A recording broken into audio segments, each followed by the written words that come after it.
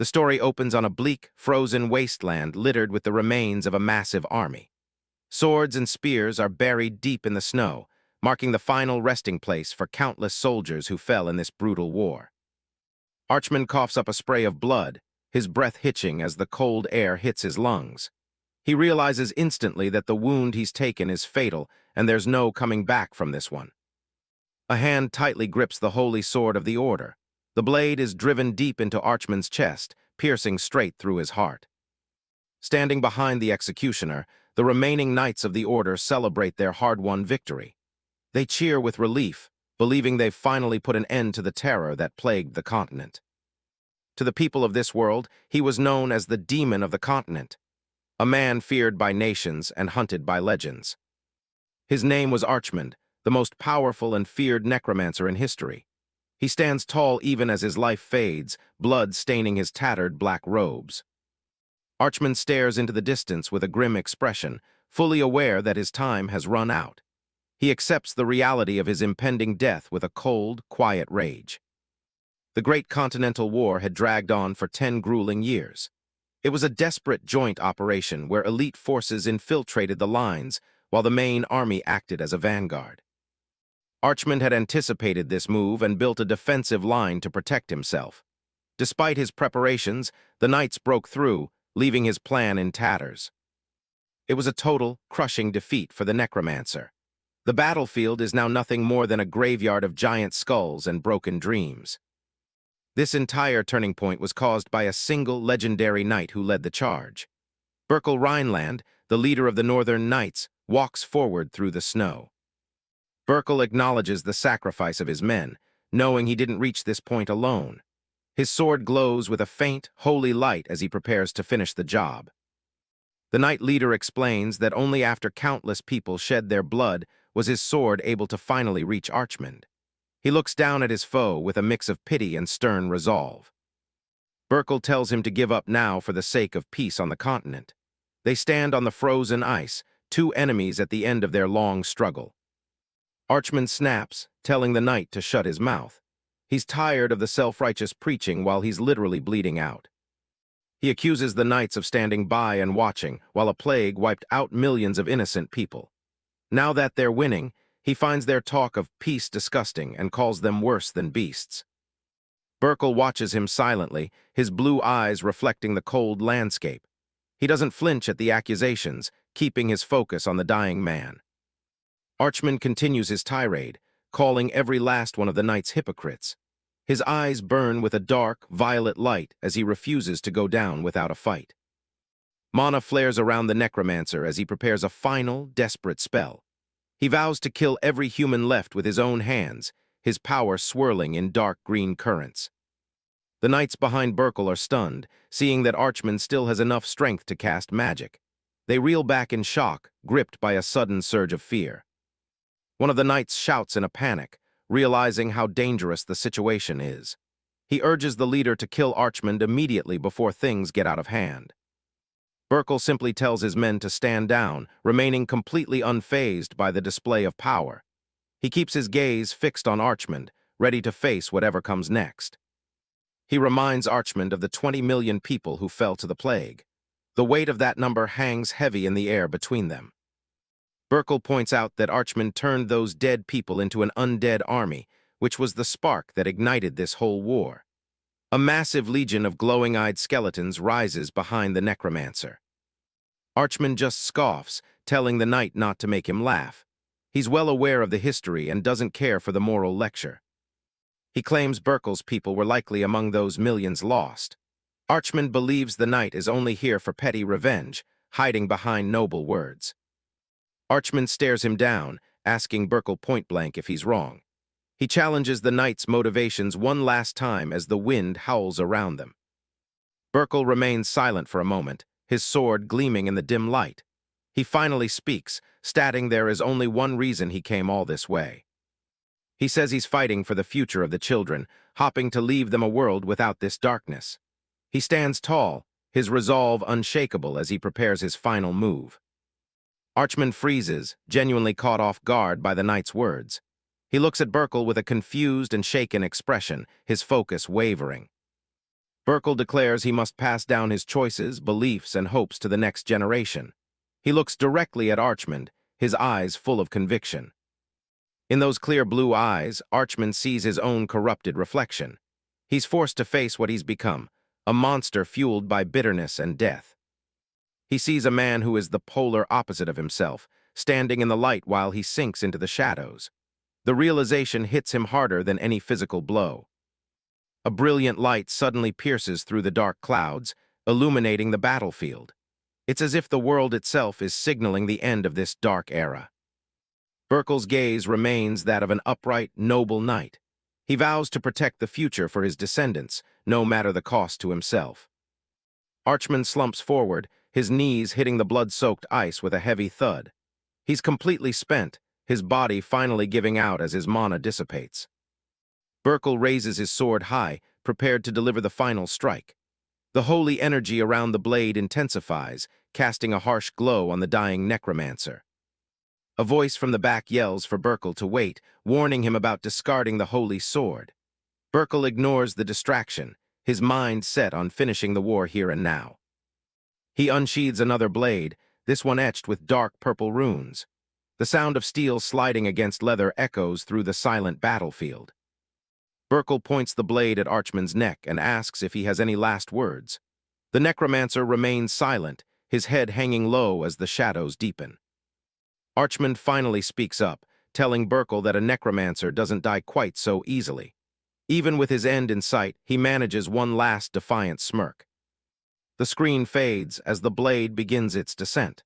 This marks the end of Archimonde the Necromancer and the beginning of a story nobody expected. Archimonde watches as his life flashes before his eyes, a final vow echoing in his mind. He promises that someday he will return. The sword descends with finality, cutting through the air. Archimonde's vision blurs as the blade makes contact. In his last moments, he stares directly at the cold steel. His eyes, once full of power, now reflect only the inevitable end. The knight's gauntleted hand grips the hilt tightly. Runes on the blade glow with a sinister purple light as it completes its task. A massive roar erupts from the victorious knights as they celebrate their foe's fall. The shout, "Archimonde is dead," rings across the battlefield. His severed head lies on the blood-soaked ground, eyes still partially open. Even as his consciousness fades, the sound of their cheering is the last thing he hears. The knights punch the air in triumph, their silhouettes cast against the dark sky. The 10-year Great War has finally come to an end with the death of the demon of the continent. Everything fades to black as his life's light is extinguished. Archimonde, the most feared necromancer in history, has met his end. The final spark of his soul flickers in the void. It's a quiet, cold conclusion to a decade of slaughter. The darkness is absolute. The legendary necromancer is no more, leaving behind only a legacy of terror and blood. Suddenly, a rush of light and sound breaks the silence. Archimonde feels himself being pulled through a tunnel of starlight, spinning wildly through space. Thunder rumbles over a grand estate as rain pours down on its ornate towers.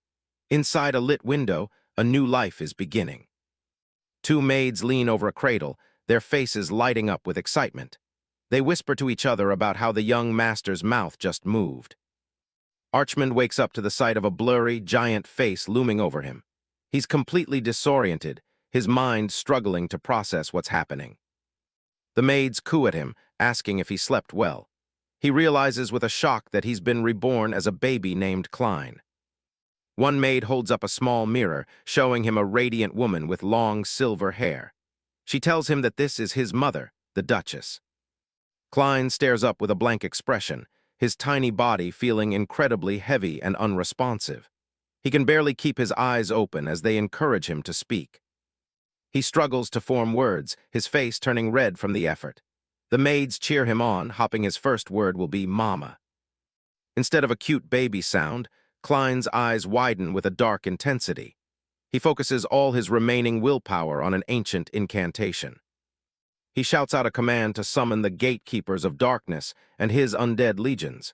He expects his army to rise, even in this tiny form. The maids freeze in horror, their smiles vanishing as they realize something is very wrong. The air in the room suddenly turns cold and oppressive. A spark of blue static electricity crackles from his small hand, arching into the air. It's a pathetic remnant of his former power, but enough to terrify the servants. Outside, a massive bolt of lightning strikes the estate's fountain, shattering the stone. The sheer force of his attempted spell has unintended, violent consequences. 15 years have passed since the fall of the world's most feared necromancer. The sun now shines brightly over a grand estate, its central fountain sparkling in the peaceful afternoon light.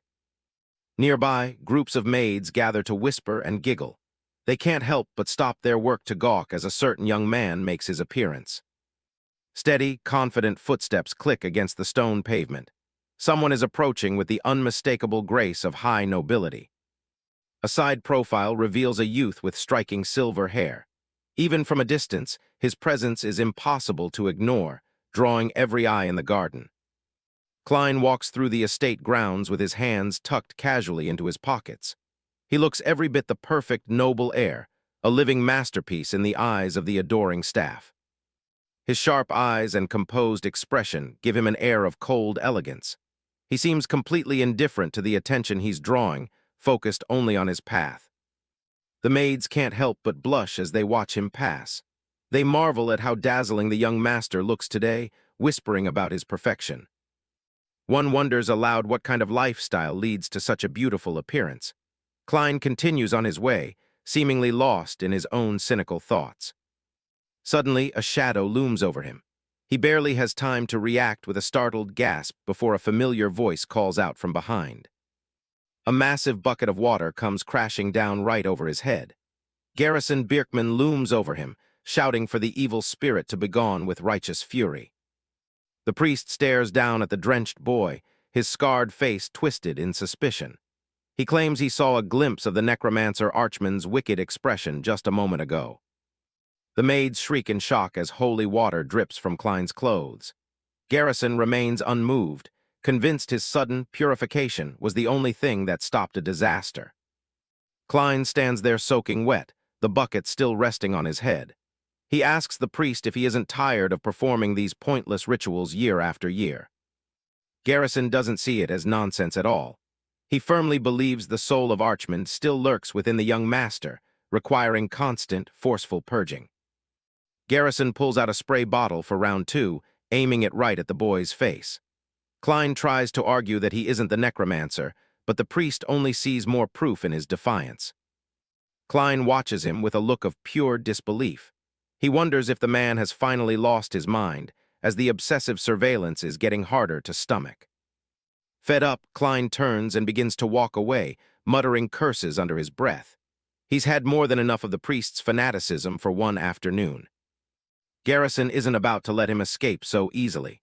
He barks an order to his subordinates, telling them to catch the boy and give him a proper thrashing for his insolence. A chase breaks out across the estate grounds as Klein sprints for his life. He shouts at the top of his lungs, insisting his name is Klein and that the priest is insane. He can't believe a supposedly holy man would resort to such aggressive tactics.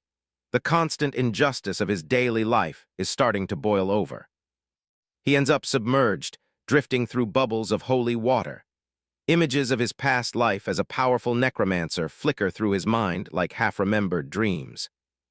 Klein never expected his reincarnation to turn out like this. It's a far cry from the terrifying legacy he once held as the master of the undead. He remembers the day he died clearly, yet he woke up in the tiny body of a newborn. It was a second chance at life he hadn't even imagined possible. The trouble started the moment he opened his eyes and tried to speak. Instead of a baby's cry, his first words were a loud necromancy incantation from his past life. That one mistake branded him a demon from birth. By the age of 3, he was taken away and imprisoned in a cold monastery for purification. It was there that he first met the man who would become his permanent shadow. A hulking figure stood in the doorway, silhouetted by the light of the holy order. Garrison stared down at the small child, unsure whether he was looking at a young master or a monster. It was the start of a long and painful relationship. At the time, Klein had no idea that this meeting was just the beginning. The years ahead would be filled with grueling rituals designed to break his spirit. Day and night, Garrison would loom over his bed, bellowing a 24-hour prayer song. The young boy could do nothing but cover his ears and endure the unending noise. Then came the frozen garlic baths, where he was submerged in ice water and pungent cloves. The priest would dump even more ice over him while chanting prayers at full volume. The rituals only grew more extreme, culminating in the fire purification show. Klein found himself tied to a massive cross, surrounded by flames while Garrison prayed for his soul. He spent years suffering through every imaginable form of religious torture under the guise of purification. His desperate screams for help went unanswered within those silent monastery walls. 5 years have passed since those dark monastery days. The memories of his childhood imprisonment still haunt his life in the Rhineland estate. Back in the present, Klein sits dejectedly on the floor, wearing a colorful, handmade party hat. He looks completely drained, his usual composed mask finally cracking. Nearby, his personal maid Erin kneels in prayer with her hands tightly clasped. She sincerely hopes her young master can grow up healthy as a true descendant of a hero. She continues her earnest prayer, asking for sacred blessings to guide his path. Klein stares blankly, the festive hat feeling like a heavy burden on his head. Finally, his temper snaps. He rips the hat off and hurls it away, shouting in frustration at the constant pressure to live up to a hero's name. Erin freezes in shock, her eyes wide as she watches the hat tumble across the floor. She whispers that she made that hat specifically for him, her voice trembling. Realization hits Klein like a physical blow. He looks down at his hands, instantly regretting his sudden outburst and the hurt he's caused his only loyal companion. He thinks about how much effort she must have put into making the hat with her own small hands. Guilt washes over him as he sees her disappointed expression. He mutters an apology, admitting he went too far in his anger. He's surprised to learn that even this festive hat had a connection to his tormentor, Garrison. With a heavy sigh, Klein bends down to pick up the discarded party hat. He realizes he can't stay mad at a piece of paper when it involves Erin's sincere feelings. Klein stares at the discarded party hat with a look of pure exhaustion. The festive colors feel like a cruel joke compared to the frustration he's feeling. Father Garrison Birkman stands nearby, his massive frame casting a long shadow across the room. He addresses the boy as young Master Klein, though his tone remains stern and watchful. Garrison dabs at a tear, claiming he's truly moved that Klein would wear the hat he painstakingly knitted over the course of a week. He seems completely oblivious to the boy's actual feelings on the matter. Klein immediately begins tearing the hat to shreds with a forced smile. He makes it very clear that he has no intention of ever wearing it again, his patience finally hitting its limit. Garrison points a finger, shouting that Archman's wicked soul has finally appeared. He sees the boy's outburst not as teenage frustration, but as a sign of dark possession. Klein shouts back at the top of his lungs, telling the priest to give back his guilt.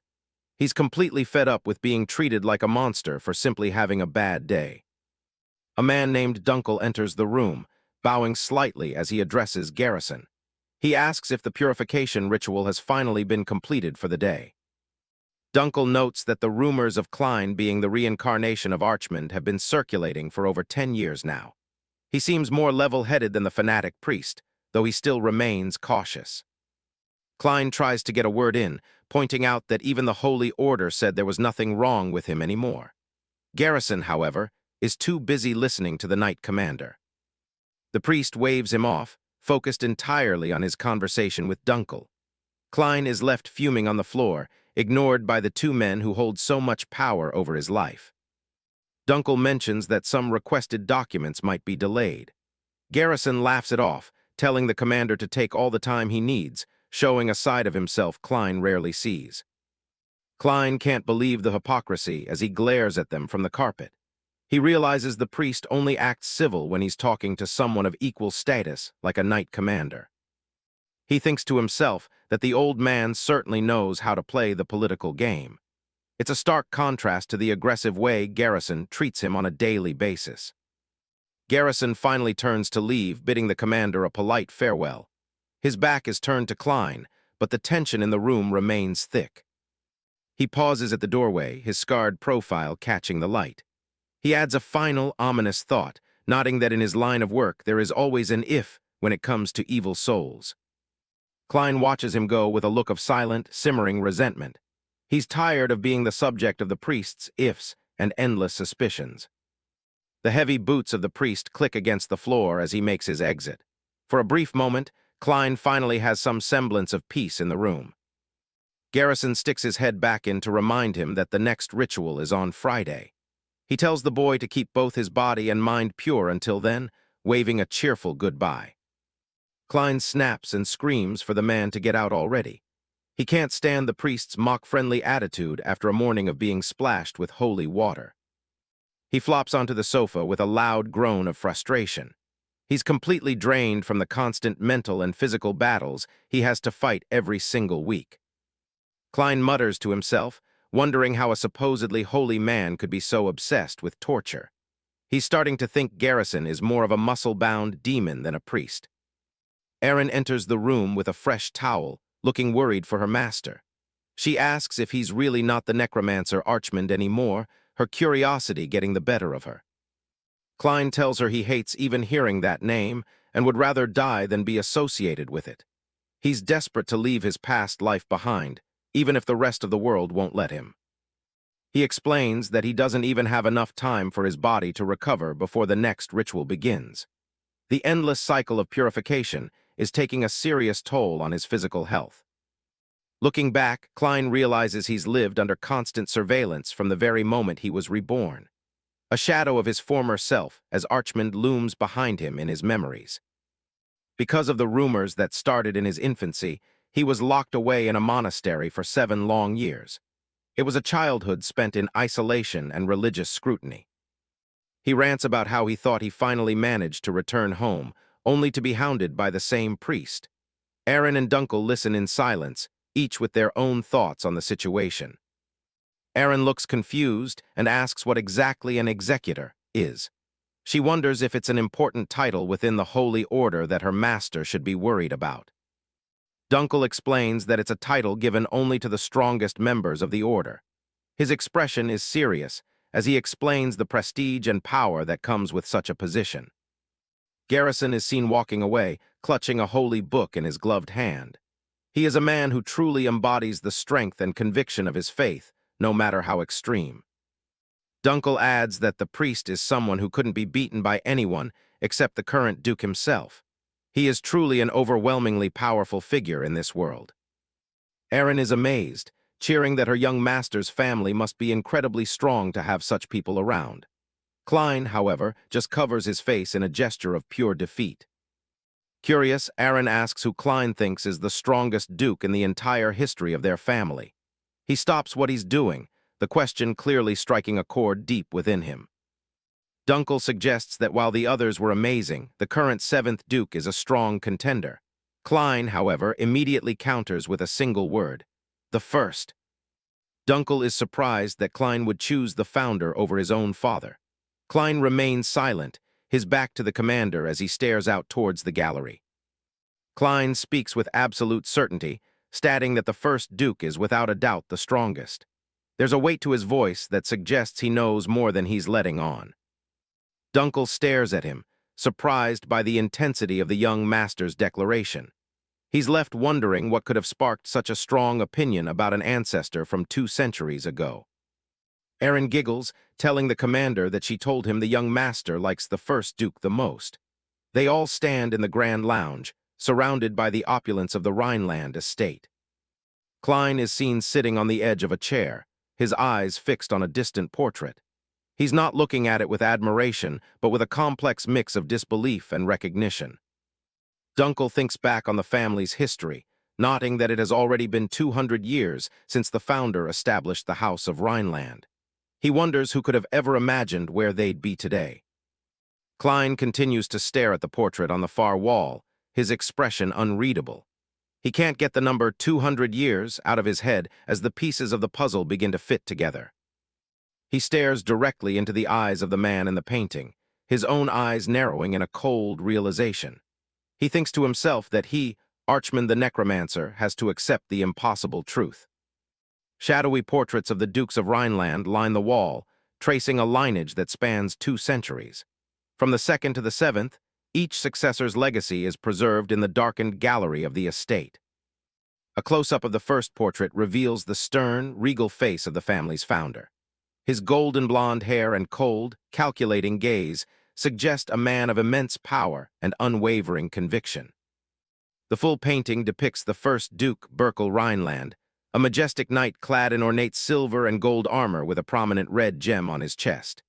He stands tall, clutching a massive holy sword, the very weapon that once changed the course of history.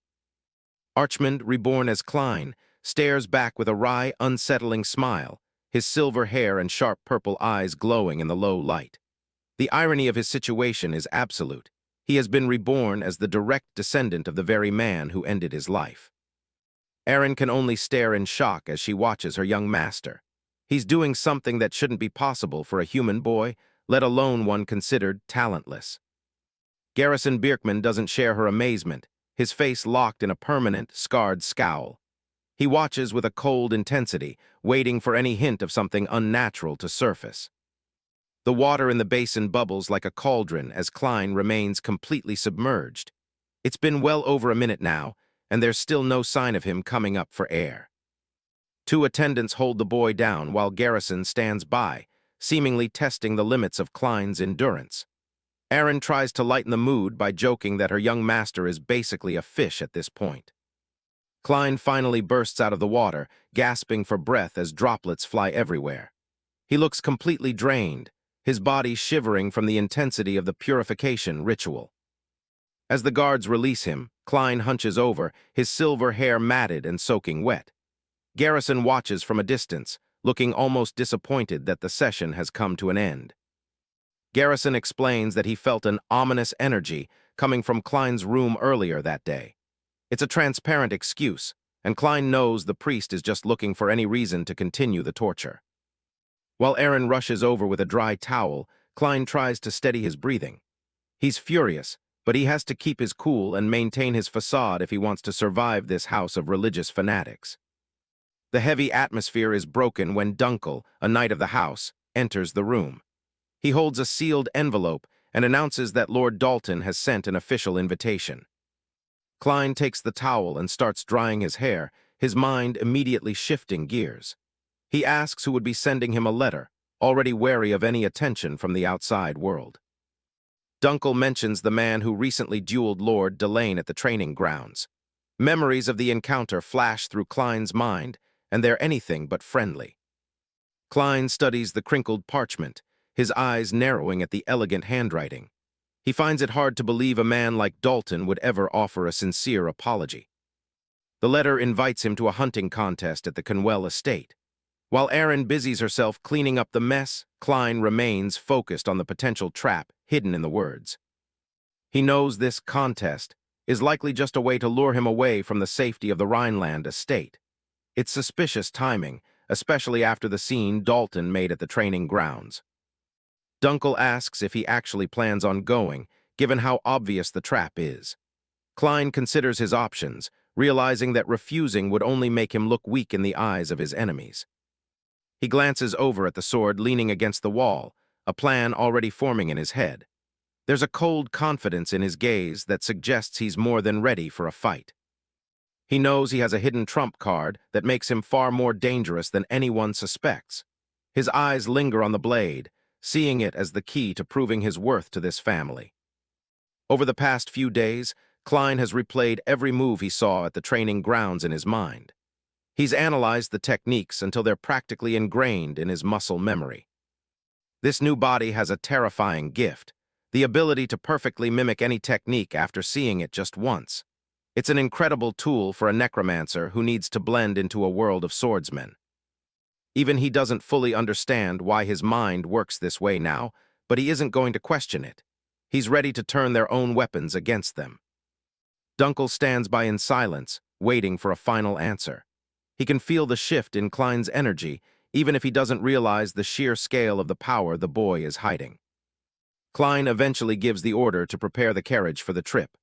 The hunting contest is officially a go, and Klein is eager to see what kind of apology Dalton has planned.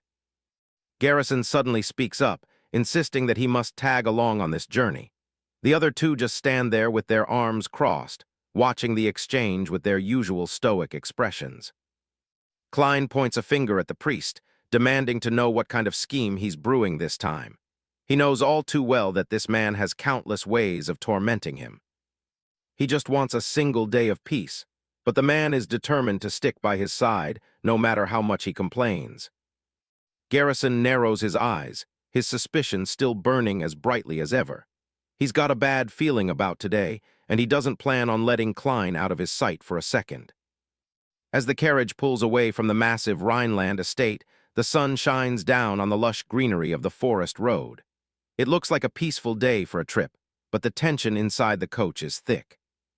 The wheels rumble and lurch over the uneven dirt path, jostling everyone inside. It's going to be a long, uncomfortable journey through the wilderness to the Conwell estate. Erin is already feeling the effects of the rough ride, her face turning a sickly shade of green as she battles motion sickness. Garrison just sits there like a statue, completely unfazed by the swaying.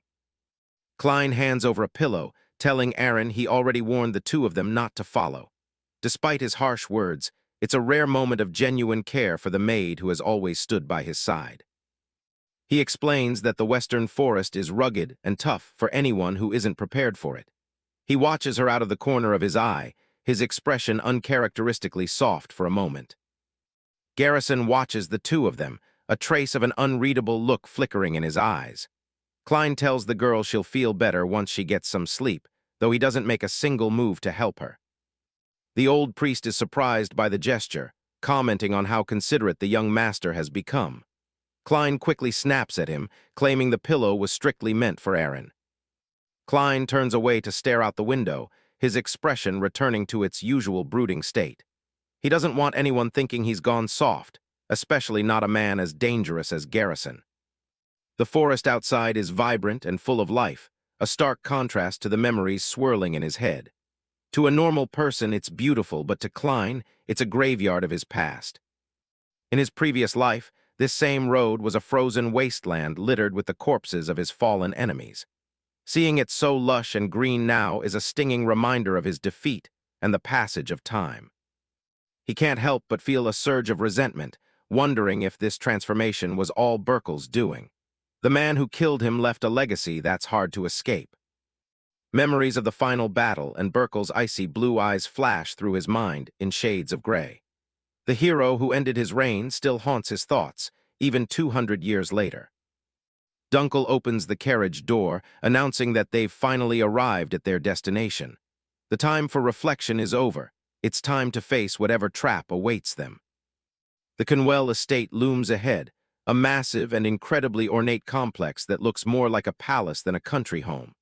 It's a staggering display of wealth and arrogance from a collateral branch of the family. Klein steps out and takes it all in, questioning if this is really where Dalton lives. Behind him, Erin is still struggling to get her bearings, leaning on Dunkel for support as she stumbles out. The estate is even more lavish than the main Rhineland home, which is saying something. It's clear that Dalton isn't just hosting a contest, he's making a bold statement of power. Klein looks at the guests, noting how they're squandering money on a trivial children's contest. To him, the opulence of the Conwell estate is just a vulgar display of wealth. Someone calls out his name, pulling him away from his thoughts. He turns to see the host of this little gathering approaching him. The collateral noble arrives, leading a pack of massive, snarling black dogs on leashes. He wears an arrogant smirk, clearly enjoying the intimidation factor of his pets. He leans in with a condescending grin, bragging about the quality of his estate's construction.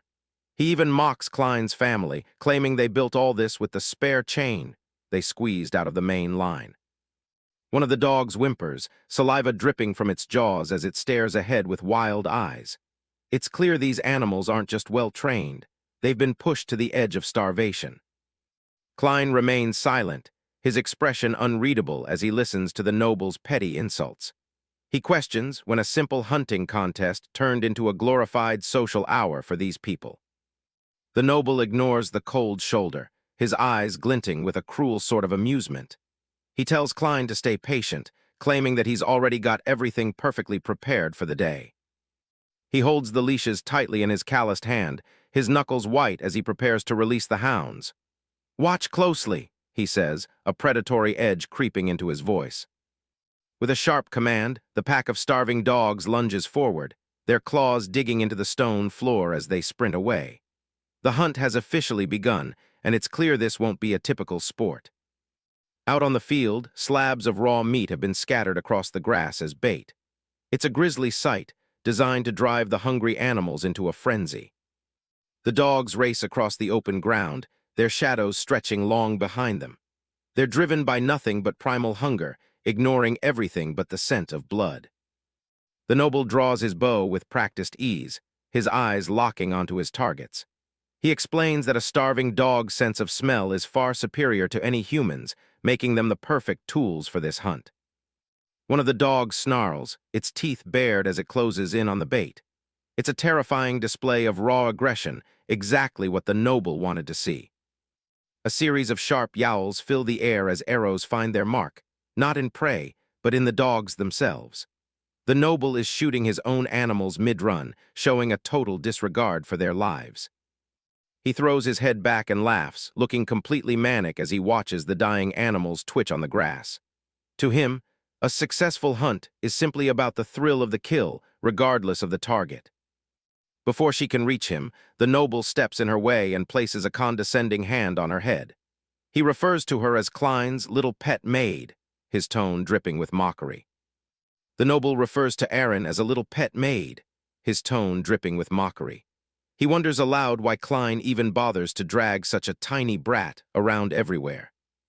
His expression shifts into something even more sinister as he leans down toward the girl. He continues to taunt her, enjoying the power trip over a helpless servant.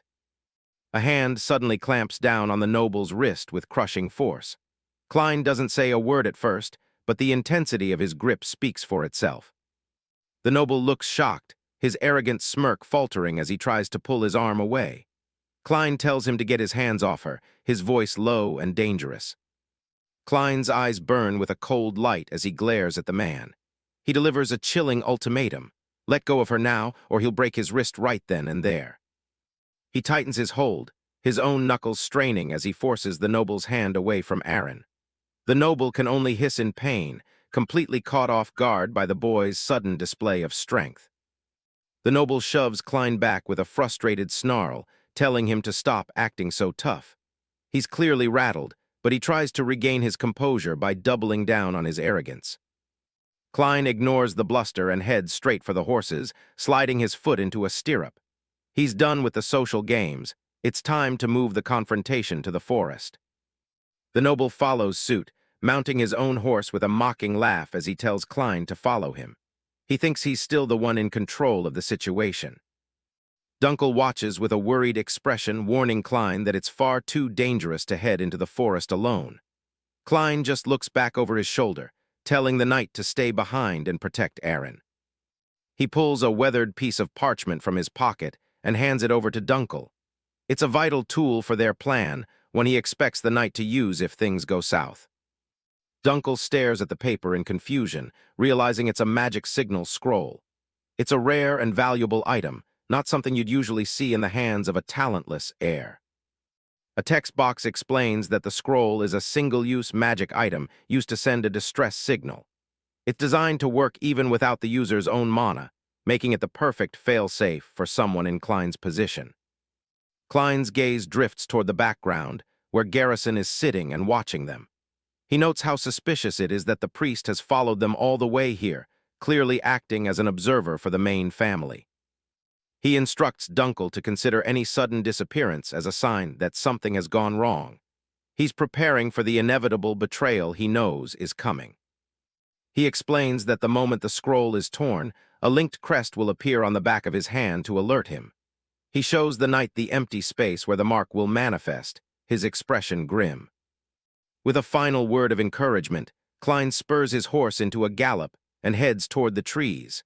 Dunkel can only call out after him, helpless to stop his young master from riding into a potential death trap. Garrison watches the boy ride away, his face partially obscured by shadow. He remains silent, his true intentions as unreadable as ever as he observes the scene unfold. The sun begins to set, casting deep purple and red hues across the sky. The peaceful beauty of the evening is a sharp contrast to the violence brewing in the woods. Klein rides deep into the dark forest, the only sound being the rhythmic thud of his horse's hooves on the soft earth. He's following the trail, knowing that his host is waiting for him somewhere ahead. He suddenly pulls on the reins, his eyes narrowing as he senses a presence nearby. Something isn't right, and his instincts are screaming at him to be on guard. A voice echoes through the trees, mocking him for finally arriving. The wind whistles through the branches, adding to the eerie atmosphere of the clearing. The noble is sitting casually in the middle of the path, cleaning his sword with a disturbing amount of focus. He's surrounded by the carcasses of more dead animals, looking like a king on a throne of filth. Klein dismounts, his hand resting on the flank of his horse as he stares at the grisly scene. He asks what the meaning of all this is, though he likely already knows the answer. He walks closer to the bodies on the ground, his eyes wide with a mix of shock and disgust. He can't believe the sheer waste of life he's seeing. Several more of the noble's black dogs lie dead in the grass, their bodies cold and stiff. It's a slaughterhouse, and it's clear that the contest was never about hunting wild game. The collateral noble stands before Klein, a cruel smirk on his face. He explains that this isn't just a simple visit, it's the grand finale of today's hunt, and Klein is the final prize. He draws his sword with a sharp metallic ring, his eyes wide with a manic, bloodthirsty intensity. He drops all pretenses, declaring his intention to kill Klein right here in the forest. Klein remains standing calmly beside his horse, his expression unreadable as he absorbs the threat.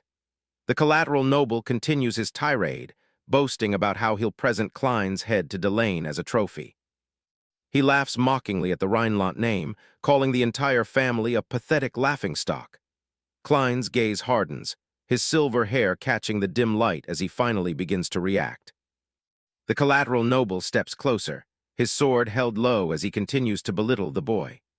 He calls Klein an empty shell with no power or purpose, completely underestimating the soul dwelling within him.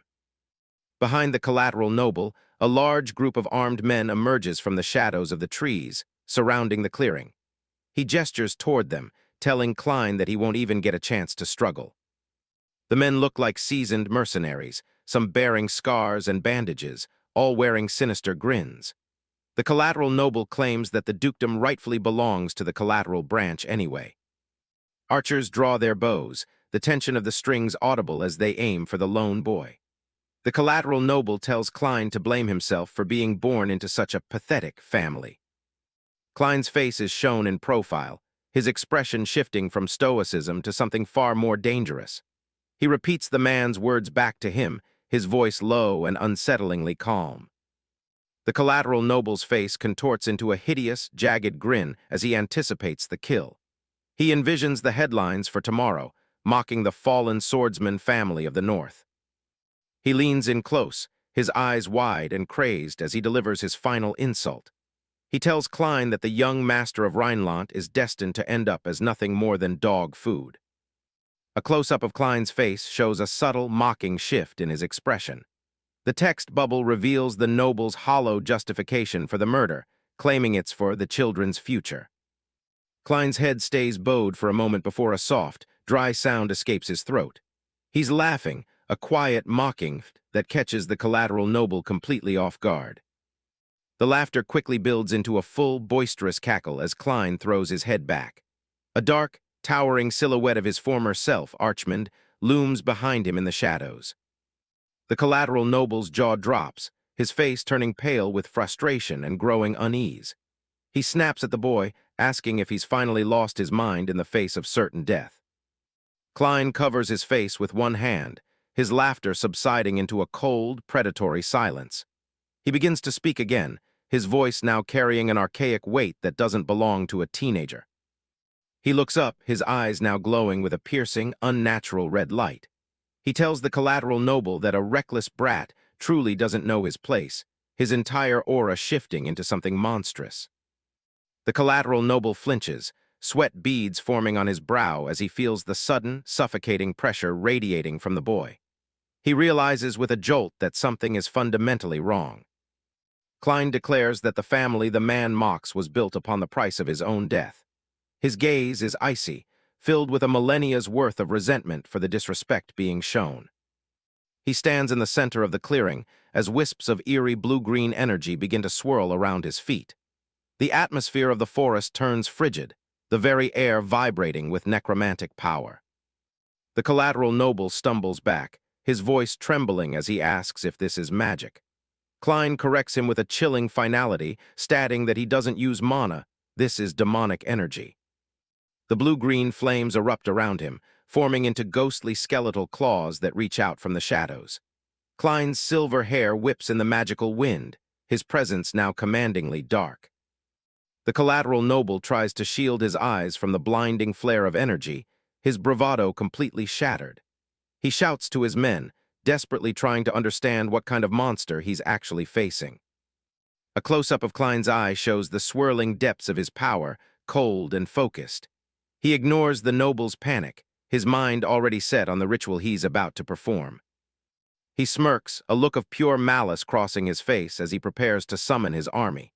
He begins the incantation, calling upon the ancient souls that have been buried in the depths of time. Klein levitates slightly off the ground, his arms outstretched as the demonic energy flows through him like a conduit. He commands the dead to rise once more in his name. 3 words of power echo through the clearing: feast, devour, and feast again. Ghostly, glowing skulls begin to manifest in the swirling vortex of energy behind him. The collateral noble's face is a mask of pure terror, his eyes wide and bloodshot as he screams that this is impossible. He realizes too late that he hasn't cornered a helpless boy, but a legendary demon. Archimonde's skeleton army, with glowing orange eyes and dark tattered hoods, begin to climb out of the very ground. One of the mercenaries shouts out a name in disbelief: the legendary Necromancer. Klein points a single finger toward the cowering men, a wicked grin stretching across his face. He gives his army a simple, final order: devour every last one of them. A single red light flickers in the pitch black. I thought I had forgotten, but the memory is still there, buried deep in the void. Rows of ancient skulls are piled up in the shadows. They're a grim reminder of a past that refuses to stay dead. A warrior in dark armor walks through the field of bone. 200 years have passed since Archimonde last stood in this place. The ground is littered with the remains of those who fell before him. To him, it all feels like a blur of distant, fatting days. Shadowy hands reach up from the abyss, grasping at nothing. He can still feel their presence resonating within him. Klein stands on a jagged peak, surrounded by a deep red glow. The connection to the dead is pulsing through the darkness, stronger than ever. More hands claw at the air as the voices of the dead call out to him. They're waiting for their master to give the command. He holds his hand out, sensing the pulse of the energy meeting his fingers. This feeling, this trace of power, it's exactly as he remembers. Klein clenches his fist as red energy bleeds out between his fingers. It's a nostalgic sensation he hasn't felt in a very long time. The collateral noble stares in shock, his face pale and his eyes wide. He can't wrap his head around what's happening right in front of him. Massive skeletons with glowing orange eyes rise from the earth to flank their master. The noble screams out the name Archimonde in pure terror. Klein smirks, his silver hair catching the light as he looks down at his enemy. He admits that he used to go by that name once upon a time. Dark clouds swirl overhead as the wind picks up across the clearing. The air has suddenly grown heavy with an ancient, dark power. The mercenaries start to sweat, their initial confidence quickly fading. They try to tell themselves that the stories of Archimonde were just rumors. Klein stands calm in the center of the mist, his gaze steady. His new army is forming a circle around him, silent and ready. One of the skeletons lets out a hollow hiss, its orange eyes burning bright in the gloom. It looks hungry for a fight. The collateral noble takes a second to compose himself, looking over the bony figures. He's trying to find a reason to keep acting tough in front of his men. He and his men burst out laughing, pointing their fingers at the skeletons. They jeer at the buckethead monsters, calling them pathetic. Klein stares down at the ground, his expression unreadable as they continue to jeer. The noble sneers, calling his summons nothing but low-level trash. The mercenaries join in the mockery, bragging about how many skeletons they've smashed before. They think these creatures are just more garbage to clear out. The two groups face each other across the wide clearing. The noble tells his men to take a bone as a souvenir once they've finished the job. He waves his hand, ordering the soldiers to break through and clear the path. He's ready to put an end to this reckless brat right now. The archers step forward and pull their bowstrings tight. They aim a full volley directly at the small boy standing in the suit. Klein stands his ground, completely unfazed by the weapons pointed at him. He calmly tells his own units to prepare for the engagement. A mercenary crossbowman takes aim, his finger ready on the trigger. He's looking for a quick kill shot. The order to fire rings out, and a swarm of arrows is released into the air. They fly across the clearing with lethal speed. A dark cloud of arrows rains down on Klein's position. It looks like there's nowhere left for him to run. The projectiles converge on the boy from every direction. He doesn't move an inch as the steel tips close in on him. Klein's eyes track the flight of the arrows, the points reflecting in his pupils. He doesn't even bother to blink as death approaches. The arrows impact the ground and the figures in the mist with a series of heavy thuds. Dust and debris kick up from the force of the volley. The collateral noble stands with a smug grin, thinking the fight is already over. He's sure Klein has been turned into a bloody pulp by now. His smirk disappears as he spots something moving in the settling dust. His eyes widen in surprise as he sees the result of the attack. Several arrows are stuck in the skeletons, but they haven't budged an inch. They stand there, completely unfazed by the projectiles. The skeletons have formed a tight shield wall, their heavy iron shields locked together. Every single arrow was blocked with professional military precision. Klein looks up with a sharp, mocking smile. He notes that it's been a long 200 years since anyone has seen a real undead army. The noble is stunned, his mouth hanging open. He can't understand how they suddenly have shields that weren't there a moment ago. Klein stands tall, his aura growing more intense as he looks down on his attackers. He tells them that if these were typical skeletons, he might be right to be surprised. A cruel glint appears in his eyes as he narrows his gaze. He makes it clear that his skeletons are on a completely different level than anything they've fought. The noble's arrogance is gone, replaced by a look of pure dread. He realizes too late that he's in way over his head. On Klein's command, the skeletons break their defensive wall and prepare to charge. The front line disengages, moving with incredible speed across the clearing. He reflects on the past, thinking about the future someone once killed him to protect. Now he's facing the very people who dared to mock and insult it. Klein gives the final order, his voice cold and sharp. He tells every unit under his command to prepare to attack. Klein clenches his fist, a dark smirk playing on his lips as he prepares to unleash his power. He commands his army to charge, ready to crush his enemies with his own hands. The skeletons lunge forward with inhuman speed, their glowing eyes fixed on the terrified mercenaries. They move with a grace that shouldn't be possible for a pile of bones. The collateral noble flinches back, his face contorted in disbelief as he watches the attack begin. He can't believe the monsters are actually moving this fast. A tide of undead sprints across the clearing, closing the distance in seconds. The noble screams out in shock, never having seen skeletons run with such purpose. The noble desperately shouts at his men to maintain their formation and not panic. He tries to convince them that they're just mindless skeletons, nothing they can't handle. A mercenary is caught off guard, a dark blade piercing straight through his chest from behind. He gasps as blood sprays from his mouth, his eyes wide with shock. Chaos erupts in the clearing as the skeletons tear through the mercenary ranks with ruthless efficiency. Screams of agony fill the air as the defensive line completely collapses. The noble looks on in horror, blood splattering across the ground around him as his men are cut down.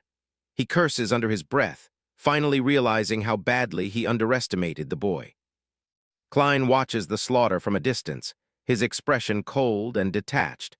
He calmly gives the order for his second crossbow unit to move into position and surround the survivors. High above in the tree branches, skeleton snipers lock onto their targets with mechanical precision. The mercenaries below look up, sweating as they realize they're trapped in a crossfire. The skeleton crossbowmen level their weapons, the glowing orange in their sockets burning bright. They're ready to unleash a rain of bolts from above. Panic spreads through the surviving mercenaries as they realize they're being targeted from the trees. They scramble to find any cover, screaming for everyone to run. Klein gives the final word with a sharp, merciless look in his eyes. He commands his units to fire without hesitation. A volley of heavy bolts whistles through the air, aimed directly at the fleeing mercenaries. They move too fast for any normal human to dodge. The bolts find their marks, tearing into the backs of the panicked men as they try to escape. The force of the impact knocks them straight to the ground. Silhouettes of the falling mercenaries are cast against the trees as they're pinned down by the relentless fire. The clearing is filled with the sounds of impacts and desperate groans of pain. The noble swings his sword in a desperate arc, struggling to make sense of the slaughter. He realizes these aren't the weak, mindless skeletons he's used to fighting. He stares at the carnage, sweat beads rolling down his face as his breathing becomes ragged. He refuses to believe this is actually happening to his veteran mercenaries. The noble realizes that at this rate, it's only a matter of time before they're completely wiped out. True fear is finally starting to set in as he watches his men fall one by one.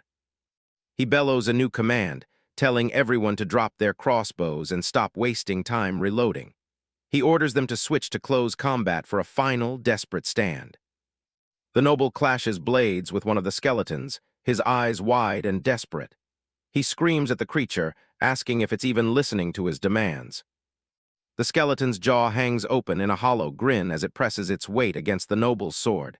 He glares back, his teeth gritted in pure frustration. With a powerful swing, the noble manages to slice clean through the skeleton's neck. He shouts an insult at the undead bastard as its head flies off into the air. The skull hits the grass with a heavy thud, rolling away from the headless body. The noble stands over it, breathing heavily as he thinks he's finally won. He bursts into a manic, relieved laugh, thinking he's finally found a way to stop them.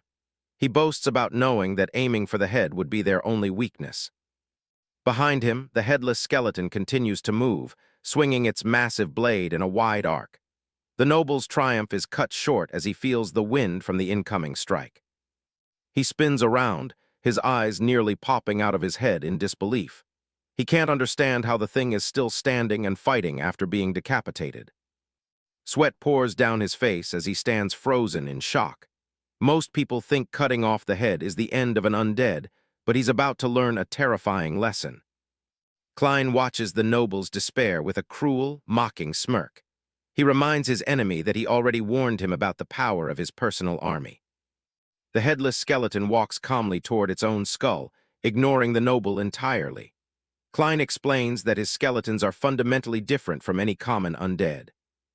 A skeletal hand reaches down and firmly grasps the skull by its eye sockets. The glowing orange eyes never once flicker out, even while detached.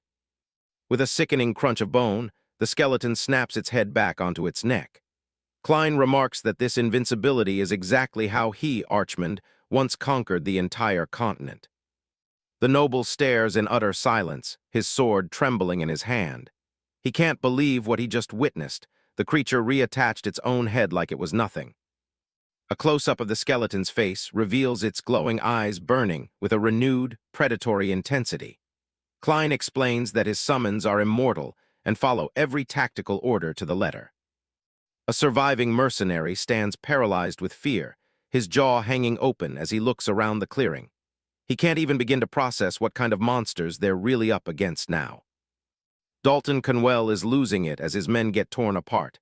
The skeletons just keep getting back up, no matter how many times they're cut down. "Why won't they just stay dead?" he screams in pure desperation. Klein watches the chaos with a cold, practiced eye. 11 skeletons is his current limit in this young body, but it's clearly more than enough to handle a few mercenaries. He's just getting started. The lackeys are breaking into a cold sweat, their hands trembling as they struggle to keep their cool. Klein just smirks at them, asking if they're ready to keep the game going. It's a terrifying offer. A long, agonizing scream echoes through the dark woods, signaling the end for another guard. All around them, the forest is filled with the sounds of a one-sided slaughter. Far away from the blood and screaming, the mansion grounds are quiet. A fountain splashes softly in the moonlight, a world away from the violence in the trees. Someone is laughing, enjoying the peaceful night. Garrisonal and Aaron are sitting by the water, catching up while the master is away. The maid is curious about Klein's past, asking if he really spent his time at the monastery the way the stories say. Aaron can't help but laugh, her twintails bouncing as she listens to Garrison's stories. She finds the whole idea of a younger Master Klein hilarious. The knight just watches her with a calm, amused expression. Garrison smiles, nodding how much the young maid clearly adores her master. He seems to find her devotion genuine and heartwarming. Erin puffs out her cheeks in pride. "Well, of course I am," she declares, her loyalty unshakable. Meanwhile, back in the woods, the atmosphere is anything but proud. It's pure terror as someone begs for mercy. One of the remaining mercenaries is sobbing, completely broken as he faces a monster he can't kill. He's begging Klein to stop, his voice cracking with fear. But mercy isn't on the menu tonight. A skeleton guard looms over the crying man, its blade coming down with a heavy, final thud. There's no hesitation in its movements. Blood sprays across the dark trees in a violent arc. Even as people are dying, Erin's voiceover continues, talking about how Klein used to share his cookies with her. It's a jarring contrast. She smiles warmly, remembering him as the gentlest person in the world. To her, he's a saint, completely unaware of the bloodbath happening just a few miles away. The gentlest person in the world currently has blood splattered across his face. Klein watches the massacre with a cold, detached expression, pointing out the next target for his undead army. The skeletons finish the job, cutting down the last of the mercenaries with ruthless efficiency. The clearing is left silent, save for the sound of steel sliding into flesh. Dalton swings his sword wildly, his eyes wide and frantic. He's the only one left, and he's fighting like a cornered animal. It's clear his noble arrogance has completely vanished. He manages to land a solid strike, his blade flashing in the moonlight as he cuts into one of the skeletons. For a split second, he thinks he has a chance. But the victory is short-lived. The skeleton's head just snaps back into place with a dry, rattling sound. It doesn't even slow down. Dalton can only watch in horror as it regenerates instantly. He's grinding his teeth, curse words falling from his lips as he realizes how hopeless this is. These things just won't stay down no matter how many times he breaks them. Then a realization hits him. He looks toward the boy standing calmly at the edge of the clearing. That brat, he thinks. If he can kill the caster, the whole spell has to break. He weaves through the chaos, ignoring the skeletons as they continue to tear through the dead. Every second counts if he wants to reach his target. This is his one and only shot. Dalton lunges forward, screaming Klein's name as he puts everything into a final charge. He's determined to end this right here, even if it's the last thing he does. He screams that the playing with corpses ends now. In his mind, it doesn't matter if they're undead. Once the boy is dead, the game is over. His face is twisted in a mask of pure rage. His sword comes down in a heavy, desperate arc aimed straight for Klein's head. The boy doesn't even flinch, standing perfectly still as the blade nears him. At the very last second, Klein's eye ignites with a sharp, purple glow. A star-shaped pupil pulses with power, signaling the activation of something dangerous. He's been waiting for this. With the eye active, everything slows down for him. He can see the exact path of Dalton's blade and every weakness in the man's stance. He's seeing the world on a completely different level. Klein reaches for his hilt, dark energy crackling around his hands like static. He's ready to counter, his movements perfectly calculated. The noble doesn't stand a chance. A phantom image of Berkel Rhineland flashes in his mind. Klein is recalling a legendary secret technique he only ever saw once, a move that defines his new family's strength. He's going to mimic it perfectly. Dalton's eyes widen as he recognizes the stance. He knows that technique, but there's no way this pathetic boy should be able to pull it off. He realizes too late that he's in over his head. Meteor sword? A single blinding arc of energy tears through the darkness. It's a flawless strike, combining his physical strength with his old-world knowledge. Dalton's charge is cut short instantly. The noble freezes, his chest split wide open as blood sprays across his clothes. He looks down in disbelief, barely able to process what just happened. Klein coldly tells him not to expect a peaceful end. The light in Klein's eye is chilling and final. "Your judgment begins now," he says, his voice devoid of any emotion. The battle is over, but for Dalton, the nightmare is just starting. The night sky is still and silent, indifferent to the violence that just took place. The clouds drift slowly over the blood-soaked clearing. It's a lonely place to die. Dalton collapses onto the grass, coughing up blood as he stares at the boy who just ended him. Klein stands over the dying man, looking down with a mix of pity and cold satisfaction. He was right. Dalton was easy prey. This moment triggers a memory of his past life as Archimonde. He remembers being defeated by Berkel Rhineland, a loss that he's still carrying within his soul. This second chance is his way to fix that weakness. It's a strange twist of fate, really. The very family he hated is now the one giving him the tools to survive and reclaim his power. The irony isn't lost on him. The demonic energy of his old self flares up around his hand, glowing with a bright blue flame. It's the power of the necromancer who once commanded legions, now resting in the hands of a young boy. He feels his strength returning. He grips his sword, his knuckles white as he looks at the blood-stained blade. This weapon, and the family name it represents, gave him the power he needed to protect himself tonight. It's time to build something new. The blood on his face is a reminder of the price of survival. With every enemy he kills, he feels himself becoming stronger, his soul knitting back together in this new world. He's not just Klein anymore. Dalton stares up with blank, unseeing eyes, his life finally slipping away in a pool of blood. Klein looks at the body, realizing he can no longer ignore the path he's been forced onto. His past and present have finally merged. He turns his back on the corpse and starts to walk away, his steps light on the grass. He has a lot of work to do and a debt to settle. "Just you wait, Berkel," he thinks, his eyes set on a much bigger target. Klein stares into the distance, his mind already moving past the corpses at his feet. "This ruined house, I'll rebuild it myself," he resolves, the weight of his legacy finally becoming his own. In a place far beyond the forest, a single eye flutters open. A pained groan escapes as a soul begins to realize its surroundings have changed. Dalton Conwell is lost in a suffocating darkness, his voice echoing in a void where he can't see a single thing. He's starting to panic, the pitch-black silence more terrifying than the fight he just lost. He tries to shift his weight, but a heavy metal shackle clinks as it bites into his ankle. He's completely immobilized in the dark. The gloom recedes just enough to show he's strapped to a massive, spiky stone chair. His eyes go wide as he realizes he can't move an inch, his hands and legs firmly bolted down. A tall silhouette approaches him from the shadows. "You're awake," a deep, imposing voice calls out, cutting through the silence of the void.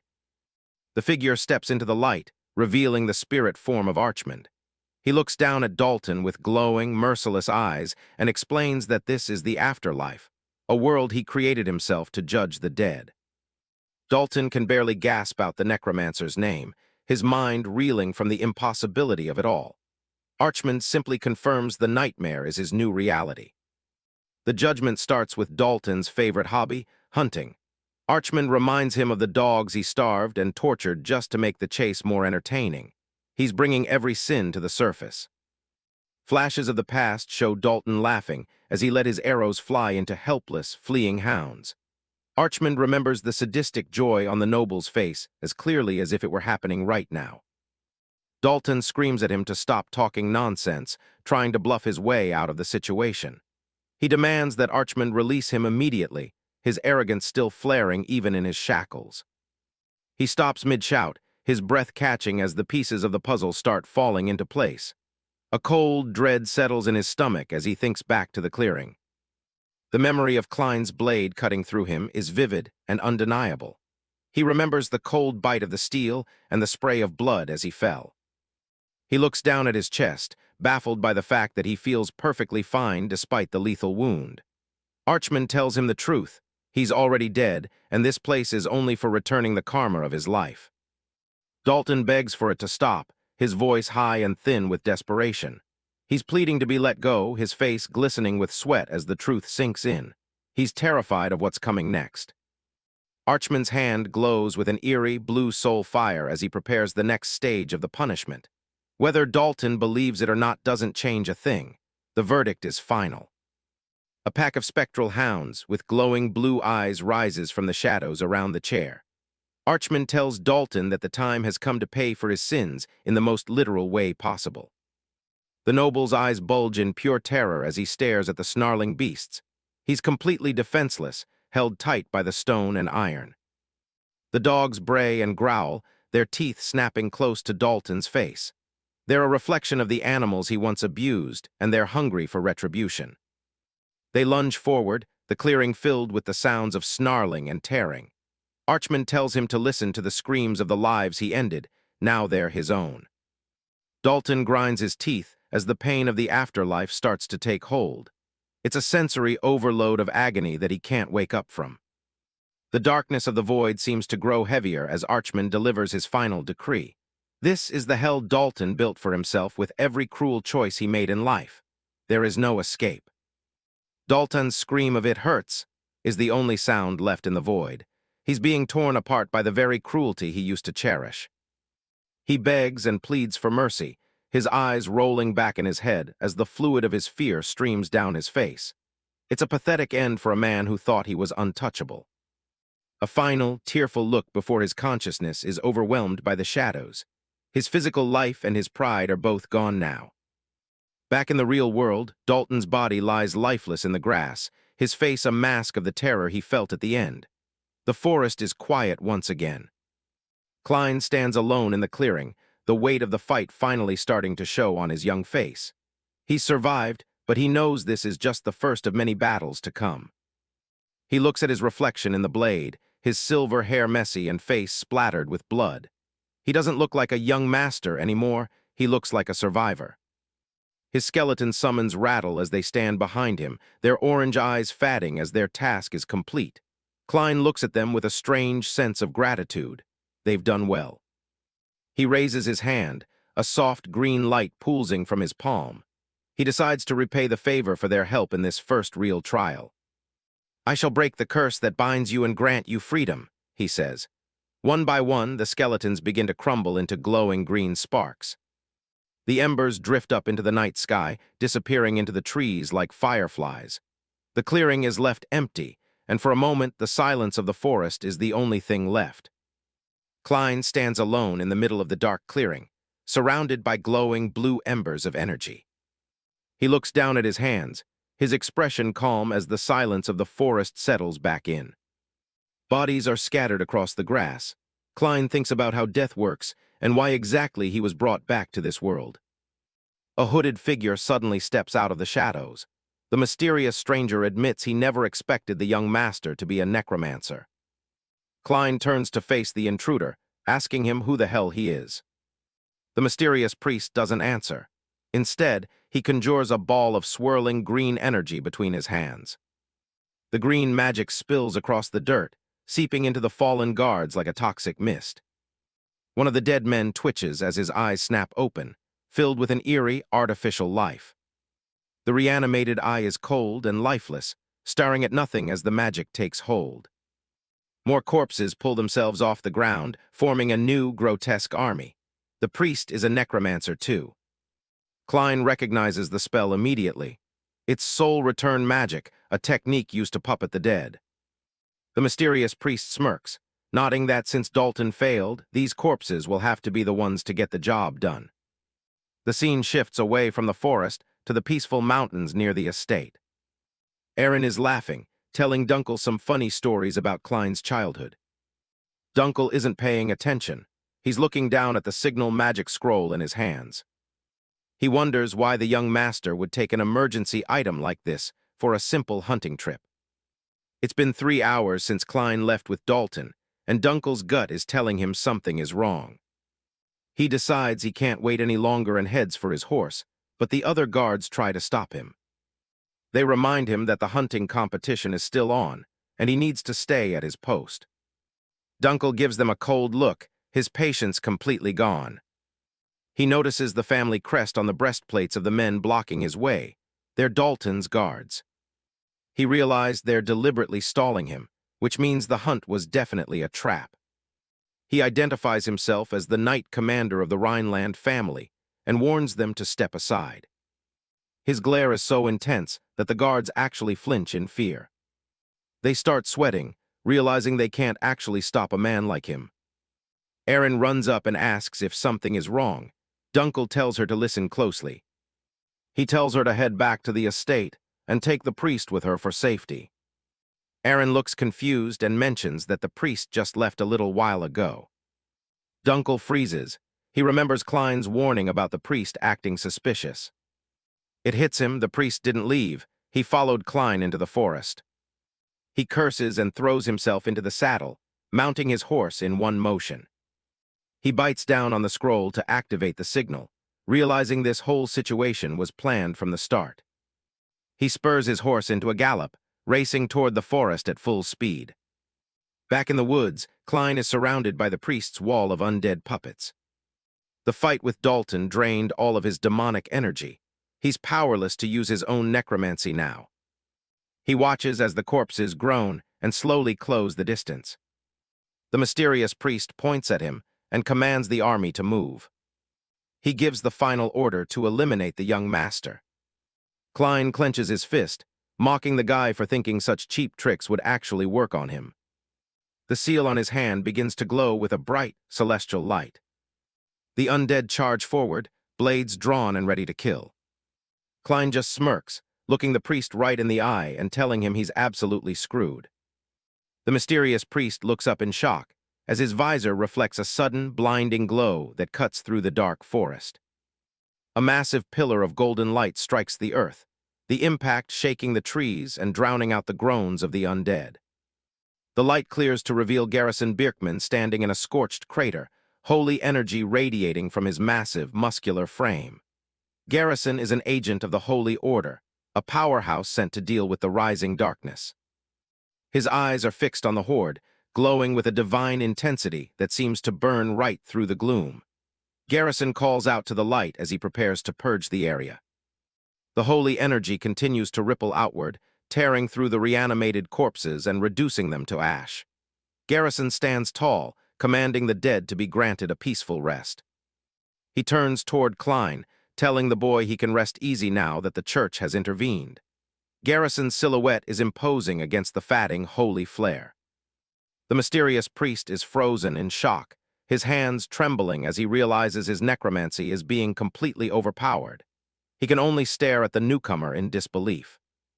A close-up of Garrison's face reveals a cold, determined look as he prepares to deliver his brand of divine justice. Divine energy crackles around him. The narrator introduces Garrison Birkman as a Holy Order agent, a man bred for battle and absolute devotion. Garrison stands ready, his presence alone silencing the forest. These agents are the Pope's most trusted human weapons, warriors who carry out the Church's orders with total obedience. They are legends of the Holy Order, feared by heretics across the continent. They are known as the Church's strongest assets, figures who bridge the gap between holy men and absolute monsters. Garrison is just one of these three terrifying entities. Only these select few are capable of wielding the ancient holy relics left behind by Saint Gall himself. These relics grant them power far beyond any ordinary knight or mage. A single agent is said to possess the destructive power of an entire fortress, capable of leveling anything in their path. Garrison demonstrates this power as he pulverizes the undead with a single pulse of energy. The mysterious priest winces as the sheer pressure of the holy light begins to crush his own dark magic. He struggles to maintain his focus while the world around him explodes in golden light. The undead guards are obliterated by the force of the blast, their bodies shattered into pieces. The priest can only watch as his army is reduced to scrap in seconds. He stares at the massive man, his pale face reflecting the realization that he is standing before one of the most dangerous men in the world. Garrison's power is unlike anything he's ever seen. Among the three human weapons, Garrison is the one who boasts the greatest raw physical strength. He is a mountain of a man with the power to crush armor with his bare hands. Garrison tells Klein to rest easy, his smile revealing a zealous edge as he enjoys the work of his order. Klein watches, stunned by the sudden turn of events. Garrison stands tall, his shadow stretching across the blood-soaked ground as more undead groan and fall around him. He is the master of this battlefield now. The remaining corpses groan and twitch as they try to stand, but their bodies are already failing. The presence of the agent is physically repelling the dark magic. The undead shriek in agony as they try to lunge at the massive knight, their forms already starting to disintegrate under the pressure. Garrison doesn't even bother to move to defend himself. He walks through the field of carnage with absolute confidence, the ground cracking under his heavy steps. The undead army is no more than an annoyance to him. Garrison smashes a corpse into the ground with a single, brutal strike, blood spraying, as he tells the sinners to ask and pray for their souls.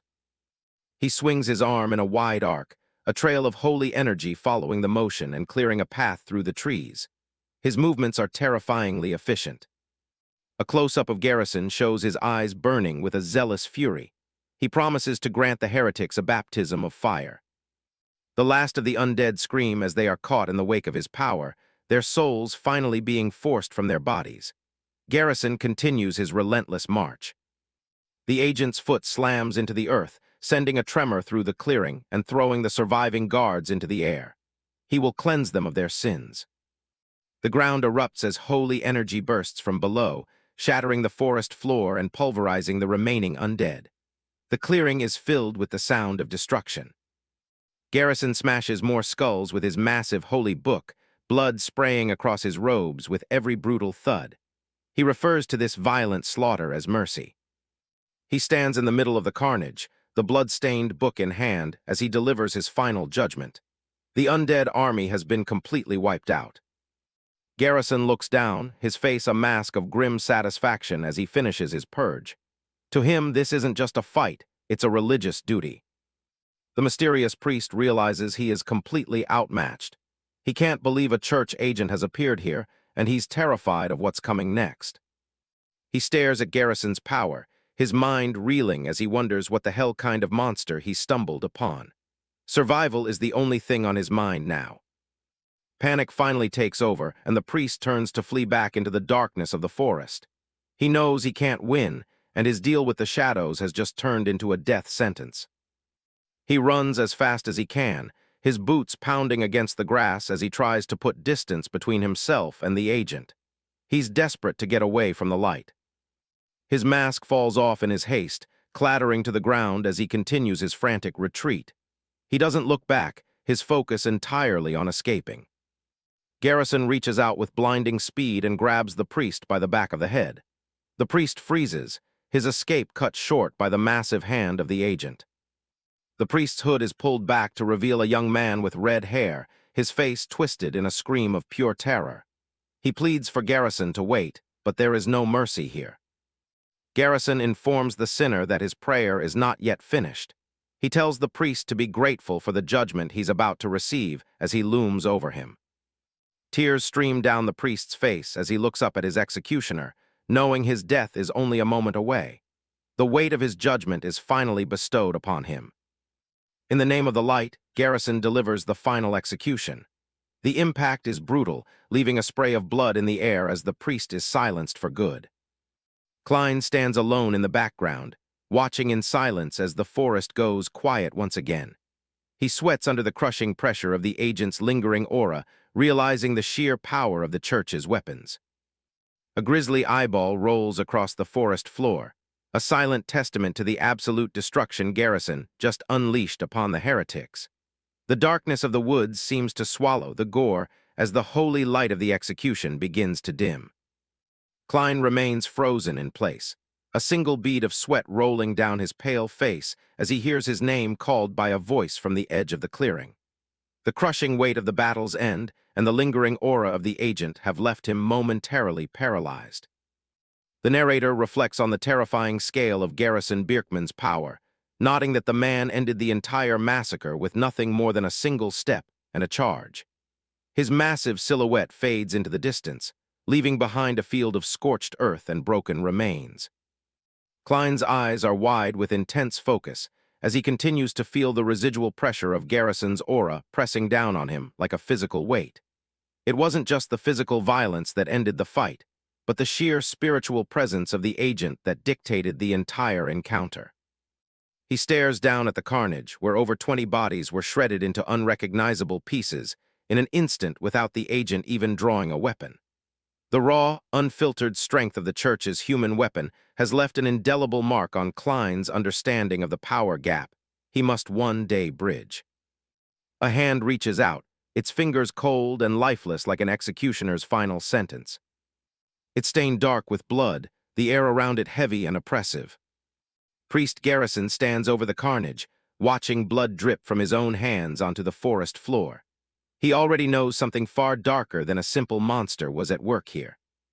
He looks down with a grim, knowing smile. The traces of necromancy are everywhere, but they don't quite fit the scene. Garrison drops a heavy, blood-caked hand onto Klein's shoulder, pinning him in place. He stares right through the boy with those intense eyes. That foul energy he sensed, it didn't come from the dead monster. Klein can feel the weight of that gaze. This man isn't just a priest, he's a predator hunting for even the slightest slip-up. The grip on his shoulder tightens. One wrong word, and the Holy Order will execute him right where he stands. Suddenly, a frantic shout breaks the silence from across the clearing. Dunkel comes charging in on horseback, his face pale with worry. He's been searching desperately for the young master. Klein looks back, his vision starting to flicker and fade. The toll of using Archmonde's power in a body this weak is finally catching up. A thin trail of blood leaks from the corner of his mouth as he struggles to stay conscious. His heart hammers against his ribs, sounding like a frantic drum in the quiet forest. Dunkel leaps from his horse and sprints over, shouting as the boy's knees finally buckle. The knight catches him just in time. He's panicking, demanding to know where all this blood came from and what happened to the others. Klein just tells him to stop shouting and just hold him up. His legs are completely shot, and he hasn't got an ounce of strength left. He drops the truth like a stone. He killed Dalton because the man tried to kill him first. The scene shifts to the Grand Assembly Hall of the Rhineland, where the air is thick with the smell of old paper and political tension. A hand slams down on the table with enough force to rattle the entire room. Count Delkin Conwell is in the middle of a performative meltdown, demanding to know how his son could be accused of such a heinous crime. He shouts to the entire hall, painting Dalton as a man defined by honor and loyalty. To him, it's an insult to his family's name to even suggest that his son was an assassin. Duke Berkel Rhineland looks on from his high seat, completely unimpressed by the theatrics. He notes that despite the long interrogation, Klein's story hasn't changed once. He points out that they should be focused on finding the truth of the matter immediately. He holds up a report for the council to see, and the evidence isn't looking good for the Conwells. There's a direct record of 20 mercenaries being dispatched from Delkin's own estate right when the two disappeared. Heinkel stares the count down. It's becoming very clear that Dalton was indeed up to something that day. Delkin's face pales as he internally curses his idiots for being sloppy enough to leave a paper trail. The nobles in the stands start whispering to each other, not quite buying the logic. They've all seen Dalton's skill with a sword. How could a boy who has never held a blade and has 0 mana manage to kill him? Delkin realizes he's losing the room. If the truth about the assassination attempt gets out, his career and his house are finished. He swallows hard and decides to shift the focus, hopping to play on the council's biases. He starts digging into Klein's past, bringing up the old, bizarre rumors that followed his late mother, Claire, until her death. He mocks the boy for claiming to be the legendary Lord Archmonde since he was a small child. Heinkel's jaw sets as the count crosses a line. Delkin goes on the offensive, screaming that a talentless weakling like Klein must have hired someone else to kill Dalton. He calls the whole situation disgusting, playing the victim until a cold, calm voice cuts right through his shouting. Delkin freezes. That voice sounded a lot closer and a lot more dangerous than he expected. Klein walks into the center of the hall, looking perfectly composed in his suit. He's heard enough of the count's nonsense. He stares Delkin down and repeats the truth. The count hired mercenaries to kill him, and he simply defended himself. He even mentions Priest Garrison's arrival as the turning point when mysterious figures turn the guards into undead. Delkin loses it completely, screaming at the top of his lungs that the boy is lying. Klein just lets out a chilling smirk, his eyes flashing with a sharp, predatory light. He leans in and whispers that while the self-defense part was true, the part about him being Archimonde, that was true as well. Delkin Conwell grinds his teeth, sweat beading on his forehead. He's cornered and he knows it. Klein watches him with a cold, predatory gaze. He made a vow after killing Dalton. He would restore this family with his own hands and never let it be defiled again. His focus is absolute. The collateral branch families who dared to mess with him will be the first to fall. A sudden knock at the doors interrupts the silence of the hall. A woman's voice calls out, casually apologizing for her late arrival. Leia Fallwyvern, commander of the Blue Holy Spear Knights, makes her entrance with an air of effortless authority. She strides past the guards, her presence commanding everyone's attention. Klein recognizes her immediately. She was at the swordsmanship demonstration, and her presence here is an unexpected variable he hasn't accounted for. The nobles whisper her name, wondering why the Fallwyvern family would interfere in a private Rhineland matter. Heinkel speaks up, revealing that he's the one who gave her permission to attend. Heinkel explains that Dalton had previously carried out missions under her knight order, giving her a vested interest in the investigation. Leia stops and looks around, her sharp amber eyes scanning the room as someone helps her off with her coat. In her eyes, she has every right to be here. Her gaze is piercing, missing nothing as she settles into the environment. She makes direct eye contact with Klein, her lips curling into a subtle, unreadable expression. Her hand waves dismissively as she addresses the room. She makes a sudden, bold request. She wants to speak with young Master Klein in private. Klein can only stare back, caught off guard by the demand. Klein's mind races, trying to figure out her angle. Why him? Heinkel considers the request for a moment before giving his consent. The Duke tells Klein to go with her, but keep it brief. Klein can only offer a short, hesitant acknowledgement as the weight of the situation sinks in. He finds the whole thing incredibly annoying. Why do knights always have to be so dramatic and cryptic? Then he stops, a new thought occurring to him. This could actually be an opportunity if he plays his cards right. There are only 3 reasons a woman like her would want to speak with a weakling like him. It's either verification, suspicion, or a direct test. He tells Heinkel he understands and starts to follow her out. He follows her through the doorway, his silhouette dark against the light of the hallway. Whatever her goal is, he has no intention of running away. If she thinks she can use him, she's mistaken. He'll be the one using her to further his own goals, no matter who she is. The sharp click of a high-heeled boot echoes in the corridor as Leia stops walking. She stands there silently for a moment, the tension between them growing with every passing second. She calls out to him, her voice casual but holding an underlying edge. Suddenly, she's in his personal space, leaning in close with a question that catches him completely off guard. She asks if she can touch him. Klein stares at her, sweat breaking out as he wonders if she's actually serious. Her proximity is overwhelming. Leia Wren Fallwyvern isn't just any noblewoman. She's a high-ranking member of one of the continent's 3 great duchies, standing on equal footing with the Rhineland house. She's a master of spearmanship and the knight commander of the Blue Sacred Spear Knights, a role that commands respect across the land. Her official record is a testament to her lethal skills and unwavering courage in the face of danger. She has stood her ground against hordes of monstrous orcs, never flinching even as their axes swung toward her. In the heat of battle, her eyes take on a sharp, glowing intensity as she tracks every movement of her enemies. With a single, lightning-fast thrust of her spear, she can cut down multiple foes before they even realize she's moved. During a major monster suppression operation in the Western Forest, she led a search for civilian safety with relentless efficiency. In that single operation, she exterminated several high-ranking monsters single-handedly, leaving nothing but carnage in her wake.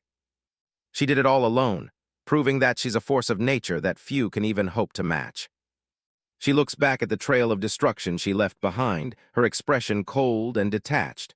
To her, this is just part of the job. Back in the present, she tells Klein to stop daydreaming and follow her.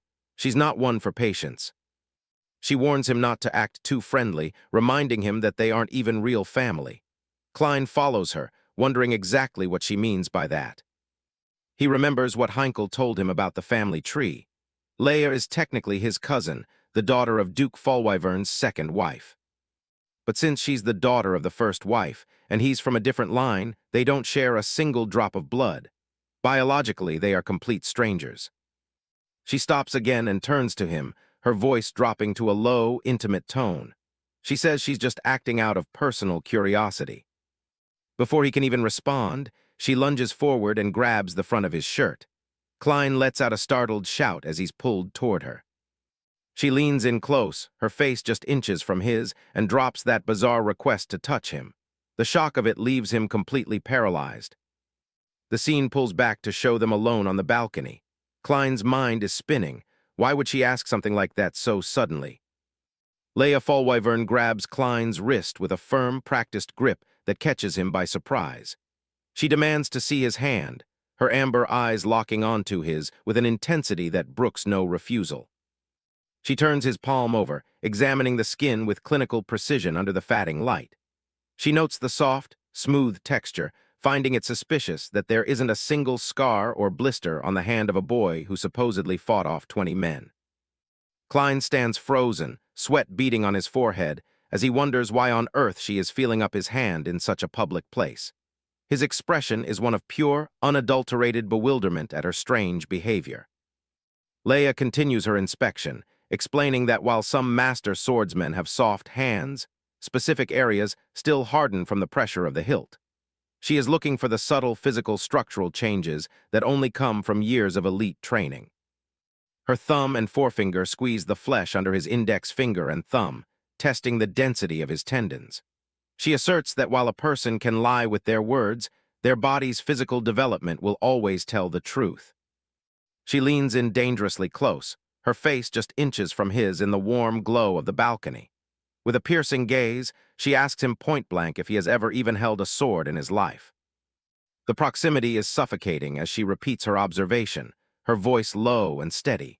She declares that just looking at his hands, there is absolutely no trace of him ever wielding a weapon of war. Her voice drops further as she questions how someone with such pristine hands could have defeated an official knight like Dalton. She starts to voice a deeper, more dangerous suspicion, her eyes narrowing into slits. She suggests that he might have used some other, hidden power to achieve such a feat. In the background of her thoughts, the terrifying visage of a skeleton with glowing red eyes looms, mirroring her growing suspicion of necromancy. Klein suddenly shoves her away, cutting short her probing gaze. That abrupt movement shatters the tension as he tries to put some distance between them. He quickly masks his shock with a defiant smirk, trying to laugh off her pointed accusation. He mockingly asks if she's going to go as far as to call him Archimonde, using the name as a shield. Internally, he is on high alert, realizing that this woman's instincts make her incredibly dangerous to his secret. He realizes that her questions aren't just simple curiosity, they are a calculated test. He watches her eyes, seeing that she is carefully gauging his every micro-expression to find a crack in his armor. He realizes that she isn't just waiting for an answer, but waiting for him to slip up. Klein knows that any further silence or hesitation will be taken as a direct admission of guilt. He decides the only way to survive this encounter is to act with even more confidence than his opponent. He narrows his eyes and adopts a cocky, arrogant attitude to throw her off the scent. He prepares to give her a bold answer that leans into the absurdity of her suspicion. He lets out a mocking laugh, asking her what she would do if he actually were the legendary Archimonde. His grin is sharp, designed to make her feel that the very question is ridiculous. Leia isn't intimidated at all, scoffing at the idea with a dismissive wave of her hand. She tells him that the notion of a brat, like him being the great Archimonde, is completely impossible. The word brat hits Klein with unexpected force, leaving him stunned and momentarily speechless. His carefully constructed facade of a powerful necromancer crumbles under the weight of the petty insult. He stares at her with wide eyes and his mouth hanging open in total disbelief. The transition from feared sorcerer to belittled child is a shock he wasn't prepared for. He begins to tremble with indignation, asking her if she really meant to use such a demeaning word. Leia remains perfectly calm, casually offering to repeat the insult if he didn't quite catch it the first time. She continues her verbal assault, criticizing his small stature, bad proportions, and complete lack of presence. She concludes that, in a word, he is simply nothing more than a brat. The phrase, "a little brat," echoes in the air, punctuating the total destruction of his pride. Klein looks as though his very soul has been wounded by her blunt, insulting assessment. Klein slumps over in total defeat, suffering from the severe internal damage her words have caused his ego. Leia dismisses him as neither a swordsman nor a legendary figure of power. As she turns to walk away, she offers a final, provocative challenge over her shoulder. She tells him that if someone as weak as him could truly defeat a knight, she would give him her lips as a reward. Klein remains in a state of absolute shock, his brain struggling to process the sudden, bizarre shift in the conversation. He can only stare at her retreating back with a blank expression. He wonders what possible use such a reward would be, his rationality completely derailed by the encounter. A caption notes that he is currently unable to think clearly due to the mental trauma. He stands there confused, wondering if her behavior was some sort of complex political move or just simple bribery. Leia calls back to him, telling him they need to head back inside before they are late. Leia walks across the balcony, her silhouette framed by the golden-orange hues of the setting sun. The wind catches her hair as she moves with the grace of a seasoned knight. Her expression becomes serious and introspective as she looks away from him. She thinks to herself that the real, terrifying Archimonde would never have been anything like this boy. The scene shifts to their feet walking across the threshold as they re-enter the main hall. An attendant's voice rings out, announcing that young Master Klein and Lady Leia are now entering the assembly. Looking around the grand hall, Archimonde admits to himself that he's been a bit too relaxed. He's currently stuck in the body of Klein, the nuisance, second son who's been away with the Holy Order for 7 years. Count Delkin Conwell looks like he's about to burst a vein. He knows the council won't believe Klein's claim of self-defense against his son Dalton, and he's counting on that lack of trust. Duke Berkel Rhineland leans back, his expression unreadable as he asks what the two of them discussed. The weight of his authority hangs heavy over the room. Leia Fallwyvern watches with narrowed eyes as a blade is drawn from its sheath. The metallic ring of the sword echoes through the silent chamber. Klein slams the sword into the floor with a deafening crack. The sudden display of aggression catches everyone off guard. The shock on the faces of the assembly is immediate. Both the Duke and the Knight Commander look like they can't believe the weak, young master just did that. Klein points the blade directly at the Count, calling him out by name. He's done talking, now he's going to prove his worth his own way. He tells Delkin Conwell that they should settle this like men, according to the ancient laws of the North. The room goes still as they realize where this is heading. Klein's eyes are cold and unwavering as he issues the challenge. He wants to face the Count in a trial by combat. The assembly erupts into a flurry of panicked whispers. Nobody expected the monoless boy to invoke such a brutal tradition. A trial by combat is a relic of the past, a judicial method used when a verdict is impossible to reach through words alone. In this duel, there are no rules and no restricted techniques. Whoever is left standing determines the truth of the matter. Basically, it's a legal fight to the death where the winner takes all.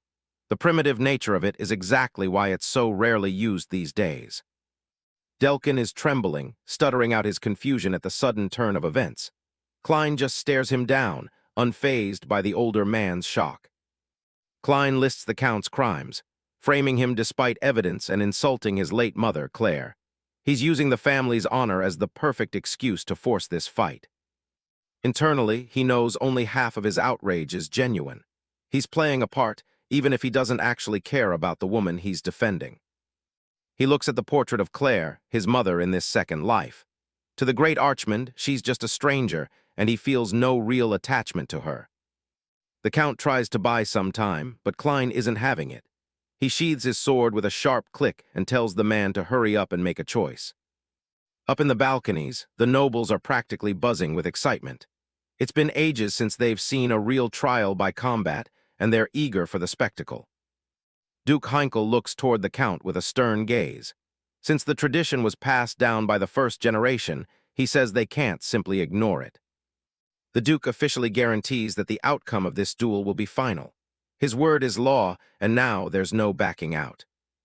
By agreeing to the duel, all the evidence presented so far becomes useless. Delkin realizes that if he wins, all his lies become the official truth. The Count sees this as his golden ticket. He mockingly asks if the monoless young master will really be all right in a fight.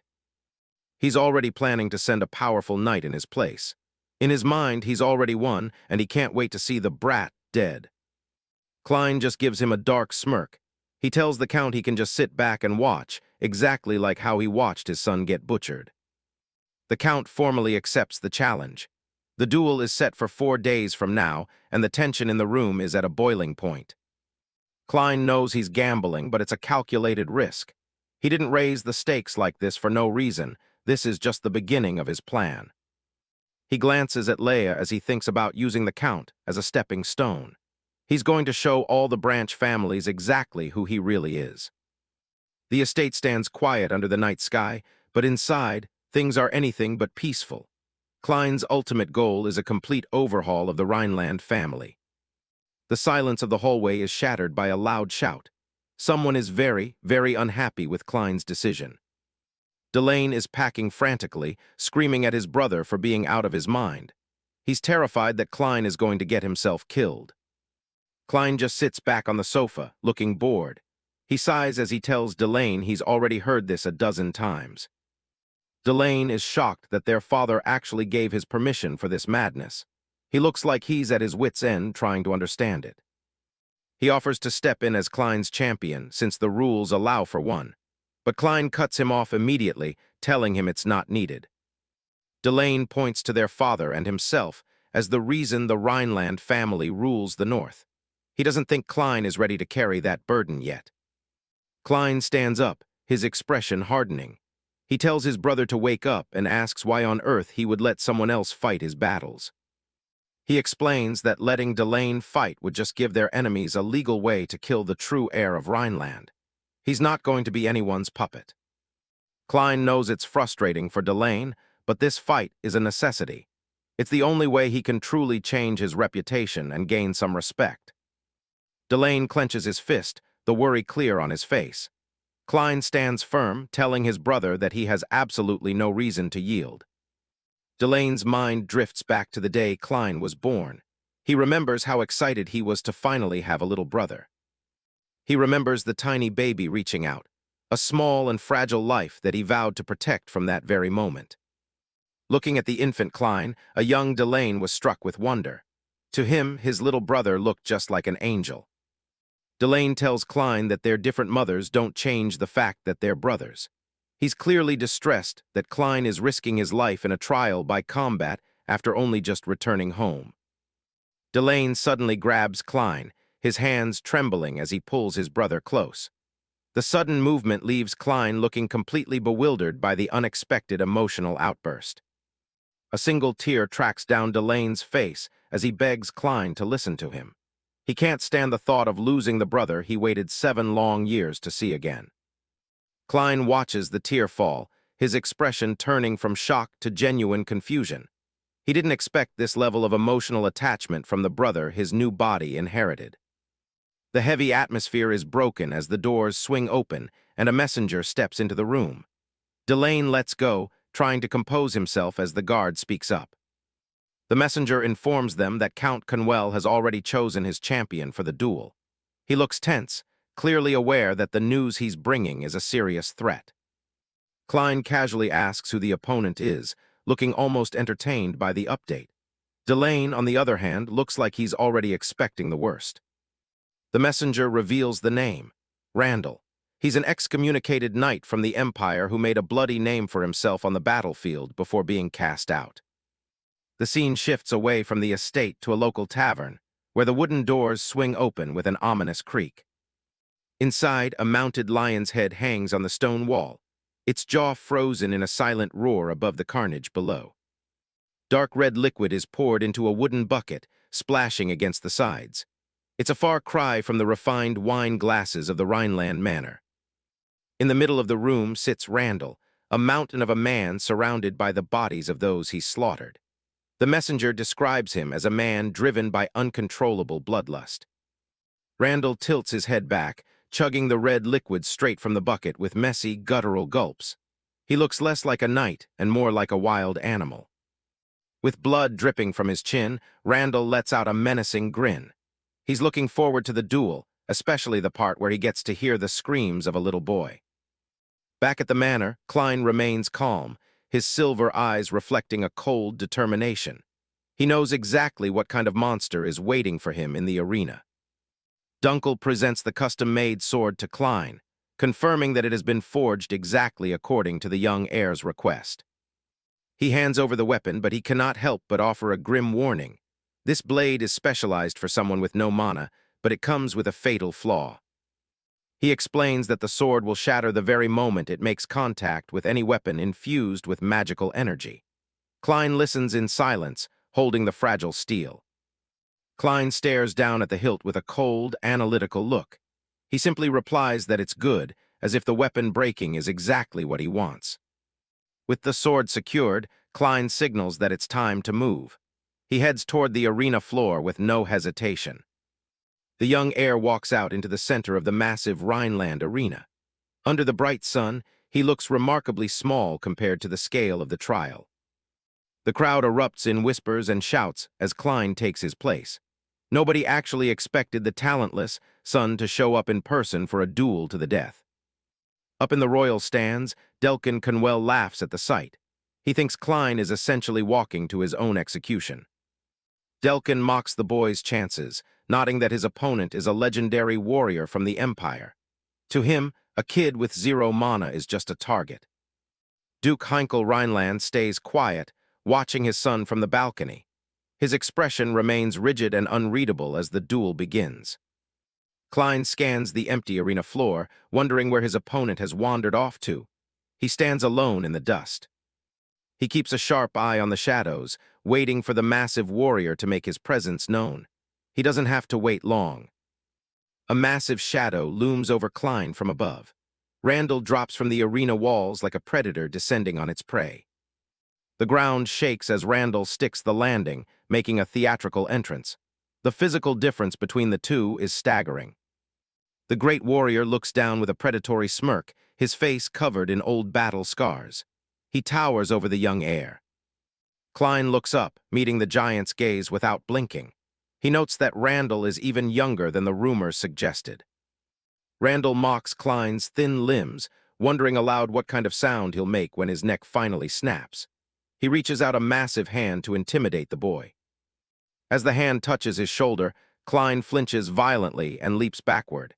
He puts several meters of distance between them in a single, panicked motion. The spectators are stunned by the sudden move. They can't tell if Klein is trying to fight or if he just tried to run for his life. Delkin points and laughs, mocking Berkel for his son's pathetic display before the first blow is even struck. He calls the boy a coward who's already given up. Randall sneers at the display, convinced the boy is already paralyzed with fear. To him, this trial is nothing more than a joke. Klein grits his teeth, trying to regain his composure. He knows that reaction wasn't because of the giant in front of him. Sweat beads on his forehead as he fights back a reflex he can't control. He was startled, but not for the reason everyone thinks. A flashback shows why he flinched. He remembers the heavy hand of Priest Garrison during the purification torture he endured as a child. Randall continues to loom over him, calling him useless and comparing his fear to the victims of water torture. He doesn't realize he's poking at a much deeper trauma. Watching from the balcony, Leia Fallwyvern keeps a steady gaze on the arena floor. She's analyzing every move Klein makes, looking for his hidden strength. Leia tells her attendant that she doesn't care about the family's political drama. She's only interested in seeing if Klein can actually back up his talk. Klein recalls her promise to give him her lips if he managed to defeat a knight. The memory seems more annoying than the giant standing in front of him. He shakes off the distractions and turns back to the warrior. He has his own things to confirm in this fight. Klein clears his throat and tries to act casual. He claims he just has a stiff neck to explain away the massive flinch from earlier. Randall reaches out again, but this time Klein stays rooted to the spot. He lets the massive hand fall onto his shoulder. Klein's eyes go ice cold as he tells the giant not to touch him.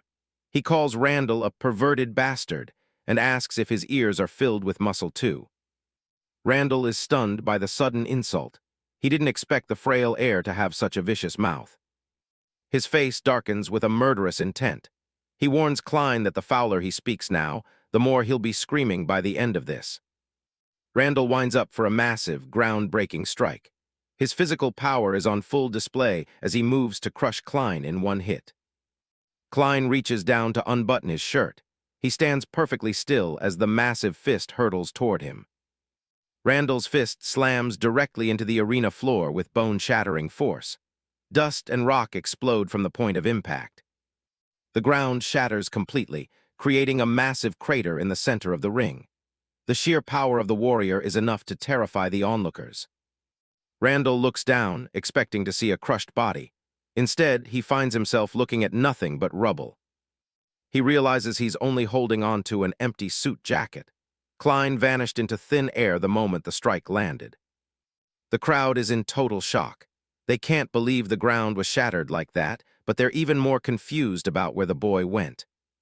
Randall stands alone in the middle of the crater, looking around in total confusion. Young Master Klein has completely disappeared from sight. Klein takes a heavy step forward, the sound of his boot hitting the arena floor echoing through the silence. He stands firm in his red vest, his silver hair messy but his gaze sharp as he prepares for the next exchange. Klein lets out a long breath, sweat rolling down his cheek from the sheer exertion of the fight so far. He looks up at the massive Randall and admits to himself that a direct confrontation is out of the question. From the balcony, Berkel Rhineland watches with a look of pure dread on his face as he grips the railing. He whispers his brother's name, fearing that Klein is simply walking toward his own deathbed. Klein reflects on the high stakes of this trial, knowing his family's future depends on his performance. A massive shockwave shatters the floor, sending jagged stone fragments flying in every direction. Randall follows up with a brutal overhead slash, his massive blade cutting a path through the air. Klein shifts his weight and narrowly dodges the strike, his purple eyes glowing with a sharp focus. Randall smirks, enjoying the hunt as he keeps the pressure on his much smaller opponent. Seeing his sword slash coming, the giant warrior doesn't even flinch. Instead, he reaches out, grabs Klein by the arm, and tosses him aside like a rag doll. With the agility of a cat, he plunges his sword into the ground to regain his balance. Klein slides across the dusty floor, kicking up a cloud of debris as he tries to find a better opening. Randall doesn't let up, bringing his sword down in another powerful vertical swing toward the air. Klein is forced to parry, sparks flying as his thin blade meets the massive weight of Randall's weapon. Randall mocks him, taunting the boy to stop holding back and finally use his rumored necromancy. Klein grits his teeth, the force of the blow threatening to crush him where he stands in the arena. Randall's bloodshot eye widens as he suddenly senses a terrifying change in the air around them. A small ah escapes Klein's lips as his expression goes completely cold and detached. A dark, suffocating aura begins to swirl around Klein as he considers slaughtering everyone in the arena with his true power. Randall flinches, his heart racing as he feels a primal fear he can't explain in words. The giant warrior leaps backward, creating as much distance as possible between him and the boy. The spectators whisper in confusion, unable to understand why their champion is suddenly acting so cautious. Sweat pours down Randall's face as he tries to make sense of the ominous presence he just felt. Behind Klein, the Archimonde's spectral manifestation appears, a towering, hooded reaper clutching a massive scythe. The spectral reaper looms over the entire arena, its dark energy casting a long shadow over the battlefield. Up in the stands, Duke Berkel Rhineland and Delkin Conwell watch the fight with intense and varied focus. Berkel narrows his eyes, seemingly sensing the dark power radiating from his son on the floor. Klein shakes off the dark thoughts and lowers his sword, facing Randall once more with a calm expression. He declares that he won't be using necromancy today because he is, after all, a Rhineland. For him, this is a place to prove himself through his skill with a sword alone, nothing else. Berkel Rhineland looks on from the balcony, his expression a mix of absolute shock and newfound hope. The arena erupts into cheers as the spectators finally start to believe in the young heir's skill. Delkin Conwell stands up in a sudden panic, his face pale as he watches the duel slip away. Randall recovers his composure and stares down his opponent with a cold, serious, and focused gaze. He grips his sword hilt tight, channeling a powerful surge of red mana into the cold steel. A massive aura of red flames erupts around Randall as he prepares to unleash his ultimate technique. The narrative explains that the true power of imperial swordsmanship lies in the unrestrained use of mana. Randall's muscles bulge and ripple as the red energy flows through every part of his body. Every vein in his limbs pulses with power, pushing his physical senses to their absolute limit. With an explosive dash, Randall turns into a red blur as he charges toward Klein at blinding speed. Randall focuses his explosive power into a single point, aiming to hunt down his opponent in an instant. He unleashes a massive, red energy-infused strike, screaming for the Rhineland boy to die. Klein watches the attack with a strange clarity, his purple eye glowing as he reads every detail of Randall's technique. The giant warrior pours his massive mana capacity into the swing, certain of his victory. Klein dances through the gaps in the red sword paths, moving with a precision that defies belief. Randall grows increasingly frustrated as his prey continues to evade him, calling the boy an annoying pest. With an enraged roar, Randall swings his blade down for what he intends to be the final blow. The impact causes a massive explosion of red energy, shattering the arena floor into a cloud of debris. Thick dust and smoke billow up from the point of impact, obscuring the battlefield. Randall stands in the center of the crater, his eyes wide with confusion as he realizes he hit nothing but air. He sweats as the realization sinks in. Klein didn't just dodge, he completely read the entire sword path in a split second. High above the hulking warrior, Klein appears in the air like a ghost, his blade ready. Klein smirks down at his foe, mocking the giant for leaving his massive back completely wide open. He descends with the meteor sword technique, a purple energy slash tearing through Randall's defenses. The crowd gasps in unison, their eyes fixed on the impossible counterattack unfolding before them. In the stands, Berkel and Berkel Rhineland watch with stunned expressions, recognizing the legendary technique.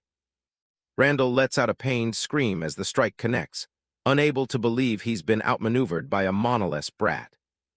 Klein lands gracefully, his expression cold as the bystanders wonder how such a feat is possible without mana. A young soldier looks on in disbelief, asking those around him if they truly saw the speed of that strike. Leia Fallwyvern watches with a flushed face, her eyes wide as she mutters a question to her commander. Away from the arena, a cutaway shows the grand architecture of the Rhineland estate under a clear sky.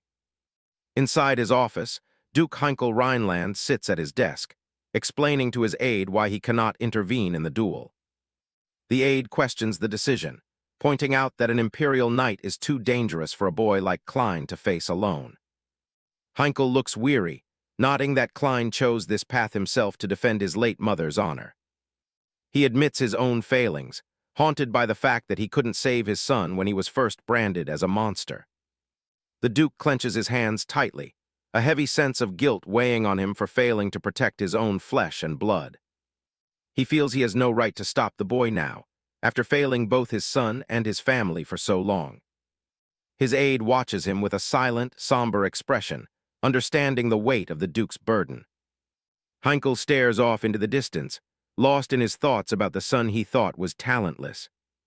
Back in the arena, the meteor sword strike finishes its arc, proving that Klein never picks a fight he can't win.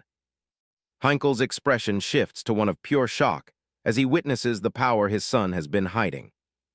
A legendary blade coated in frost serves as a symbol of the Rhineland family, the masters of northern swordsmanship. Their style was born from the need to survive the freezing snowfields, where wasting mana means certain death.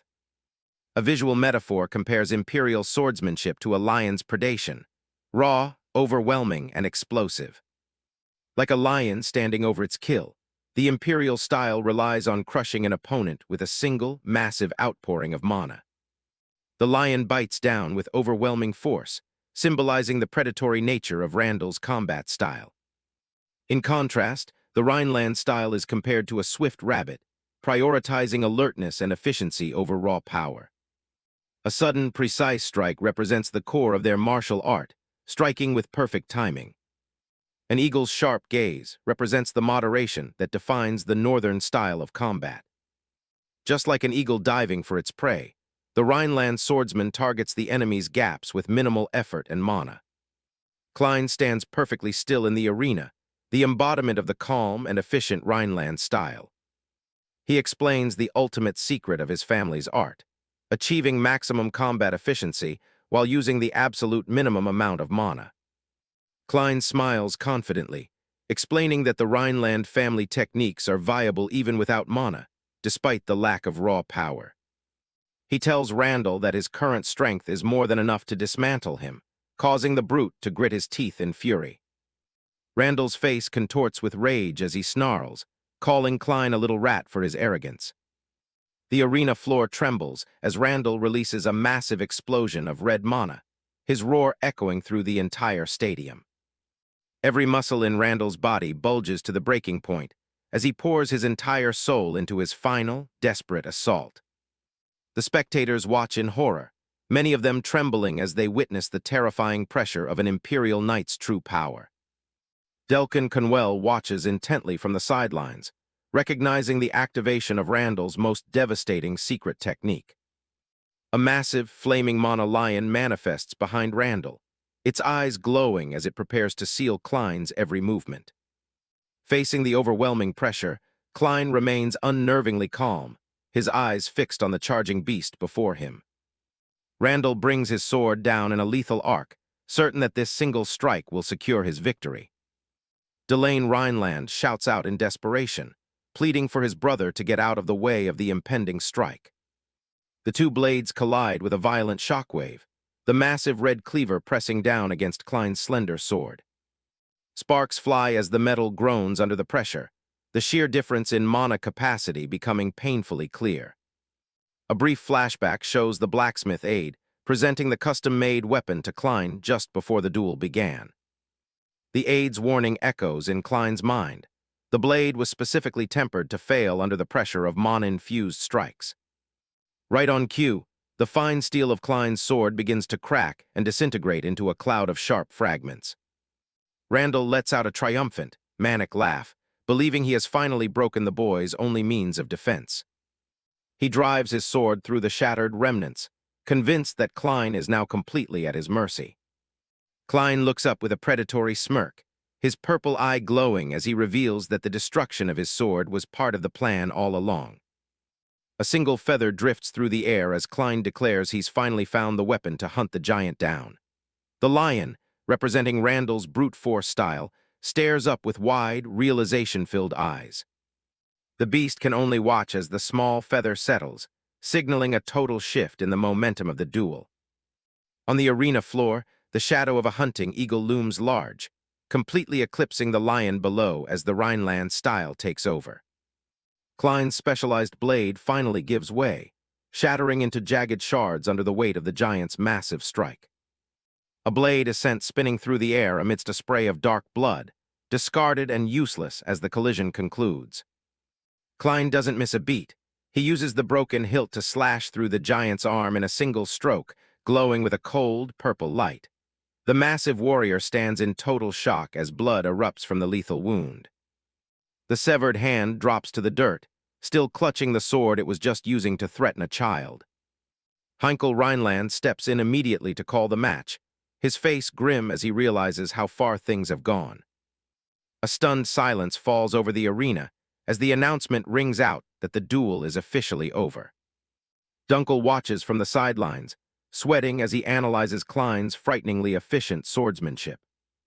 He knows that landing a strike like that with such little mana is a feat usually reserved for seasoned masters.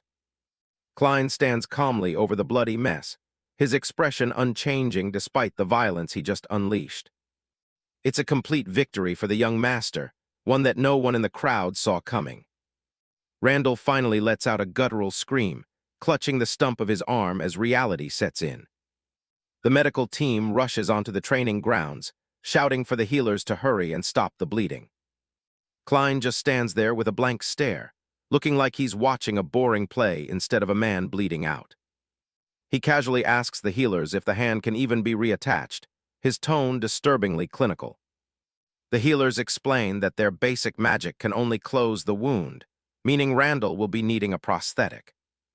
Klein notes to himself how little healing magic has advanced in the last 2 centuries. Heinkel approaches his son, his eyes filled with a new kind of concern as he looks at the boy's cold face.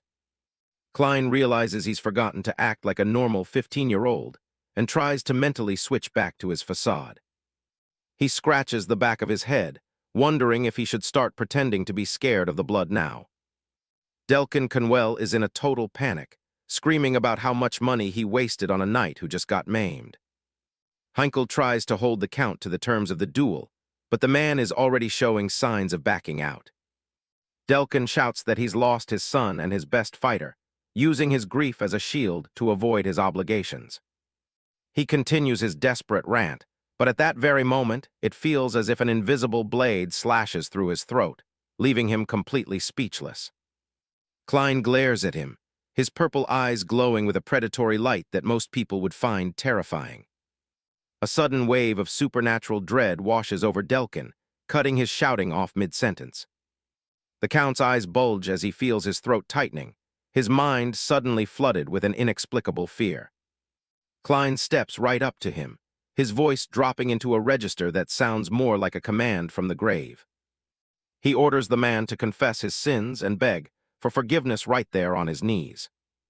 Dark, necrotic energy flares up as Klein tells him he'll be crushed by the weight of his own regrets. The air around them turns cold and oppressive, as if the shadows themselves are closing in. A massive skeletal reaper looms behind Klein, its presence paralyzing the Count with pure soul-deep terror. Delkin's teeth chatter, and his eyes roll back as his mental defenses are completely obliterated. He collapses into a pathetic heap at Klein's feet, his pride replaced by absolute submission. He starts blubbering about how he and his son dared to plot against the young master. Klein keeps the voice of the dead active, ensuring the man stays trapped in his own personal nightmare. Delkin repeatedly slams his head against the ground, desperate for the terrifying pressure to stop. Through his sobbing, he even confesses to insulting Klein's late mother, Grand Duchess Claire. His voice is barely a whisper as he begs for mercy over and over again. The nobles in the audience watch in shock, unable to understand how a high-ranking noble could break so easily. Klein looks at his broken sword, satisfied that his revenge is finally gathering momentum. He raises the jagged metal high in the air, commanding the entire arena to listen to his declaration. Standing amidst the silence, he projects a presence that far exceeds his young age. He announces himself as the rightful victor, his voice echoing clearly through the training grounds. Dunkel listens intently, sensing that the dynamic within the Rhineland family has just shifted forever. Heinkel watches his son with a mixture of pride and dread, realizing the boy he once knew is truly gone. Klein stands tall, his voice ringing out across the training grounds as he reclaims his identity. He's no longer just a frail child. He's Klein Rhineland, and he's here to stay. Meanwhile, in the shadows of a massive cathedral, a heavy door creaks open. A towering figure enters, his silhouette cutting through the dim light of the hallway. Inside the sanctuary, Cardinal Morlock is deep in prayer, his hands clasped tightly together. He begs for the light to reach even the darkest corners of the world. He acknowledges the treacherous path ahead and the pain that must be endured. All he asks for is the strength to maintain his resolve. A cold, stone statue of a praying angel watches over the hall, illuminated by faint beams of light. It's a place of worship, but the atmosphere feels increasingly heavy. Heavy footsteps echo against the polished marble floor, drawing closer to the praying priest. Someone is coming, and they aren't here for a blessing. Garrison Bierkman approaches the cardinal, his scarred face partially hidden by the darkness. Morlock stops his prayers, recognizing the presence of the fanatical priest. The cardinal asks Garrison why he sounds so troubled, sensing a shift in the younger man's aura. The massive cathedral seems to swallow their conversation in its vastness. Garrison reports that their target was successfully attacked by a necromancer and his undead creations. He demands a full status report on the incident immediately. Morlock tells him not to worry, claiming that everything that happened was according to their secret plan. He remains calm, believing they are still in control of the narrative. He explains that the necromancer was sent as part of a joint operation with the Empire.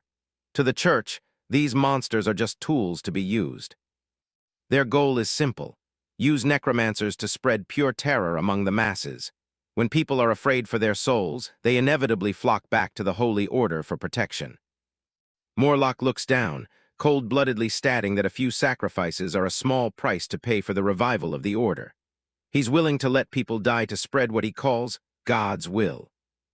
Suddenly, Garrison lunges forward and grabs the cardinal by the throat, slamming him against a stone pillar. The old man gasps for air, his eyes wide with shock at the sudden betrayal.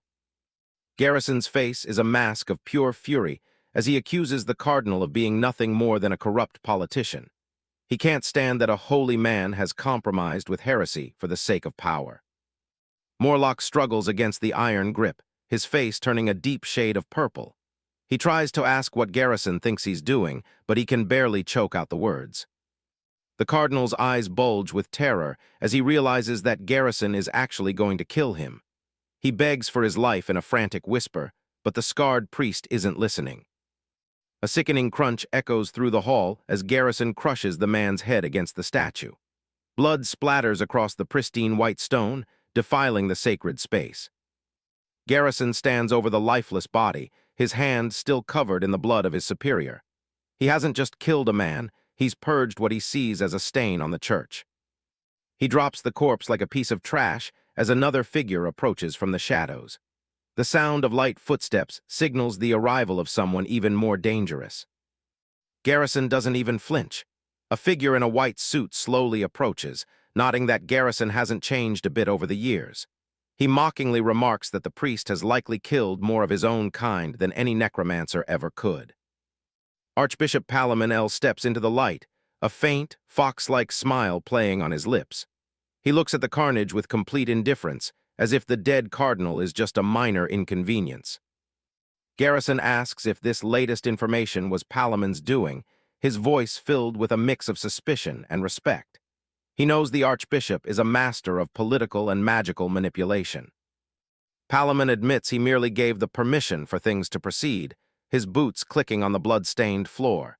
He's brought fresh information that might change everything. He starts babbling about having tons of information on Garrison's target, but before he can even finish his sentence, Garrison's fist comes crashing down on him. But that heavy fist strikes nothing but thin air, as Palamin has already vanished from his spot. Before anyone can blink, he's already standing right behind Garrison, casually picking up where he left off. He explains that using necromancy always leaves a trace behind, no matter how careful the caster thinks they are. Even a master can't fully hide their mana signature. He holds up a cross-shaped vial containing the traces he gathered from the dead necromancer. His teal eyes glint with intelligence as he begins his explanation. One trace is the standard reanimation magic, the kind the Empire has been refining for years. It's clumsy and predictable, nothing to be truly worried about. But the other trace is different, a sophisticated soul manipulation formula that dates back to the very foundations of the craft. This is high-level magic that should have been extinct. Garrison listens intently as Palamin explains that this means there were actually two necromancers at the scene. One was their pawn, but the other was an unknown variable. The implications are massive, and the mystery of the second caster is now their top priority. They need to know who is operating under their noses. Palamin tells Garrison to listen closely as he brings up the target they've been monitoring. It's the second son of the Rhineland family, a boy everyone thought was a weakling. He leans in, his expression turning serious for the first time since he arrived. He's about to drop a bombshell that will rock the entire Holy Order. Garrison's eyes narrow as he prepares for the reveal, the air in the room growing even colder. He's ready to hunt down whoever this new threat might be. Meanwhile, back at the estate, Klein is surrounded by his young maid Erin and a few other staff members. To them, he's just the master who miraculously won a duel. But beneath that calm, silver-haired exterior lies a power that the church is only beginning to fathom. He looks every bit the innocent heir, but his mind is centuries ahead of them. Palamon finally speaks the truth out loud. Berkel Rhineland is the second necromancer they've been looking for. The secret is out, at least within the highest circles of the order. The scene shifts away from the intrigue of the cathedral and into the dark, rainy night of the Northern Territory. A storm is brewing over the rugged mountains.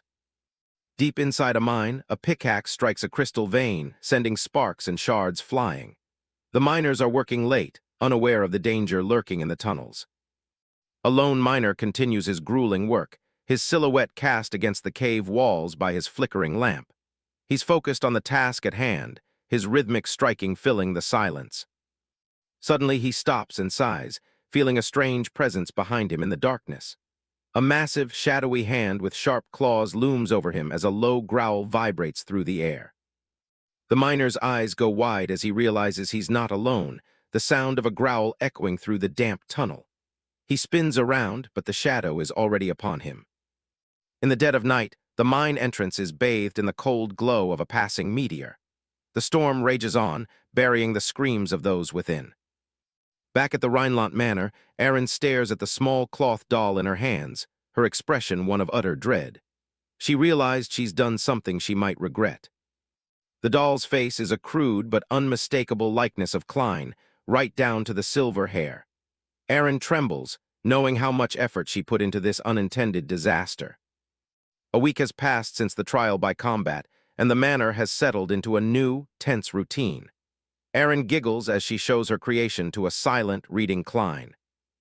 The memory of the duel still lingers, the moment Klein defeated Randall, the supposed champion, using a technique no one expected. He proved himself in the eyes of his family. He also successfully extracted a confession from Count Conwell, using a voice mimicry technique that left everyone stunned. It was a calculated move that cemented his position. By publicly announcing his existence before the Collateral Branch faction, Klein has officially entered the dangerous game of family politics. He is no longer just a ghost in the halls. Klein thought that winning the duel would be enough to finally be recognized by everyone as a legitimate heir. But the reality of his situation is far more complicated. The real problem is that his 15-year-old body lacks the stamina to keep up with his ambitions. He can feel the strain of every move he makes, a constant reminder of his physical limitations. Erin huffs as Klein tells her to go to her room and sleep if she's done playing. He's dismissive, his focus entirely on the book in his hands. Erin protests, calling him mean for always playing by himself while she's trying to be helpful. Klein doesn't even look up, retorting that he's reading, not playing. She insists that since it's just a novel, he's basically just playing. Klein remains stoic, his eyes fixed on the pages as Erin continues her playful nagging. Klein flips a page, the cover of the book looking like any other common novel found in a noble's library. But appearances can be deceiving in the Rhineland Manor. The inside is actually filled with his secret notes on anatomy, magic circuits, and complex spell formations. Every page is a testament to his hidden craft, necromancy. He takes a sip of tea, contemplating his current limitations. He can only summon 11 skeletons at most, which isn't nearly enough for a sustained war. The image of Garrison Birkman flashes in his mind, the fanatical priest who seems ready to exterminate even the slightest trace of a necromancer. He is a primary threat. Klein knows that Birkman already suspects him. He needs to find a way to regain his original power as Archimonde before the church comes looking for him. He ponders how to achieve this without drawing the unwanted attention of his family or the church. He needs a perfect opportunity to practice his magic in secret. His father, Heinkel, presents a report of strange sightings in the family's mine.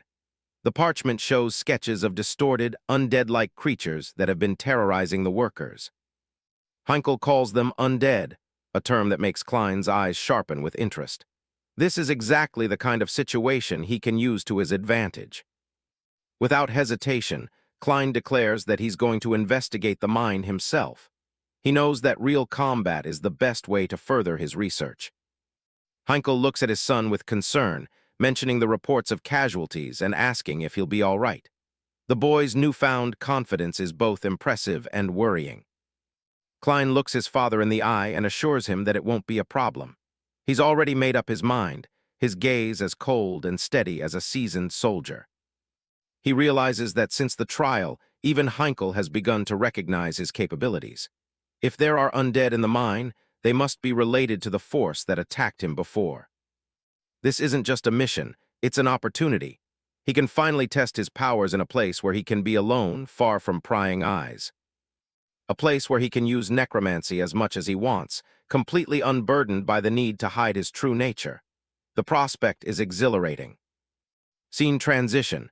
Dunkel arrives, smiling as he explains that Heinkel ordered him to accompany Klein for his safety. The presence of the Knight Commander complicates things slightly. Later that night, the two set up camp under a vast, star-filled sky. Dunkel marvels at the view, seemingly enjoying the break from his duties at the manor. Dunkel hands Klein a skewer of grilled meat, telling him to eat while it's still hot. Klein accepts it with a simple thanks, his mind elsewhere. Dunkel watches his young master with a soft smile, his earlier formalities forgotten for a moment. He seems genuinely happy to be on this mission together. Klein looks down at the skewer, realizing that he'll have to do some of the work as well. He's not used to such mundane tasks, but he plays along for now. He stares at the piece of charred meat on his stick, his expression one of mild disappointment.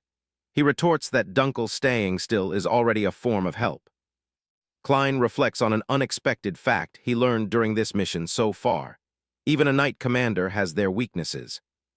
The realization is that Dunkel, despite his combat skills, is completely useless when it comes to basic survival skills like cooking or hunting. He's a fish out of water. Dunkel laughs nervously, unable to look Klein in the eye as he sits by the fire. He admits he doesn't quite know what to say about his lack of culinary talent. Klein doesn't mind the mediocre food, thinking to himself about the decade he spent running from night orders in his past life. This level of discomfort is nothing to him. He takes a bite of the grilled meat, his face as unreadable as ever. Dunkel sits opposite him, watching the young lord with a newfound curiosity. Dunkel speaks up, his tone turning serious as he says that Klein seems very different from other boys his age. He's noticed the maturity that far exceeds 15 years.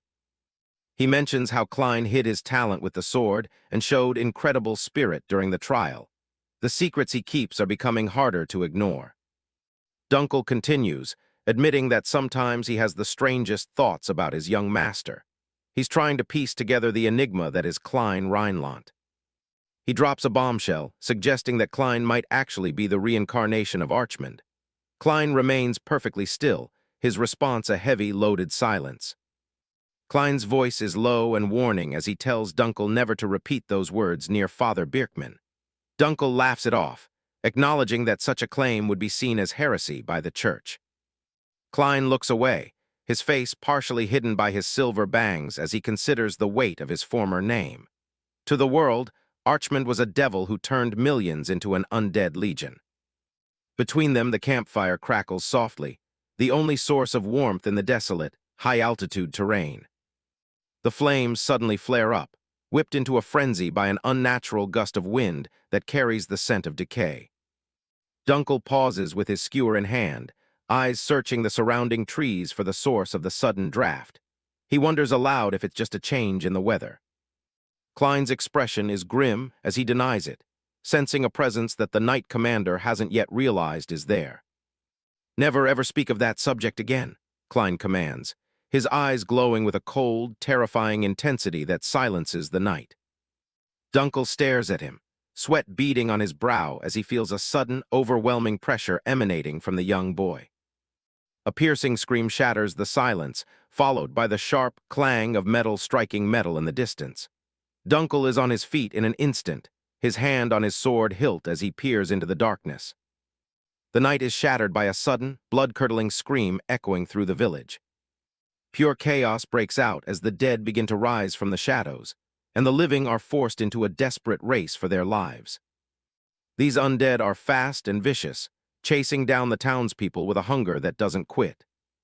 In the middle of the carnage, a sharp gaze cuts through the dark, eyes glowing with a cold, focused light. Dunkel dives into the thick of it, his blade a blur of gold as he carves through the crowd of monsters. He isn't holding anything back. He clears a path and immediately looks back, shouting for the young master in a moment of genuine concern.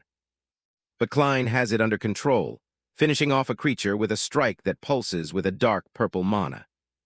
The boy looks completely unfazed by the blood and gore, casually asking his knight what the problem is. Dunkel doesn't push it. He just nods and commands the men to focus on saving the surviving villagers. A heavy blow slams home, crushing an undead's head against the pavement with a brutal force. Once the immediate threat is dealt with, the survivors ask who their saviors are. Dunkel introduces Klein as the second young lord of the Rhineland family. The name carries weight, but Dunkel stays mission-oriented, asking the villagers exactly when these things started appearing. He looks over the remains, realizing the reanimation magic here is the same kind used on the ones who attacked them in the forest. One villager reveals that people have been disappearing for 2 months, ever since access to the mines was restricted. It's been a slow-motion tragedy. Klein stands to the side, his expression unreadable as he listens to the man's story. He seems to be calculating something. Suddenly, another man lunges forward and grabs the boy, demanding to know if he's actually a Rhineland. He's shaking Klein with a desperate intensity, while Dunkel tries to pull him off before things get out of hand. The man yells that they begged for help for months and got nothing, and now only 2 people show up to ask questions. His frustration is boiling over. Klein doesn't even flinch. He just stares at the bodies on the ground with a chillingly detached gaze. The man breaks down, pointing at one of the corpses Klein just killed. It was his father, a man who worked himself to death in the mines. He collapses in the middle of the street, crying out and asking why they have to suffer through this nightmare. Klein looks down at him with those cold eyes, offering no comfort and no apology. He just stands there watching. High above, the distorted voices of the dead begin to swirl and whisper, reaching out to the only one who can hear them. Klein finally speaks, his voice low and sharp as he looks the grieving man in the eye. He's done being patient. He tells him to shut up, bluntly asking why he's being blamed for a mess he didn't create. It's a harsh reality check. The villager is stunned into silence, a single tear frozen on his face as he stares at the boy's lack of empathy. Klein points out that he wasn't the one who turned their families into monsters, so they should direct their anger at the right target. Dunkel tries to step in to handle things, but Klein's hand begins to glow with a brilliant, swirling blue light. Dunkel stops dead in his tracks, his eyes wide as Klein begins an ancient command to the innocent spirits who died in pain. It's a ritual chant, a promise to light a path for the lost souls to finally find their way. The atmosphere changes instantly. Suddenly, the corpses in the square begin to glow with that same ghostly blue energy, twitching as the magic takes hold. Klein declares his name to the heavens, promising to uphold the final will of the departed. He sounds like a true archimond. He stands at the center of the surging mana, performing a technique that most people have only heard of in legends. Wisps of blue light start to peel away from the rotting bodies, shedding their physical torment once and for all. The entire village is illuminated as a massive swarm of spirits rises into the night sky like a ghostly fountain. The spirits look down with peaceful expressions, finally freed from the dark magic that bound them. They're finally themselves again. They whisper back to Klein in a long-forgotten tongue, their words etched into the very air around him. It's a heavy secret. He listens to their final pleas and gives a small, somber nod, telling them he understands perfectly. He's taking their burden. Dunkel is completely floored, realizing he's just witnessed soul resonance, a legendary feat of necromancy. It's a technique that hasn't been seen since the Northern Plague 200 years ago, and seeing a child use it is terrifying. The young man from before can only watch in awe as his father's spirit drifts upward, finally at peace. With one final flash of light, the spirit dissipates, leaving the village in a heavy, contemplative silence. The ordeal is over, but the questions are just beginning. The sky is filled with a ghostly blue light, as the spirits of the villagers finally leave their physical shells behind. It's a hauntingly beautiful sight that leaves everyone watching in a stunned, respectful silence. High above, the full moon watches over the scene as the last wisps of spiritual energy dissipate into the night air. The weight of the undead presence that had been suffocating the village is finally gone. Klein and Dunkel start walking again, their boots crunching on the dry ground as they leave the village square. The silence between them is heavy, thick with the unsaid questions of a knight who just saw something impossible. They move through the rocky terrain under the starlight, two solitary figures heading toward the mines. Klein leads the way with a calm confidence, while Dunkel follows a few paces behind, his eyes fixed on the boy's back. In a flashback to their earlier conversation, the villager points toward the mountain path, explaining that the mine lies just down that way. It's a grim reminder of where this nightmare originated. Dunkel finally breaks the silence, his voice low and cautious as he asks Klein exactly what he was discussing with the spirits during the ritual. He knows it was more than just a simple farewell. Klein keeps walking, his face obscured by the shadows as he tells Dunkel it wasn't anything significant. He sounds dismissive, as if performing a legendary ritual was just another chore. He eventually admits that the spirits thanked him for helping them find peace after months of torment. But then, his tone shifts as he adds a chilling detail. He looks back over his shoulder, telling Dunkel that the souls were also begging him to take revenge on the one who did this to them. The air around him seems to turn even colder. Dunkel stops in his tracks, his eyes narrowing as he repeats the word revenge under his breath. The realization of what Klein is capable of is finally starting to sink in. In a split-second flashback, Dunkel recalls his own theory, that Klein might actually be the reincarnation of the legendary Necromancer Archimonde. It's a thought that now seems more like a terrifying reality than a wild guess. Suddenly a blade rings out as it's drawn from its scabbard, the moonlight reflecting off the polished steel. Dunkel isn't taking chances anymore. He needs answers, and he needs them now. Dunkel points his sword directly at Klein's back, his expression grim and determined. He demands to know who the boy truly is, because there's no way the frail second young lord could possess such ancient and terrifying power. Dunkel looks at the kid and wonders if this is really Lord Klein. The young master had been locked away in a monastery for 7 years, but now he's finally back. Everyone is whispering about him, calling himself Archimonde, but the knight captain finds something else even more unsettling. It's that cold, empty gaze. It's hard to believe a kid could look like that. Then things started to go south. A dead cat turned up in the kitchen, and it didn't take long for the staff to start panicking. Then another one was found in the garden, and a third the very next day. In the end, 7 cats were dead. The whispers turned into outright accusations. People were convinced the boy brought a curse with him. But Klein didn't seem to care. He just spent his time staring out the window, ignoring everything around him. Dunkel tells himself there's no way a kid this young is actually some legendary devil. But even he has to admit something feels off. Later that night, a sound echoes through the quiet halls. A lantern flickers in the dark. Dunkel spots the young master sneaking out alone. He wonders where the boy could possibly be going at this hour. He follows at a distance, watching the light bounce through the trees. The captain keeps his hand close to his sword. The trail leads them straight into the middle of the cemetery. A raven screams as they move past the headstones. Dunkel stops, confused. Why would a child come here? The fog makes it hard to see what he's actually doing. He decides to get a closer look. He finds Klein sitting on the ground, surrounded by the carcasses of the dead cats. Dunkel is horrified, but Klein just looks up and says he's performing funeral rites. The knight can't believe what he's seeing. Funeral rites. Klein explains that the animals died from an infectious disease. He points out the lesions, saying it'll only spread more if the bodies are left out in the open. Dunkel tries to tell him it'll ruin his hands, and they should call for help. But the boy just keeps working. He says someone has to do it regardless. Dunkel has seen enough. He draws his sword and points it at the kid's back, demanding to know who he really is. Klein doesn't even flinch. He just asks if the captain remembers their ancestors' teachings. It is one's actions, not their roots, that define a being. He reminds Dunkel that those words are the reason a peasant like him could become a knight captain. And it's why Klein is still standing here today. He tells the knight to make a choice. Since he's the one who spends the most time with him, he's the only one who can decide. If he truly believes the boy is Archimonde, he should strike him down right now. The blade stays level for a long, tense moment.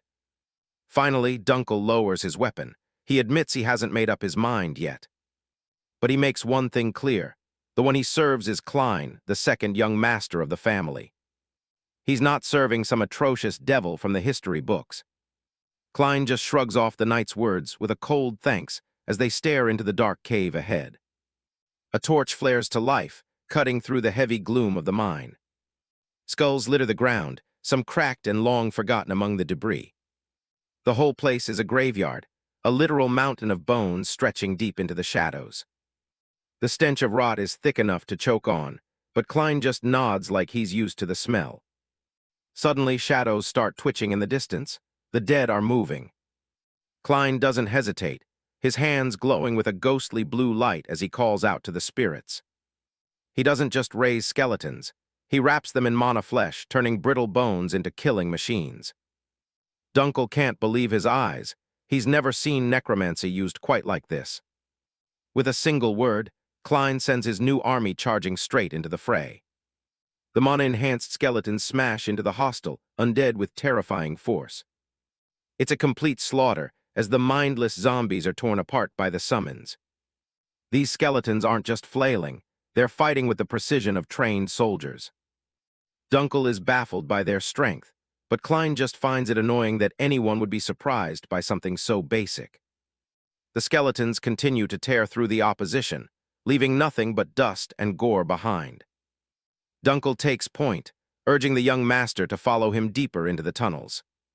But the sounds of shifting bones and dragging feet start echoing from every corner of the cave. There's at least 40 of them closing in. They're completely surrounded. Klein just reaches out again, his palm burning with that eerie blue flame. He strikes the ground, the mana snaking out to seize control of the enemy's own forces. Dunkel realizes what's happening. The boy is stealing the undead right out from under the enemy's nose.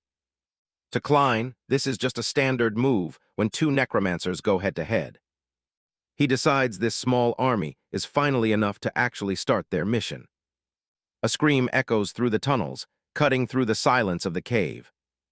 Klein orders his vanguard to push forward, while he and Dunkel keep pace right behind them. They sprint through the darkness, following the sound of the desperate cry. The skeletons act as a shield, hacking down any monsters that get too close to them. Blue light flashes as they carve a path through the heart of the mine. Klein keeps barking orders, managing his rearguard like a seasoned general. Every enemy in their path is crushed instantly by the sheer force of the summons. Dunkel watches them work, his mind racing. Skeletons are supposed to be bottom-tier trash. But these things move with a fluid, lethal grace that makes no sense to him. It's not just a mob, it's an actual, disciplined military unit. Blood begins to drip from the ceiling as they reach a support pillar deeper in. In minutes, they've wiped out a force 4 times their size without even breaking a sweat. Dunkel is stunned, but Klein just tells him the undead are done. From here on, it's just the two of them. He looks back, reminding the knight that he promised to believe in him until the end. They move deeper into the heart of the mine, where the air gets even colder. A drop of blood splashes onto Dunkel's cheek. He asks how much further this nightmare goes. That's when he hears it, a faint, desperate voice calling out from the dark.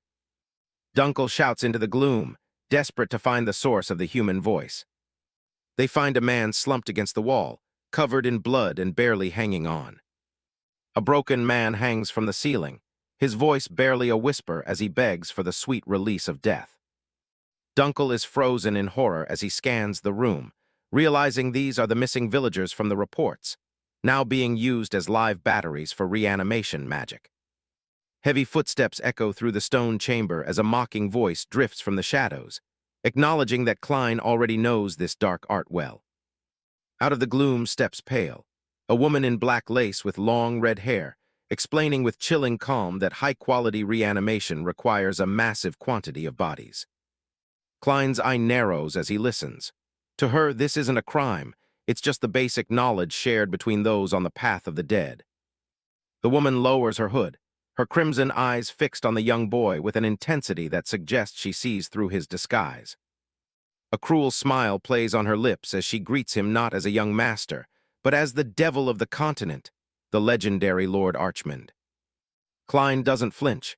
He stands his ground, his cold gaze meeting hers in the stifling air of the chamber. For a moment, the memory of a simpler time flickers through his mind. Aaron's small hand reaching out with a simple chocolate chip cookie. It feels like a lifetime ago that he stood in the grand arena, receiving praise for a hard-fought victory in the trial by combat. Back then, his only concern was changing out of his dusty clothes, while Aaron happily munched on her snacks as they left. But even then, there were eyes on him, shadows watching from the corners of the palace as he walked. Leia had been tracking them, hiding herself away as she wondered why she felt so intimidated by a boy half her size. She leaned against the stone wall, her heart pounding as she tried to understand the strange pressure radiating from the young master. In this world, the term necromancer carries a heavy, ancient weight, derived from words meaning the divination of the dead. They were once seekers of truth, but after that day, the two paths of life and death were severed, leaving only terror. History is stained by the Archimonde incident, a catastrophe where tens of millions of restless dead swarmed across the continent like a plague. The carnage only ended when the hero, Berkel Rhineland, finally managed to strike down the master of the dead himself. In the aftermath, many sought to reclaim that lost power, but they only ever managed to research the surface of reanimation magic. Modern necromancers have been reduced to second-rate magicians, raising mindless husks that are but a shadow of the old grand armies. But Pale clearly thinks she is an exception to that rule, her presence filling the vast cavern with a suffocating, dark pressure. She stands alone against the two men, a bird's-eye view revealing the vast gap between her and the intruders. Dunkel is sweating, his hand gripping his hilt as he tries to process the name she just used and the staggering amount of mana he feels. Red light begins to spill from Pale's body, churning through the air like a localized storm of blood and shadow. She's imbuing her magic directly into her robes, a feat of mana control that few outside of master mages can accomplish.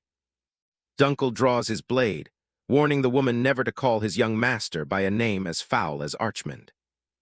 Pale just giggles, her laughter echoing off the walls as she mockingly apologizes for being rude to the young master of Rhineland. She isn't fooled. She can feel the unfamiliar magi radiating from Klein, the unmistakable mark of a true necromancer.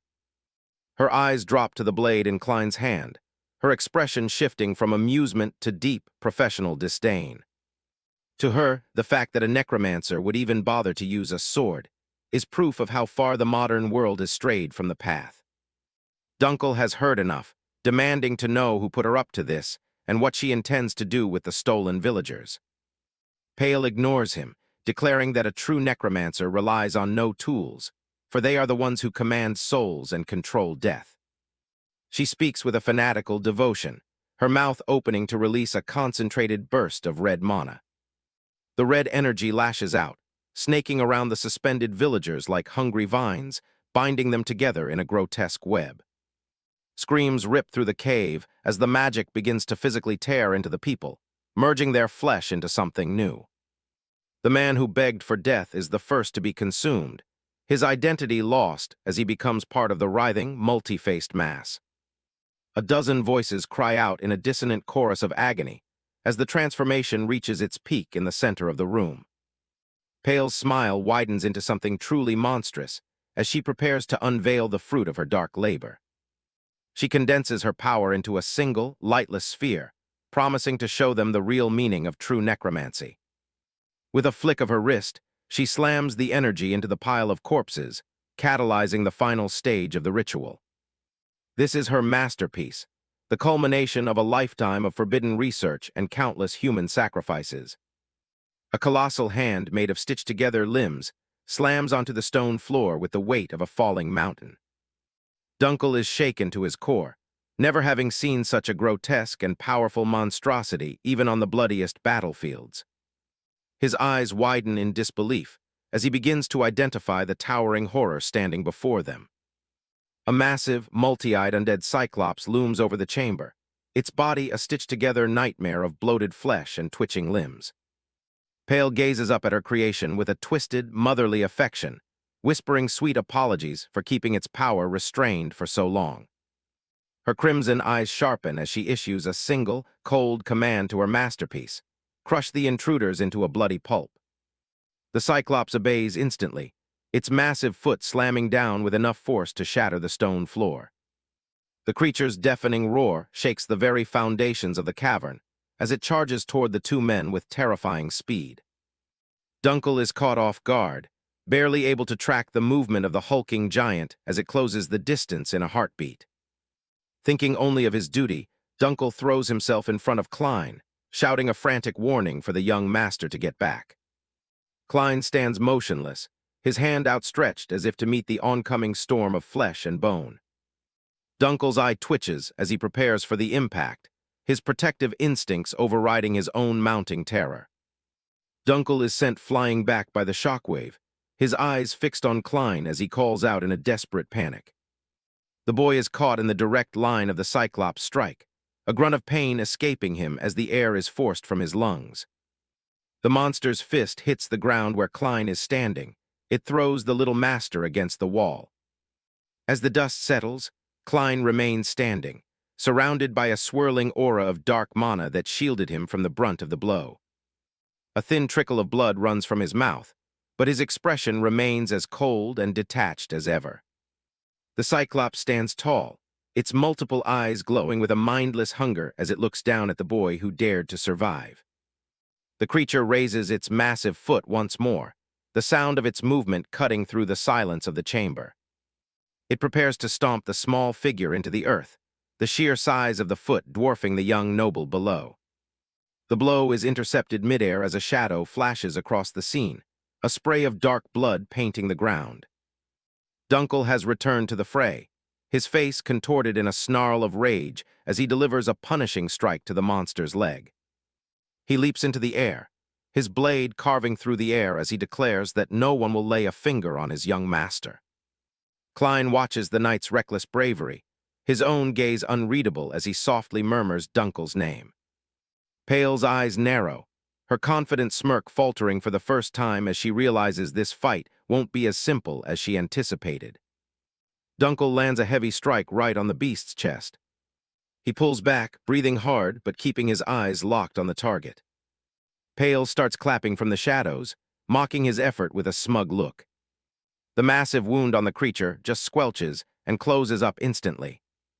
She tells him he can't even leave a scratch on her masterpiece. Dunkel watches in total shock as the monster's leg starts growing back right in front of him. The giant Cyclops swings a massive, fleshy arm through the air. Dunkel grits his teeth, remembering how Klein risked everything to save him despite having no mana. He throws himself back into the fight, determined to protect his young master. He feels like an idiot for ever suspecting someone this brave of being the evil Archimonde. He launches a flurry of glowing strikes, carving deep into the creature's hide. The monster let out a deafening roar, but it doesn't seem to be slowing down. Dunkel screams as he pours every last bit of strength into his blade. It's no use. The wounds just ripple and knit back together with a disgusting wet sound. He's frustrated, realizing his attacks aren't doing anything to stop the regeneration. A massive impact sends a shockwave of dust and debris flying. Dunkel tries to stay light on his feet as the monster keeps pressing. He leaps high over the beast, looking for any kind of opening. He decides the only way to end this is to take the creature's head off. He swings his sword down with everything he's got. This time his blade is heading straight for the giant eye on the monster's head. Dunkel's eyes widen as he realizes his strike couldn't reach its weak point, just as he is swatted away by its giant hand. The Cyclops swats him out of the air like he's nothing. The hit sends him spiraling through the cave. Dunkel is slammed hard into the stone wall, the impact cracking the rock. Dust fills the air as the wall crumbles around him. He collapses to the ground, unconscious and covered in blood. Pale watches with a twisted look of satisfaction. She spent her life experimenting on countless bodies to create this monster. She's finally made a variant that she thinks is untouchable. To her, this is the ultimate proof of her innate talent. She breaks into a manic laugh that echoes through the mine. She screams that even the legendary Archimonde couldn't have made something this perfect. Her eyes are wide with a crazed, obsessed energy. She's convinced she surpassed the knowledge of the greatest necromancer to ever live. But then Klein just stands up and brushes himself off. He starts lecturing her on the core connection point like it's a basic lesson. Pale stops laughing, staring at him in total confusion. He explains that the core is the only thing keeping the monster regenerating. He tells her that hacking at the limbs like Dunkel did is just a waste of time. Klein wipes a bit of blood from his mouth, his eyes glowing with a cold, purple light. He explains that a Cyclops' core moves around to avoid being destroyed. Klein explains that the core constantly wanders through the body, moving just like blood flowing through veins. Pale smirks, claiming it's impossible to find because it never stays in one place. She looks at her creation with pride, calling it the masterpiece she dedicated her whole life to. She tells him that in the face of true talent, he's absolutely nothing. She gives the order to crush him, and the monster's massive foot comes stomping down. The beast lets out a roar that shakes the cavern as it looms over the young heir. Talent, hearing that word, just makes Klein think back to his old life. He remembers slicing through hundreds and hundreds of these things back then. The sensation of tracking a moving core is still as vivid as if it happened yesterday. He doesn't even hesitate, he just moves with perfect precision. Pale's eyes go wide as she realizes he's already found the vital spot. A single glowing purple slashed tears right through the center of the monster. The massive creature is sliced clean in half, its body already starting to crumble into dust. The golden core at the center of its chest finally shatters under the pressure. Everything Pale believed about her genius starts to fall apart along with her creation. A massive explosion of light signals the total destruction of her masterpiece. Pale is left trembling and sweating, her mind unable to process how easily her life's work was destroyed. Klein looks down at her with glowing cyan eyes, telling her she should probably take up a new hobby in her next life. He stands there with a cold smirk, the true power of the ancient necromancer on full display. They say death is like falling asleep, a way for the body to finally drop the heavy weight of living. Pale wakes up with a gasp, her eyes snapping wide open in the dark. She finds herself sitting on a surface of dark, rippling water that splashes under her hands. Looking up, she sees rows of dark, stone-like structures hanging suspended in a vast, empty void. She scrambles to her feet, demanding to know where on earth she's ended up. Klein's voice cuts through the silence, coldly informing her that she's in the afterlife. Pale laughs it off as nonsense, her voice echoing through the strange space. Klein stands before her in full skeletal armor, towering over her with a massive scythe in hand. He looks down at her and asks if they should finally get started. The realization starts to sink in, and Pale begins to break out in a cold sweat. He tells her this judgment is being carried out in the name of Archimonde. Hearing that name makes Pale's heart stop. She can't believe what she's hearing. To any necromancer, Archimonde is more than just a name. He's the textbook of their craft and a living disaster from history. The man who led an army of millions and turned the world into a graveyard. Klein is the image of that legend come to life, the undisputed king of necromancers. Pale is frozen, her eyes wide with pure, unadulterated terror.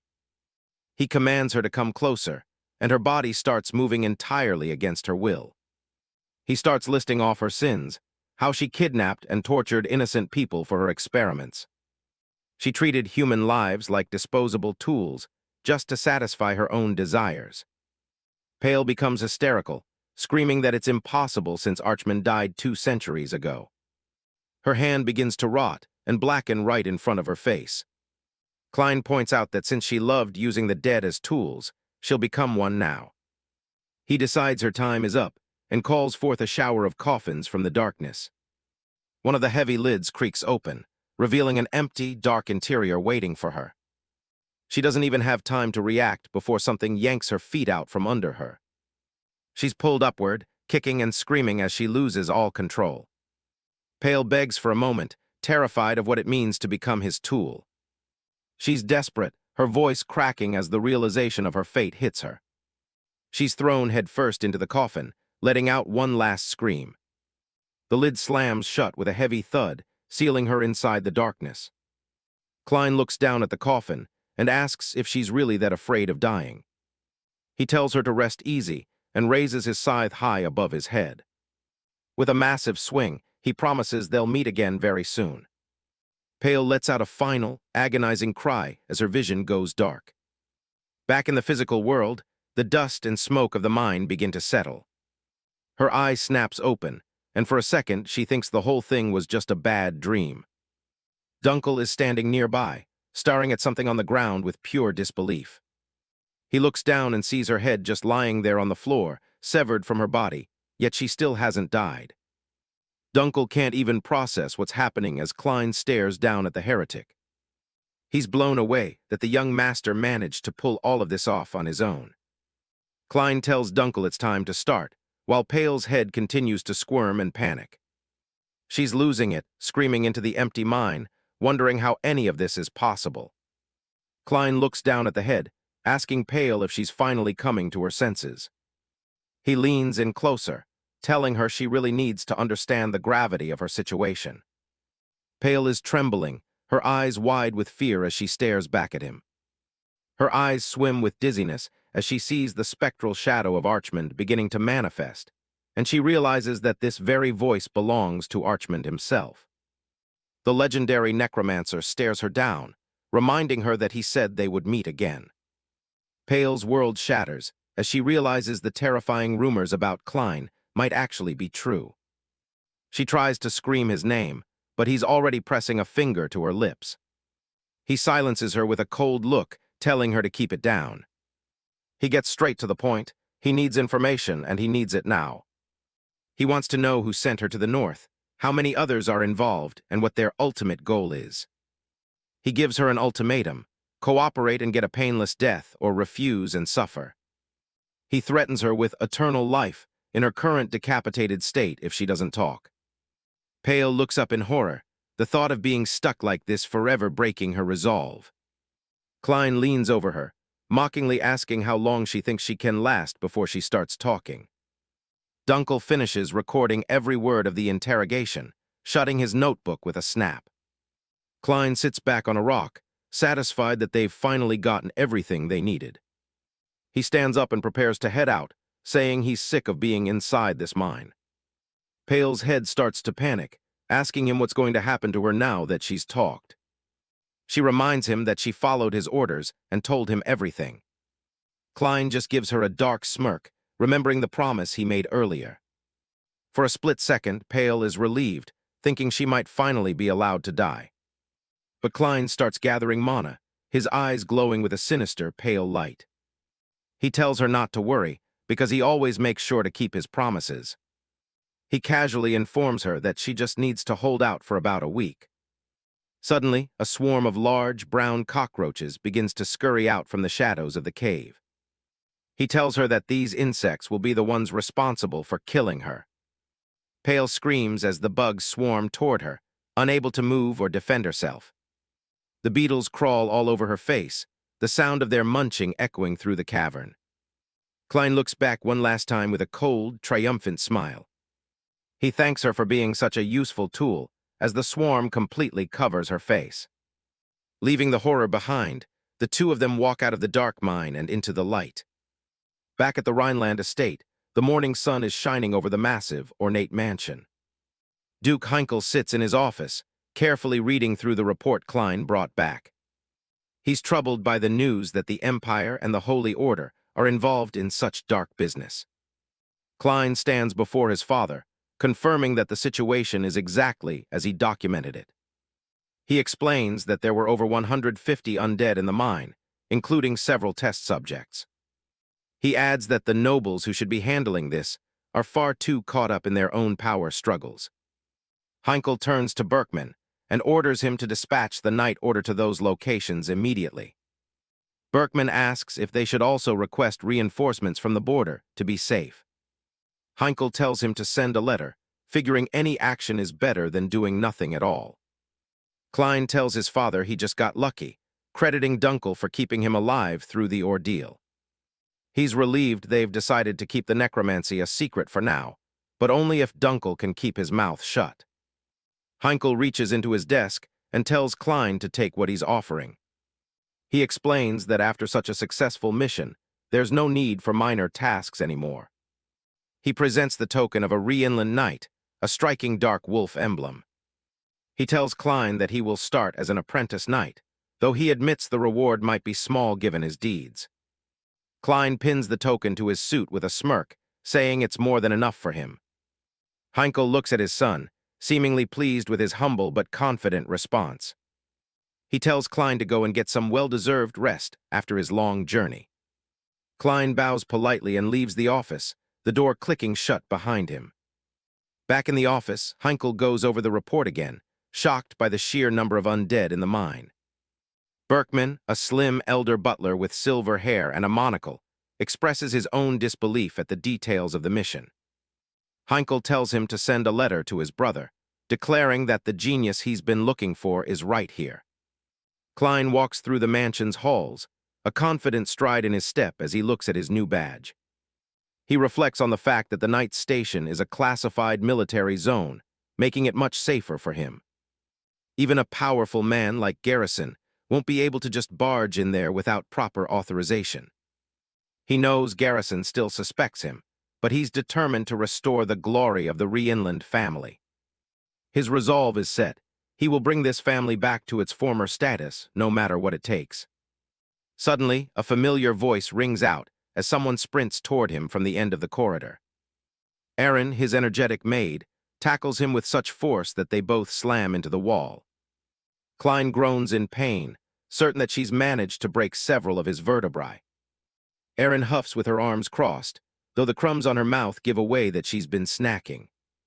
She tells him to head to the kitchen for more snacks, but then remembers why she was looking for him.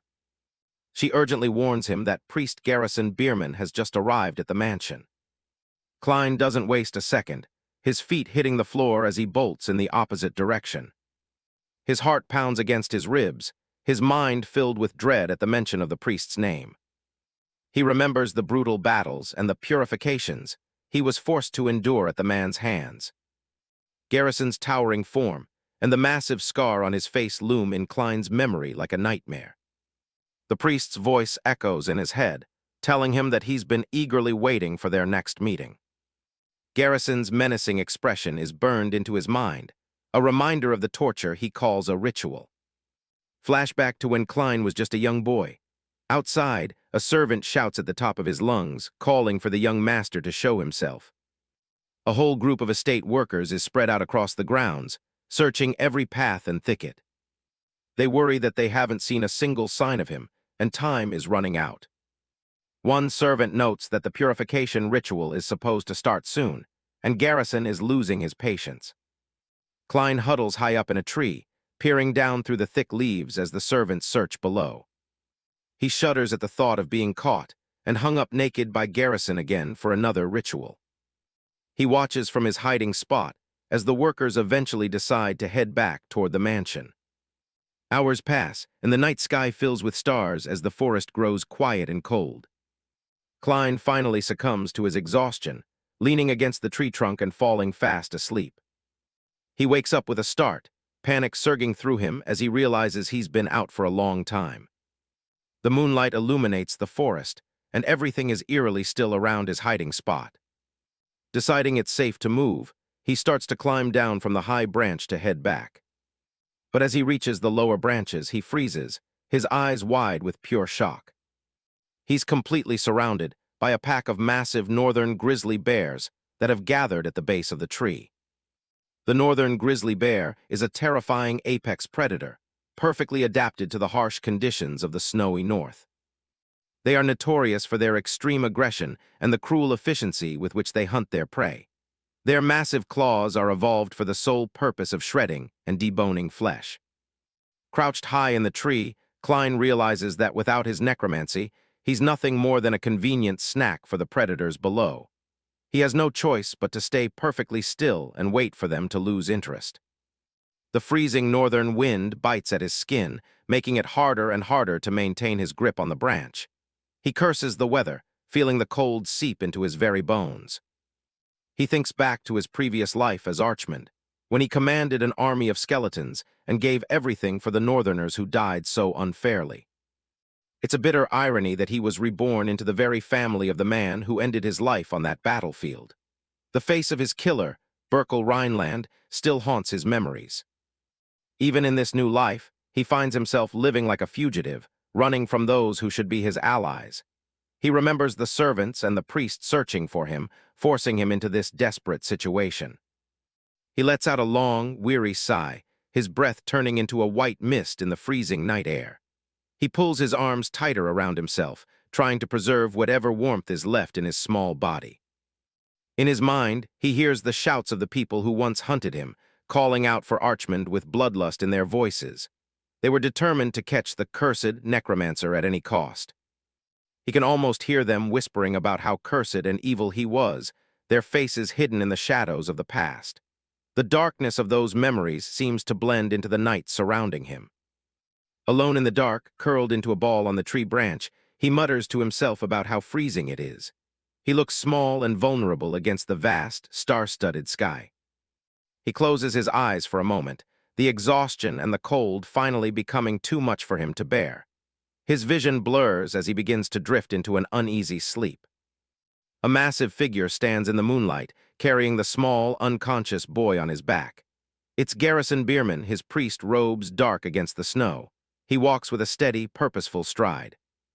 Garrison notices the boy stirring and asks in a calm, surprisingly gentle voice if the young lord is finally awake. The menacing aura he usually carries seems to have vanished for the moment. Klein's eyes snap open as he realizes who is carrying him. He panics, wondering for a split second if he's actually died and ended up in hell. Garrison just chuckles at the boy's dramatic reaction. Klein remembers the grizzly bears that were surrounding the tree and asks about them. Garrison dismisses the threat easily, telling him not to worry because he already took care of the predators. Behind them, the massive bears lie unconscious and steaming in the snow. Klein tells the priest to put him down, snapping that he'd rather die than be carried by him. His face is flushed with a mix of anger and the fever that's taking hold of his body. Garrison ignores the protest, telling him he's burning up with a fever and needs to stay still. Klein asks why he even bothered to save him, since he was sure the priest wanted him dead more than anyone else. Garrison goes quiet for a moment, his expression becoming thoughtful as he looks toward the path ahead. The usual harshness in his eyes is replaced by something more contemplative. He looks up at the crescent moon hanging in the dark, starry sky. He muses that a star does not create its own darkness. It simply exists and shines from wherever it happens to be. Garrison stands tall against the night, his voice low as he continues his philosophical thought. He believes that the essence of a star is just to shine, regardless of the darkness around it. He looks down at the cub-like bears he spared, nodding that a young life is much the same. They don't truly know right from wrong yet. They are simply acting according to their nature. His gaze turns sharp and serious as he speaks about the future of a young being. He believes he has no right to cut off that potential before it has a chance to truly manifest. Klein looks up at the man, his eyes wide with a mixture of confusion and shock. He remains silent, unable to reconcile this side of the priest with the man who has been tormenting him with his purifications. Garrison's face looms over a younger, sweating Klein. He cannot understand how a man like this could be the one forcing him through those purification rituals. Garrison's mouth curls into a grim line. If this kid ever grows up to be the darkness itself, the real Archimonde he's been hunting, then things are going to get ugly. Young Klein stares back, paralyzed by the weight of the priest's words. A single leaf clings to a bare, winter-worn branch as the wind picks up. The leaf finally gives way, crumbling into dust before it even hits the ground. Garrison's final warning is clear: watch your back. Back in the present, Garrison stands tall in the estate hallway. He makes it personal. He'll be the one to finish the job with his own 2 hands. He cracks a small, scarred smile. It's been a long time since they last saw each other like this. Klein doesn't look happy to see him. He keeps his voice steady, acknowledging the man who practically haunted his childhood. Garrison explains he had some urgent business at the order, but he didn't come back empty-handed. He pulls out a cross-shaped vial filled with swirling red liquid, an interesting gift from an old friend. Klein's heart skips a beat. He recognizes that stuff as ectoplasm, and he's terrified it might be picking up on his demonic energy right now. Garrison recalls the forest attack. He handled one necromancer personally, but the device tells a different story. He steps forward, his heavy boot thudding against the floor. The device didn't just pick up one trace in that forest. Klein breaks into a cold sweat as the priest delivers the kicker. There were 2 of them out there. Deep inside, Klein can hear his own heart pounding like a drum. The pressure is unlike anything he's felt, a swirling vortex of mana and sheer presence. His pulse is racing, every instinct screaming at him to move. Archmonde's ancient intuition is ringing alarm bells. This guy is a genuine threat. Klein weighs his options. He could try to copy Garrison's techniques, but he's holding a vial of essence that could expose him. It's a losing game. He's just started building up his combat experience, and Garrison is a seasoned monster. Trying to take him on is suicide. Garrison isn't interested in waiting. He demands that Klein perform necromancy right here, right now. He offers a chance out of respect for their history. If it's just basic corpse control, maybe he'll just report it and move on. But his eyes narrow. If Klein is using the original soul-manipulating arts, the ones used by that man, then the deal is off. There's no escaping death if that's the case. Klein stares him down, refusing to flinch. Flashbacks of the original Archmonde's bloody end flicker through his mind. People wanted him dead just for being who he was. Klein hides a small, bitter smile. This guy spent years purifying him with water torture, and now he's back for more. He tells Garrison it's actually kind of funny. He's heard that exact same future of children line before. He remembers his past life, when he didn't quite grasp what those words really meant. Archmonde once believed that no one had the right to crush a young being's potential. He realizes Garrison isn't acting out of pure malice. He's just following his own twisted version of justice. In his old life, he died because he was a loser who couldn't protect himself. But he's not that man anymore. He's not going to just kneel and take it. Klein's fist clenches as he calls Garrison's brand of justice bullshit. So he demands that he perform necromancy. Will he kill him if he turns out to be Archmonde? Klein's resolve hardens. He's done running from his past. He'll be the one to decide who he becomes, starting today. Garrison's eye twitches, sensing the shift in the boy's demeanor. He sighs, deciding he has no other choice but to force the truth out. He lunges forward, dropping the vial as he prepares to make his move. A massive fist comes barreling toward Klein's face at high speed. Klein's mind is racing. He has to dodge this or it's over before it starts. He throws himself to the side, just as Garrison's punch cuts through the air where his head was a split second ago. He lands in a low crouch, bracing himself. Just once, if he can survive just one exchange, he might have a shot. Klein focuses everything on his survival. He just needs to pull off a dodge one time. He throws himself to the side as Garrison's fist shatters the air behind him. Garrison is caught off guard. He didn't expect the kid to actually move that fast. A surge of triumph hits Klein as he realizes he actually did it. The floor explodes under the force of the punch, shattering Garrison's holy flasks and spilling that red ectoplasm everywhere. The nearby servants scream in terror as the hallway turns into a war zone. Everyone is losing their minds, unable to believe a priest is straight up attacking their young lord. Klein reaches for the sword at his hip, if he attacks while the priest is distracted by the cloud of dust. His eyes go wide in shock as he realizes something is wrong. Garrison is standing there casually holding Klein's own sword, asking if the boy was looking for it. Klein reaches for his hip only to find his scabbard empty. In a flash of movement, Garrison had disarmed him before he even realized what was happening. The priest looms over him, mocking the idea of a necromancer trying to use a sword. Garrison makes it clear that he's done playing games. He's going for the kill right then and there. Another massive strike is coming, and this time Klein is wide open. He stares up at the looming shadow, his heart hammering against his ribs. A massive explosion of light and sound rocks the entire mansion. The impact is so intense it starts tearing the hallway's structure apart. Debris and dust fill the air, making it impossible to see what's happening. People in the hallway scramble to find cover as the estate literally falls apart around them. As the smoke begins to settle, the sound of coughing fills the ruined hallway. Garrison stands in the center of the wreckage, unfazed, as someone screams for the guards. He turns his head slightly, sensing a new, much more dangerous presence nearby. Duke Berkel Rhineland has arrived, and he has his massive blade pointed straight at the priest's throat. He demands an explanation for the assault, warning Garrison that his life is hanging by a thread. The seventh Duke of the Rhineland family doesn't look like he's bluffing. Berkel is ready to end this right now. Berkel demands an explanation for what Garrison just did. Garrison isn't backing down, even as Berkel threatens to cut him down. This is exactly the outcome Klein was hoping for. He's got them right where he wants them. Everything is following the script. Outside, the guards scramble into position. They swarm the hall, moving to shield the Duke and the young master. The sudden movement has everyone on edge. Klein knows these knights can smell bloodlust from a mile away. But they're facing an agent of the Holy Kingdom, and Garrison isn't just some regular guy. Berkel asks him point-blank if he was really about to attack his son.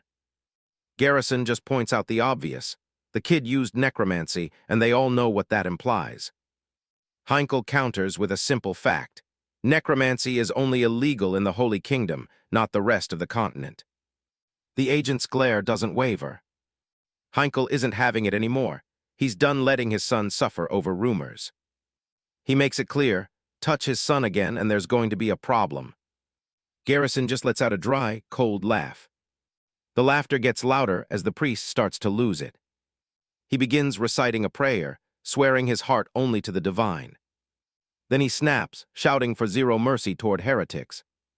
A massive pillar of golden energy erupts from his body.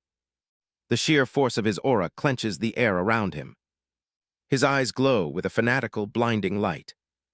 The guards are nearly blown back by the pressure, yelling for the Duke to stay back. Even the strongest men in the room realize they're out of their league. Berkel feels the shift. This is getting lethal.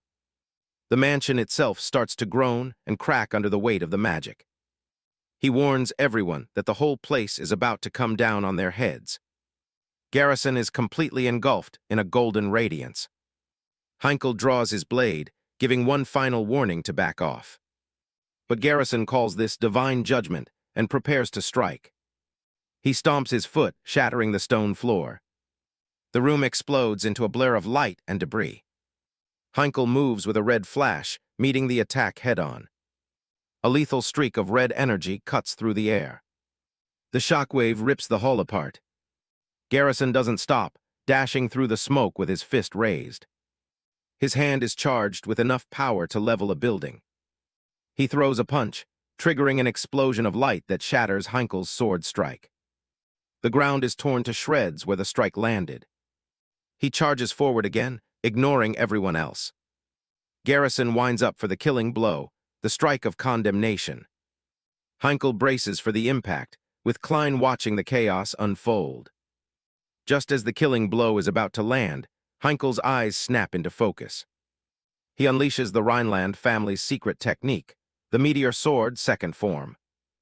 Garrison's gaze sharpens as the two powers collide. The entire hall is swallowed by a massive, blinding eruption of energy. The shockwave is so intense it nearly blows the guards away, with only Berkel standing his ground. Even Klein realizes this has escalated way past what he expected. Suddenly, a high-pitched voice cuts through the chaos, screaming for them to stop. Erin sprints straight into the line of fire, throwing herself between the two powerhouses. Everyone freezes in total disbelief at the little girl's suicidal interruption. Berkel just stares, completely stunned by the sudden break in the fight. Dunkel snaps out of the battle trance, shouting for Eren to get back before she gets hurt. He's genuinely confused why she's even standing in the middle of a war zone. Eren doesn't look scared at all. She just walks up and holds her hand out to Garrison. She reminds him that he promised her a present the next time he came back. The knights and Klein can only watch with blank expressions, trying to process the sheer absurdity of the moment. Garrison looks like the wind has been completely taken out of his sails, as he realizes he actually forgot. Eren starts jumping around him, declaring that heaven punishes liars. Klein watches from the sidelines, thinking that being that oblivious to a life-or-death atmosphere is practically a talent. Garrison sighs and starts rummaging through his coat, admitting that he did make that promise. He pulls out a small box, explaining their special cookies from a famous bakery in the capital. Eren immediately starts digging in, her mood doing a total 180 as she munches away. Her eyes sparkle as she declares they're the most delicious things she's ever tasted. As she eats, she asks Garrison about his own childhood, and his expression suddenly goes dark. He reveals that he grew up in a place where even a sip of water was a luxury, and most of his friends never made it to adulthood. He tells them the name of the place was the Archimonde cult. Klein is floored. He has absolutely no memory of ever starting a cult in his past life. He's left wondering how his name ended up tied to something so twisted. Garrison's voice is cold as he swears to destroy that cult, even if it costs him his life, for what they did to him. He looks down at Eren one last time with a softened gaze. He tells her to enjoy his share of the cookies too, since it's the only thing he can really offer her. Then he turns that cold stare back onto Klein, warning him that their business isn't finished. He turns and walks out of the hall, making it clear that next time, he won't be so lenient. The heavy atmosphere finally begins to lift as the priest disappears into the distance. Klein finally lets out the breath he was holding, nearly collapsing from the stress. He knows he can't afford to make an enemy out of a guy like Garrison again. But he also knows Garrison is coming back to finish the job eventually. It's just a matter of who gives up first. Eren suddenly pops up next to him, offering him a bite of her cookie and scaring the life out of him. Klein manages to compose himself and asks if she likes strawberry cake just as much. When she says yes, he tells her to go ask the chef to make one and tell him he sent her. She lets out a cheer and sprints off toward the kitchen, completely over the morning's drama. Watching her run off, Klein can't help but feel like all that intense life-or-death stuff was almost pointless. But as his smile fades, he remembers he still has one more major hurdle to clear: his father. Heinkel's expression is unreadable as he says they need to speak in private. They move to a quiet hallway, the flickering candles of the chandelier casting long shadows. Without wasting any time, Heinkel gets straight to the point. Did Klein learn necromancy? Klein admits it, and Heinkel's voice turns sharp as he asks why he'd choose the very power that kept him shackled for 7 years. Klein keeps his head bowed as Heinkel demands to know how he even managed such a feat. He tells Heinkel that he found the knowledge in books stored away in his mother's old annex. Heinkel looks genuinely shaken, whispering her name as he processes the claim. Klein watches him carefully, knowing full well it's a lie, but also knowing it's the only excuse Heinkel might actually believe. He tells his father that while he won't apologize for keeping it a secret, necromancy was his only means of staying alive. Heinkel argues that there must have been other ways, even with his talent for swordsmanship. Klein points out that he has no mana, meaning he never could have accomplished what he did with a blade alone. He references the reports of the Empire using necromancers to chip away at their northern borders, something they hadn't even suspected. He tells Heinkel that while it's an extreme move, his goal is simply the revival of the Rhineland family. He makes a bold proposal: use him as the family's official necromancer. Klein stares straight at his father. This is the moment he must make his final decision. He adds that this only works if Heinkel truly believes he isn't actually the reincarnation of the Dark Lord Archimonde. He wonders to himself whether Heinkel will use him to save the family from decline, or simply stand by and watch them fall to ruin. Heinkel remains silent, looking away as he weighs the weight of the choice. He looks down at the young man, remembering the day he first returned to the duchy. He reflects on how Klein had spent 7 long years locked away in a correctional institute because of him. Yet, despite everything, Klein had looked at him without a single trace of resentment in his eyes. He remembers the simple, haunting way Klein had called him father upon his return. Heinkel thinks to himself that even though he was a pathetic father who failed to protect Klein's future, Klein had still held onto that connection all this time, while Heinkel was just focused on his own sense of liberation. He turns his back, telling Klein that at this point he has neither the right nor the reason to stop him. Klein's eyes widen slightly at the unexpected concession. Heinkel looks back over his shoulder with a faint, tired smile, telling him to do as he wishes. They stand in the vast, empty hall, an uneasy but definitive agreement finally reached between father and son. Elsewhere in the dead of night, a mysterious figure in the shadows looks over a document, deciding it's finally time to meet Klein. This person, the tall and lean Grand Duke Hellion, addresses the athletic young woman standing before her as Leia. Leia Fallwyvern, her blonde hair marked with a distinct red streak, acknowledges the order with a serious expression. She promises Grand Duke Hellion that she will bring Klein to her as requested. Somewhere in the city, a quiet night is shattered by a sudden, panicked shout. A mercenary is sent flying through the air as a massive explosion of force tears through a building. Emerging from the wreckage is a hulking, grayish humanoid, the monster, with messy black hair and glowing red eyes. The surviving mercenaries realize with horror that their entire group is no match for the sheer physical power of this creature. The massive man towers over them, his dark aura radiating a terrifying bloodlust. He lets out a sadistic grin, his eyes burning with a manic light as he calls them pathetic. One of the mercenaries, shaking with fear and rage, decides he doesn't care about the odds anymore. He charges forward with his sword raised high, screaming for the monster to die. But the monster is far too fast, catching the blade and shattering it with ease. With a single, brutal swing of his massive arm, he smashes the mercenary aside like he's nothing more than a nuisance. One of the mercenaries screams in terror as he tries to flee from the carnage. The monster's massive, veined hand tightens around a stone. He swings his arm and hurls it straight at the mercenaries fleeing with their backs turned. The stone flies with such force that it punches a hole right through their bodies. The creature flexes his fingers, his eyes hidden in shadow as he feels the surge of power coursing through his veins.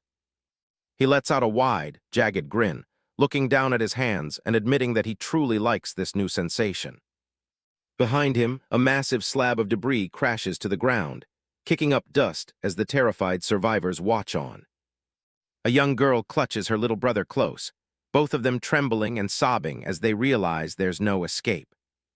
The monster towers over them, effortlessly lifting a massive piece of rubble with a single hand as he looms like a god of death. He reaches down with his other hand, mockingly telling the children not to cry. With a sadistic glint in his eyes, he tells them that the pain will all be over very soon as he prepares to drop the stone. Just as he's about to strike, his expression shifts to one of sudden, cold intensity.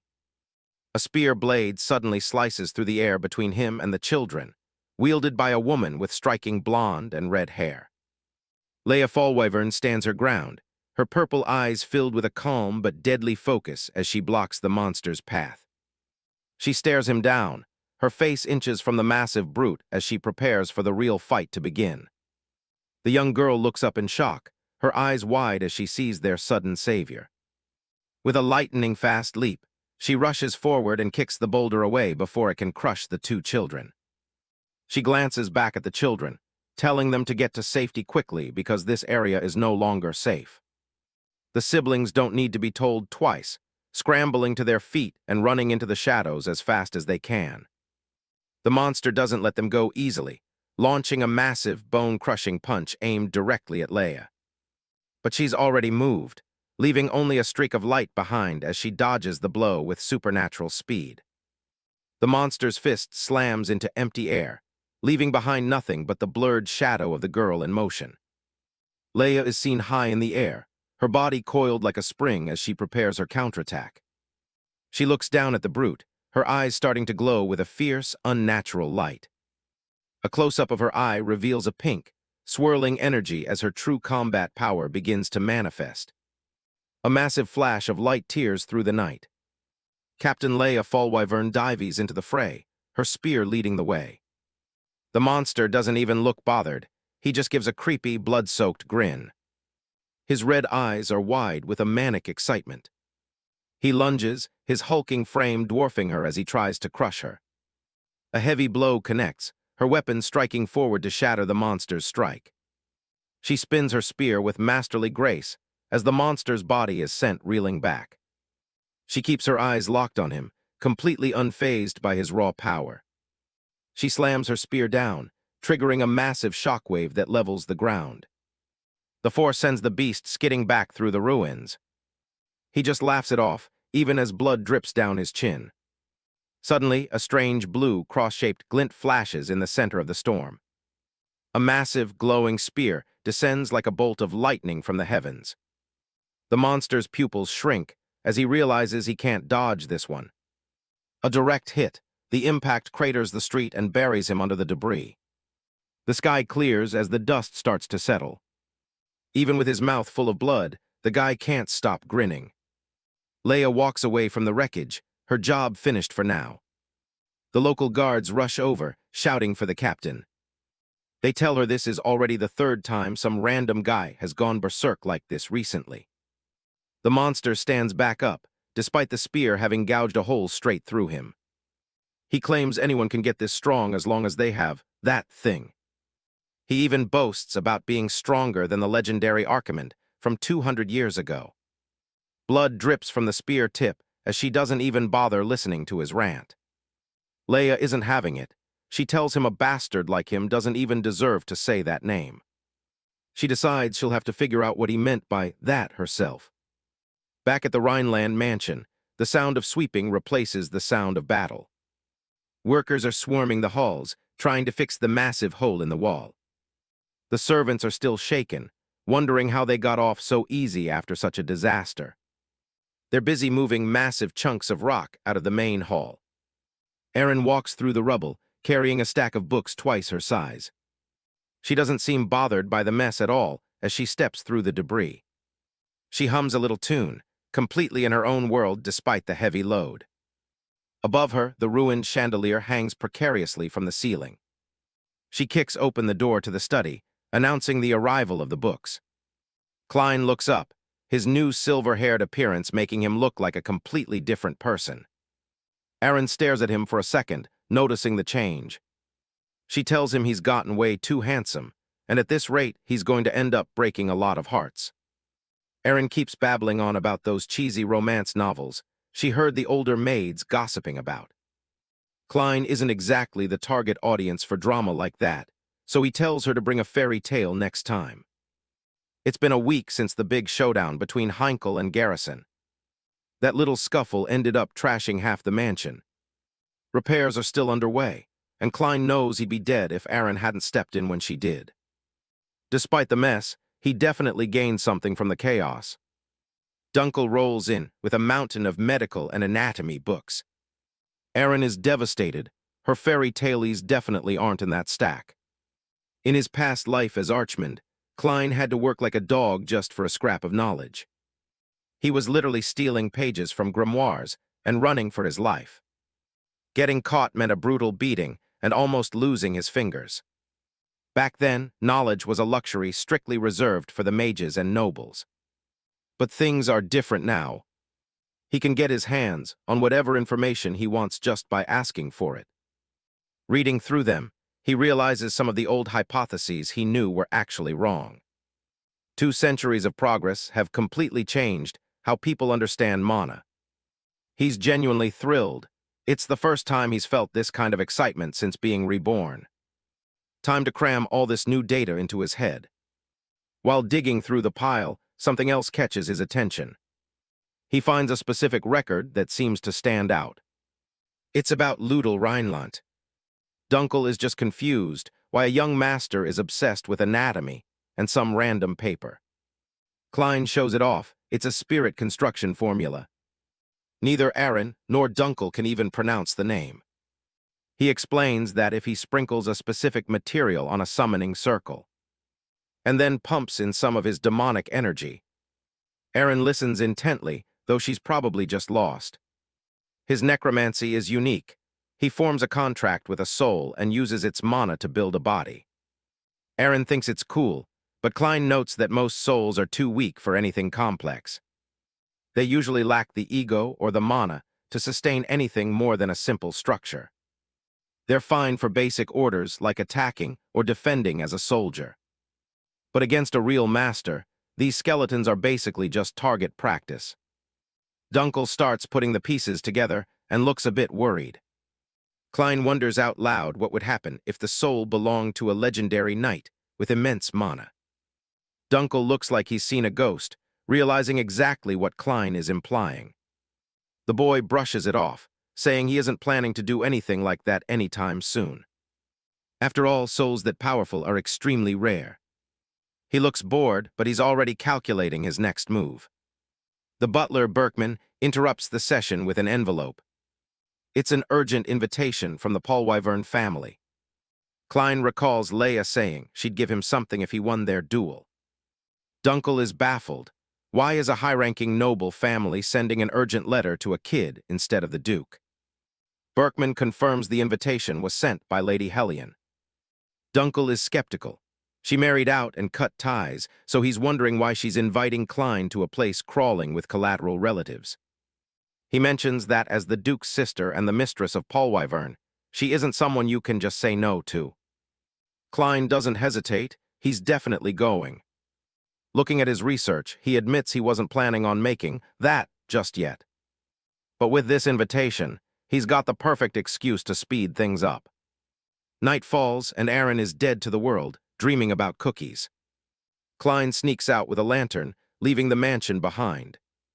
The moon is high and glowing in the dark sky. His footsteps echo on the stone path. He arrives at the tomb of Berkel Rhineland, the sixth duke of the family. This guy was a total beast, Heinkel's father and the only knight in history strong enough to rival the first duke. He was a tragic hero who died young on the battlefield. Klein knows he has to claim this soul for himself. He approaches the mausoleum under the moonlight. He reaches out and slides the entrance open. The inside is massive, lined with statues of past rulers. He heads deeper into the dark, silent tomb. Most of the souls here have already passed on, leaving the place empty of spiritual traces. But he knows there's one exception still lingering here. A faint blue glow starts to leak out into the room. He found it, a soul still tied to the grave by its own regrets. He jokes that Heinkel would probably have a heart attack if he knew what was happening. He stands before the ornate sarcophagus and gives it a tap. Time to get to work. He asks his grandfather to forgive the disrespect of exhuming him, but he's got big plans. He starts the incantation, calling on the soul bound by its past life. He offers a contract to anyone who still wants to walk a path in this world. Massive waves of blue energy start pouring out of the stone coffin. The spiritual pressure is heavy enough to shake the entire mausoleum. Footsteps start approaching from the center of the blinding light.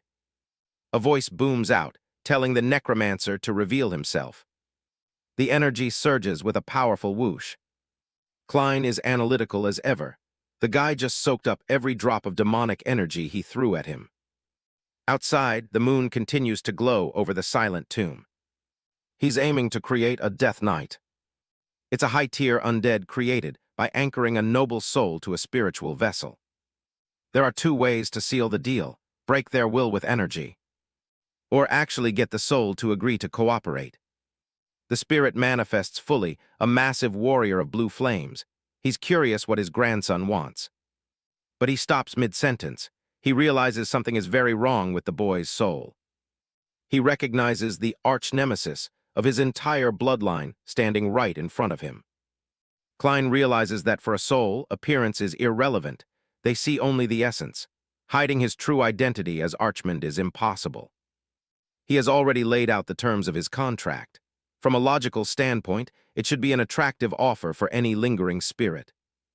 Berkel Rhineland admits the proposal is more than just reasonable. It is quite admirable in its ambition. However, as a former duke who once led the family, he finds it nearly impossible to place his trust in his bloodline's greatest enemy. The atmosphere grows heavy with spiritual pressure as the two stand against each other under the night sky. Waves of power ripple through the air, causing the surrounding grass to bend and shudder. Klein's expression remains steady. He knows he must earn this cooperation through action. "Then I shall prove it to you," he declares, promising that the contract is genuine and will ultimately bring Berkel freedom. He challenges the old warrior's code, asking if a knight's trust is forged by anything other than the sword. Berkel scoffs at the irony of a grave robber talking about trust, but he doesn't shy away from the confrontation. The battle between the young master and the ancient spirit begins in earnest. 2 centuries ago, Emperor Meldir established the empire, creating the continent's dominant superpower.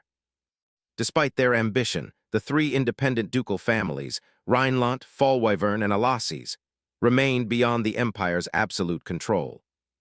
To counter this, the empire cultivated influence within the families themselves, and their key was Hellion. Lady Hellion Fallwyvern is Duke Heinkel's sister, Leia's stepmother, and the iron-fisted leader of the family's collateral branch. Back in the safety of his study, Klein contemplates why such a formidable woman would suddenly summon him. Dunkel enters the room, reporting that he has finished organizing the library as requested. Klein informs him that they will be departing for the Fallwyvern estate in just 3 days, and tasks him with the preparations. Dunkel is visibly concerned. The invitation explicitly states that Klein must travel alone without his usual guard. Despite the clear danger, Klein insists on going. For him, the opportunity to gather intelligence on his enemies outweighs the risk. He needs to understand Hellion's motives and the exact power dynamics within the treacherous collateral branch. A dark smirk plays on Klein's lips as he suggests that if things go wrong, he can always turn his enemies into a mindless undead army. Dunkel immediately objects. As a man of principles, he believes such a path is beneath them. "As a knight, that is," Dunkel begins, struggling to reconcile his loyalty with his morals. "What's wrong with doing bad things to bad people?" Klein counters. Klein points out the harsh reality. The main Rhineland family is crumbling while the collateral branch thrives on the wealth they've extorted. Dunkel stands firm. He argues that the Rhinelands must never abandon their honor and principles, even for profit or survival. Klein looks at him with a cold, analytical gaze, questioning if honor and faith are truly worth such a heavy price. Dunkel insists that they are more important than anything else in the world, holding on to the image of the noble knight he aspires to be. Klein stares at him for a moment, his expression unreadable. He clenches his fist on the desk. "Then that's a relief," he says, because he has no intention of playing the hero. He openly admits his nature. He is an evil necromancer, willing to do whatever it takes. This mirrors his fierce clash with Berkel's spirit. Back in the duel, Klein moves with surprising agility, his movements sharp and precise. He predicts Berkel's opening move, a powerful thrust, and prepares to counter it. With a calm mind, he anticipates the follow-up strikes that usually come after a standard attack. The 2 warriors clash, sparks flying as their blades meet in a burst of spiritual energy. Berkel is genuinely impressed by the young man's prowess. "Not bad," he bellows, feeling the thrill of combat. He hadn't expected a necromancer to possess such refined swordsmanship. Small flashes of blue and purple light erupt around them. As he fights, Klein recalls the techniques he observed during the duel between Delane and Dalton. He also draws inspiration from the high-level combat between Heinkel and Garrison Bierman. He has meticulously analyzed the mechanics of every technique used by the family's strongest knights. Now, his only remaining task is to test them in a real, life-or-death scenario to master the transitions between moves.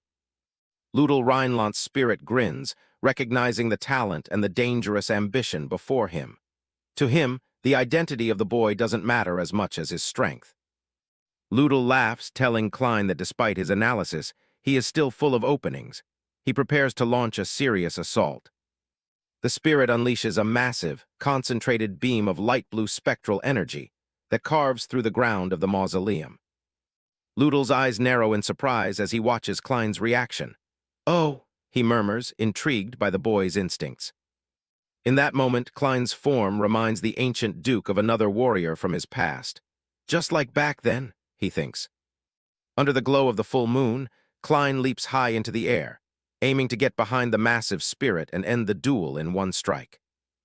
"Not so fast," Loodle shouts, shifting his weight with a speed that defies his spectral size, his grin widening with excitement.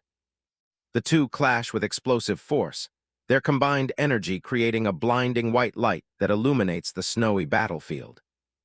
Klein lands in a low crouch, the sudden impact causing a sharp snap to echo through the air as the ground cracks beneath his feet. Loodle stands tall, his blue-flamed hair flickering. "Well, this is surprising," he admits, finally acknowledging the boy's skill. He finds it incredible that Klein is successfully blocking all of his strikes with a physical body that possesses absolutely no mana. Klein is sweating and breathing heavily, but his gaze is unwavering. Loodle concedes that the boy has more than just decent talent. This was Berkel Rhineland, the 6th Duke, and a man who once rightfully held the title of the strongest knight on the entire continent. His legendary reputation wasn't just built on raw power, but on a unique and complex style of swordsmanship that few could match. Loodle starts to banter, asking Klein if he's enjoyed playing Heinkel's son. He mocks Heinkel for being unable to read a room. The spirit chuckles at the thought of Heinkel's reaction if he discovered the son he raised so dearly was actually his arch-nemesis, Archimonde. Klein stares at him with a deadpan expression. "Why does a former duke talk like such a thug?" he asks, going on to remark on Heinkel's own cluelessness as well as that of his lineage. Loodle lets out a boisterous laugh. He finds Klein's insult to his own father so fitting that he wonders if they really are related. A glint of genuine battle lust appears in Loodle's yellow eye. "Well, whatever," he says, dismissing the small talk. The spirit's aura surges as he prepares to get serious. "I'm going all out from here," he warns, his form flickering with power. Klein's eyes widen as he recognizes the stance. It's a tragic sword style Loodle created himself, long lost to history due to its extreme complexity. The moon looks on as the air swirls with malevolent blue energy, signaling the start of the Duke's true technique. The paths of his sword begin to scatter, multiplying into a dozen different trajectories that all seem equally lethal. This is the Phantom Sword, Loodle's personal secret technique that makes it impossible for an opponent to tell which strike is real. Klein grits his teeth as the flurry of blades descends upon him. He knows that except for one, every single path is a fake, but finding the truth is the ultimate test. Klein's eyes lock onto the blade. He knows watching the sword isn't enough. He has to predict the next move before it even happens. Loodle comes in hot with a horizontal slash from the right. Klein shifts, expecting the next strike to come from the left. But he completely misreads the move as Loodle launches into the air. The blade comes crashing down from above, catching him off guard. A heavy boot slams into the ground, shattering the earth. The impact sends a shockwave through the field, forcing them apart. Klein realized that first swing was just a bait. Now he's got to deal with whatever erratic combo is coming next. He senses something coming from behind and tries to pivot. But the spirit's speed is on another level. Blue and steel clash, sending sparks flying into the night. The spirit's grip is like iron, pinning him down. Klein loses his footing, the force of the blow pushing him back. Loodle doesn't let up, unleashing a massive wave of spectral energy. The ground erupts as the power levels the area. Klein hits the dirt hard, coughing through the dust and smoke. He realizes that was the legendary Phantom Sword. Even in spirit form, the guy's mana output is insane. Loodle stands tall, warning him not to underestimate northern swordsmanship. He says it's a technique his own kids couldn't even master. The Duke mocks him, claiming even the continent's greatest necromancer couldn't find a way through. Klein wipes the blood from his face. He didn't want to show his hand this early, but he doesn't have much of a choice now. He decides to stop holding back and goes all in. His eyes glow with a cold, purple light, He's already seen everything he needs to see. He mocks the Duke, calling the legendary technique a joke. Ludel is fuming. He can't believe this brat thinks he can copy a secret art after seeing it just once. The wind picks up, rustling the tall grass of the mausoleum. They stare each other down across the moonlight field. Ludel charges, his form blurring into blue trails. Klein just smiles and readies his blade. The ancestor's eyes narrow, focused on the kill. The descendant stares right back, cold and calculated. Ludel unleashes the real phantom sword, filling the air with spectral blue blades. But Klein counters with his own version, his purple mana mimicking the technique perfectly. They both scream the name of the technique as they collide. The two forces slam into each other, lighting up the night in a massive explosion. It's a blur of blue and purple steel, neither one giving an inch. Ludel tells him not to get cocky as they clash midair under the full moon. The Duke keeps pressing the attack, demanding to know why a devil like him would bother helping his enemy's family. Their blades lock again, the ringing of steel echoing through the graves. Ludel calls him the devil of the continent, the person least likely to show any mercy. Suddenly, blood sprays across the moonlit sky. A fresh gash opens on Klein's forehead, blood dripping down his face. But the duel stops. Ludel holds his blade steady, sensing something has changed. Ludel is shocked. He stops his blade right at the last second, demanding to know why the kid didn't even try to move. Klein doesn't flinch. He just stares back, confirming that the spirit really could have landed that hit. The ancestor is speechless as Klein starts talking about the one thing every knight cares about: honor and loyalty.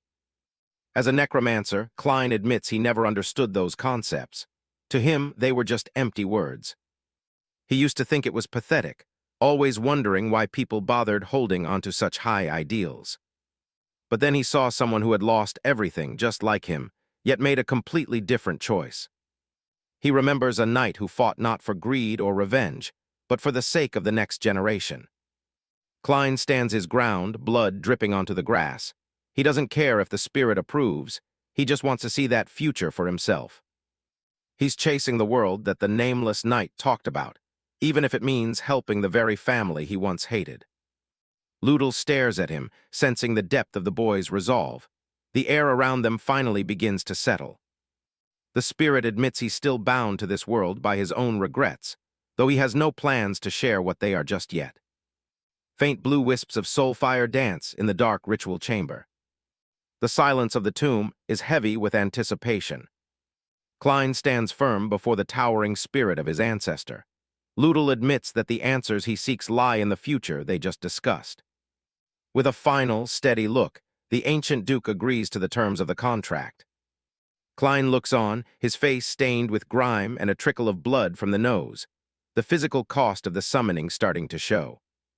Despite the exhaustion, a small, knowing smile tugs at the corner of his mouth. He reaches out his hand, ready to take on the burden of the past to secure his own future. This isn't a master-slave deal. It's a mutual agreement between two warriors.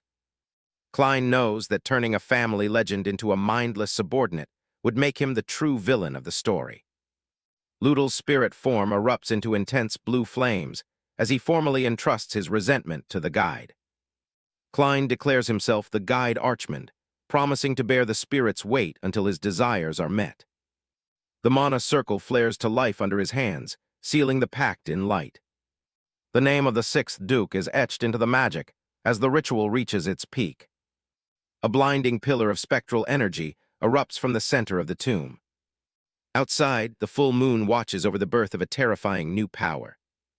Out of the light emerges a massive, armored silhouette with eyes burning like embers. Klein looks up at the manifestation of the sixth Duke, satisfied with the results of his work. The Death Knight contract is complete. The ancestor has become the sword. 3 days later, the manor is quiet while Erin sleeps peacefully in her room. She's tossing and turning in her sleep, struggling with something, with beads of sweat glistening on her forehead. Suddenly, Erin bolts upright with a shout about teriyaki cookies.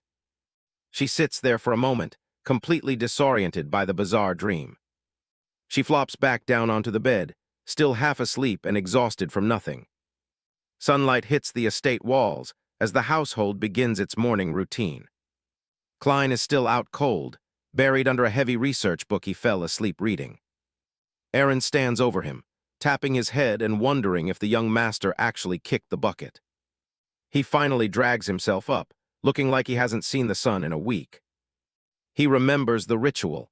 He used every last drop of his energy for that contract, and he still hasn't recovered.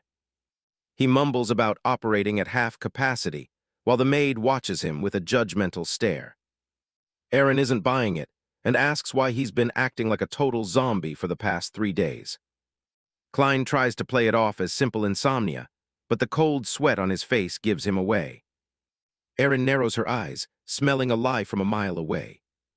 Klein panics. He's not ready for his secret to be outed by his own servant. She holds up his book, and it's flipped open right to the necromancy circle he used. He lunges for the book, desperate to hide the evidence of his late-night research. The situation gets worse when Dunkel is spotted standing by the window, listening in. The knight turns around, his stoic expression making Klein's heart skip a beat. Klein freezes, realizing he's been caught red-handed in the middle of a very suspicious conversation. Dunkel's gaze is intense. Klein is convinced he heard everything they were talking about. He starts stammering out an explanation, hopping to steer the knight's suspicion away from the magic. If Dunkel finds out the truth about the Death Knight, his entire plan is ruined. Suddenly, Garrison Bierman appears in a flash of memory, shouting that he's found him out, a nightmare Klein can't seem to shake. Klein stands there shaking, his mind racing as he tries to process the mess he's in. He's desperate to stop the misunderstanding before it spirals out of control, but the damage is already done. Dunkel just gives him a heavy, reassuring pat on the shoulder.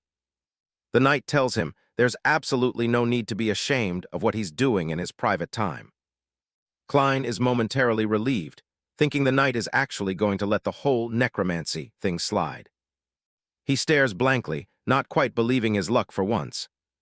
But then Dunkel turns to Aaron with an incredibly serious look on his face. He tells the little maid that her young master is just going through a very important phase of his life. Aaron looks up, completely lost and wondering what kind of phase could be that important. Dunkel explains that Klein looking completely drained is just a perfectly natural phenomenon for someone his age. He goes on to say that boys in puberty just happen to have a lot of pent-up energy. Klein's soul practically leaves his body as he realizes Dunkel thinks he was doing something private instead of magic. He tries to explain that it's not like that, but Dunkel just tells him not to worry about it. With a knowing thumbs up, the knight calls it a rite of passage that every young man goes through. Dunkel just laughs it off, clearly thinking he's being a great mentor. Klein's face turns bright red as he screams that he definitely wasn't doing whatever they're implying.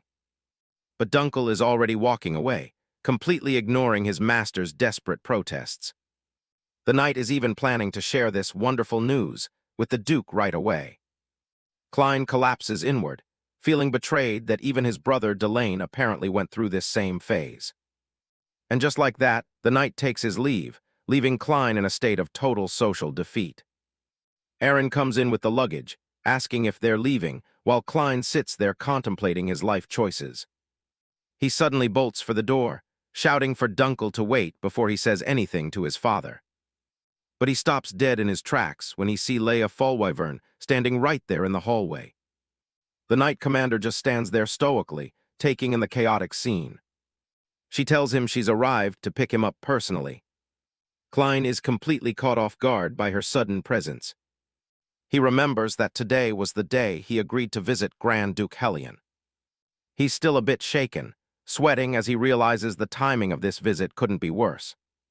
He asks if she heard any of that pent-up energy talk, but she coldly dismisses any interest in his private affairs. They head outside toward the waiting transport as a group. Klein's mind shifts to politics, thinking about how Hellion must be ruling her family like a tyrant to make someone like Leia an errand girl. The Fallwyvern carriage is grand, surrounded by a full escort of armored knights. He knows this visit is his chance to make a real name for himself, regardless of the threat Hellion poses. He climbs into the carriage and notices Leia sitting right there waiting for him.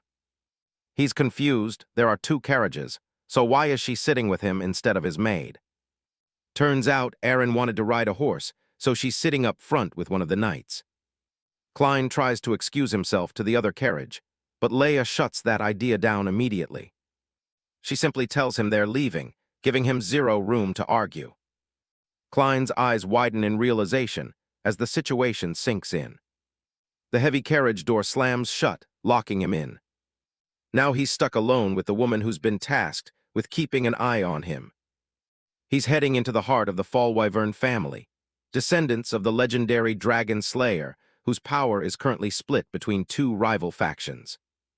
The power struggle within the Fallwyvern family is split into two sides, starting with the Grand Duchess faction led by Hellion of Rhineland. The opposition is the conservative faction, following the late Duke's eldest daughter and Knight Commander, Leia Fallwyvern. With Hellion's faction currently holding the real power, Leia was ordered to pick Klein up herself. Sitting across from him in the carriage, Leia suddenly drops a bombshell. "Take off your clothes." Klein is frozen in shock, staring at her in complete disbelief. He finally manages to find his voice, asking why she's saying such a thing and if she's actually being serious. He wonders if he's actually cursed today, as the carriage rattles along the mountain path. Looking at her, he can't help but feel a familiar vibe. This situation feels exactly like something he's dealt with in his past life.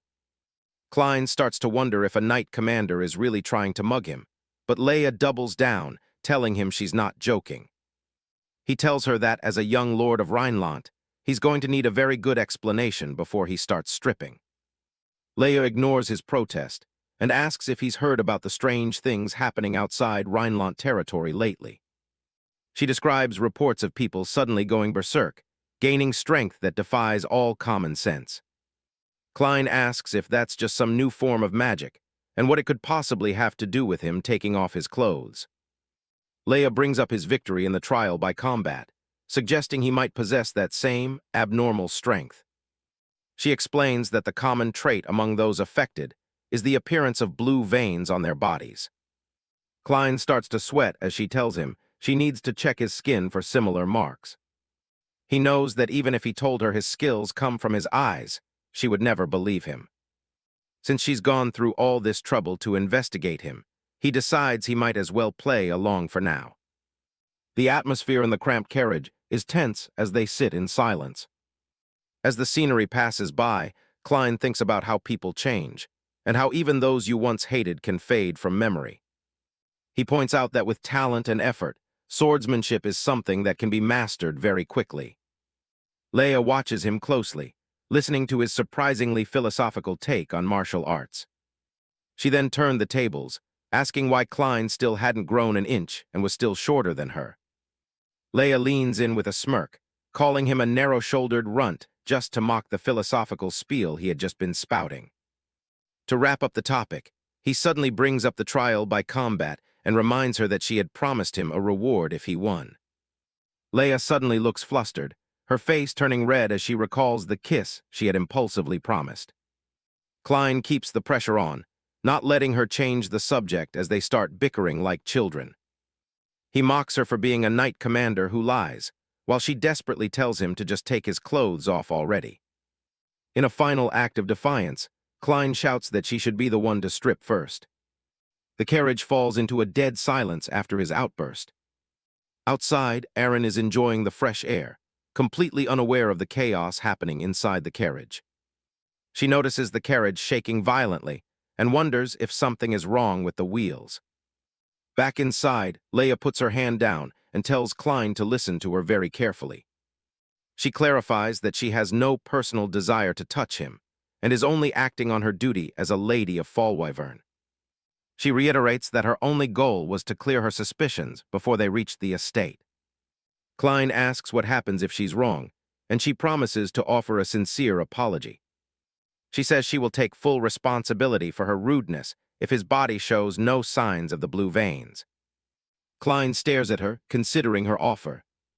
A mischievous smile spreads across his face as he repeats the word responsibility. Finally, the massive and imposing Fallwyvern estate comes into view. The carriage comes to a halt, and Erin is the first one to step out onto the grounds.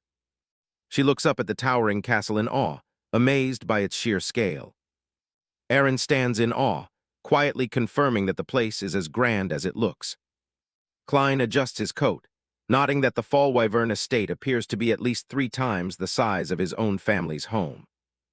As he takes in the opulence, he can't help but think that the entire place practically reeks of wealth. The estate is an architectural marvel, more like a palace than a mere noble's residence, leaving Klein genuinely surprised by the family's immense power. As they walk through the grounds, Aaron notices that Leia has already disappeared, and Klein admits he has no idea where she went. Suddenly, a voice calls out to Lord Klein, catching him off guard and making him turn around with a start. An elderly butler with a small goatee and formal tuxedo introduces himself as Gordon, the chief butler of the Fallwyvern ducal estate. Klein returns the bow with practiced grace, introducing himself and adding a playful, albeit confusing, comment about Aaron's puberty. With a polite and composed expression, Gordon invites them to follow him inside. They enter a cavernous, brilliantly lit hall filled with guests, and Gordon mentions that Grand Duke Hellion is already waiting for their arrival. The trio makes their way through the sea of whispering nobles and the sound of festive laughter. Gordon notes that it has been quite a while since a member of the Rhineland family has graced their halls with a visit. He reveals that the late Duke was deeply troubled by this distance before his passing, but expresses hope that things will finally change now that Klein is here. Klein's expression shifts to one of suspicion as he wonders exactly what kind of change the butler is referring to. He realizes that as the late Duke's closest confidant, Gordon has no reason to speak so openly to someone he considers an outsider. Wondering if the butler already views him as a potential ally, Klein decides to seize the moment and asks Gordon a direct question. As they continue their walk, Klein asks for the specific details of how the late Duke passed away, just as a commanding voice echoes from above. On the balcony above them, a pair of elegant black shoes decorated with stars come into view as someone approaches the railing. A woman holding a dark, ornate fan looks down at Klein, remarking that he bears a striking resemblance to his mother. The surrounding guests begin to gossip excitedly, shocked that the Grand Duke herself has come out to greet a guest so personally.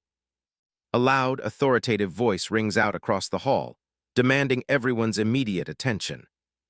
An official commands everyone to salute and pay their respects as Her Grace, the Grand Duke, makes her formal approach. The entire room bows in unison, but Klein remains standing, his gaze fixed on the powerful woman looking down at him. He stares up with a calm, unreadable expression, finally coming face to face with the leader of the Fallwyvern family.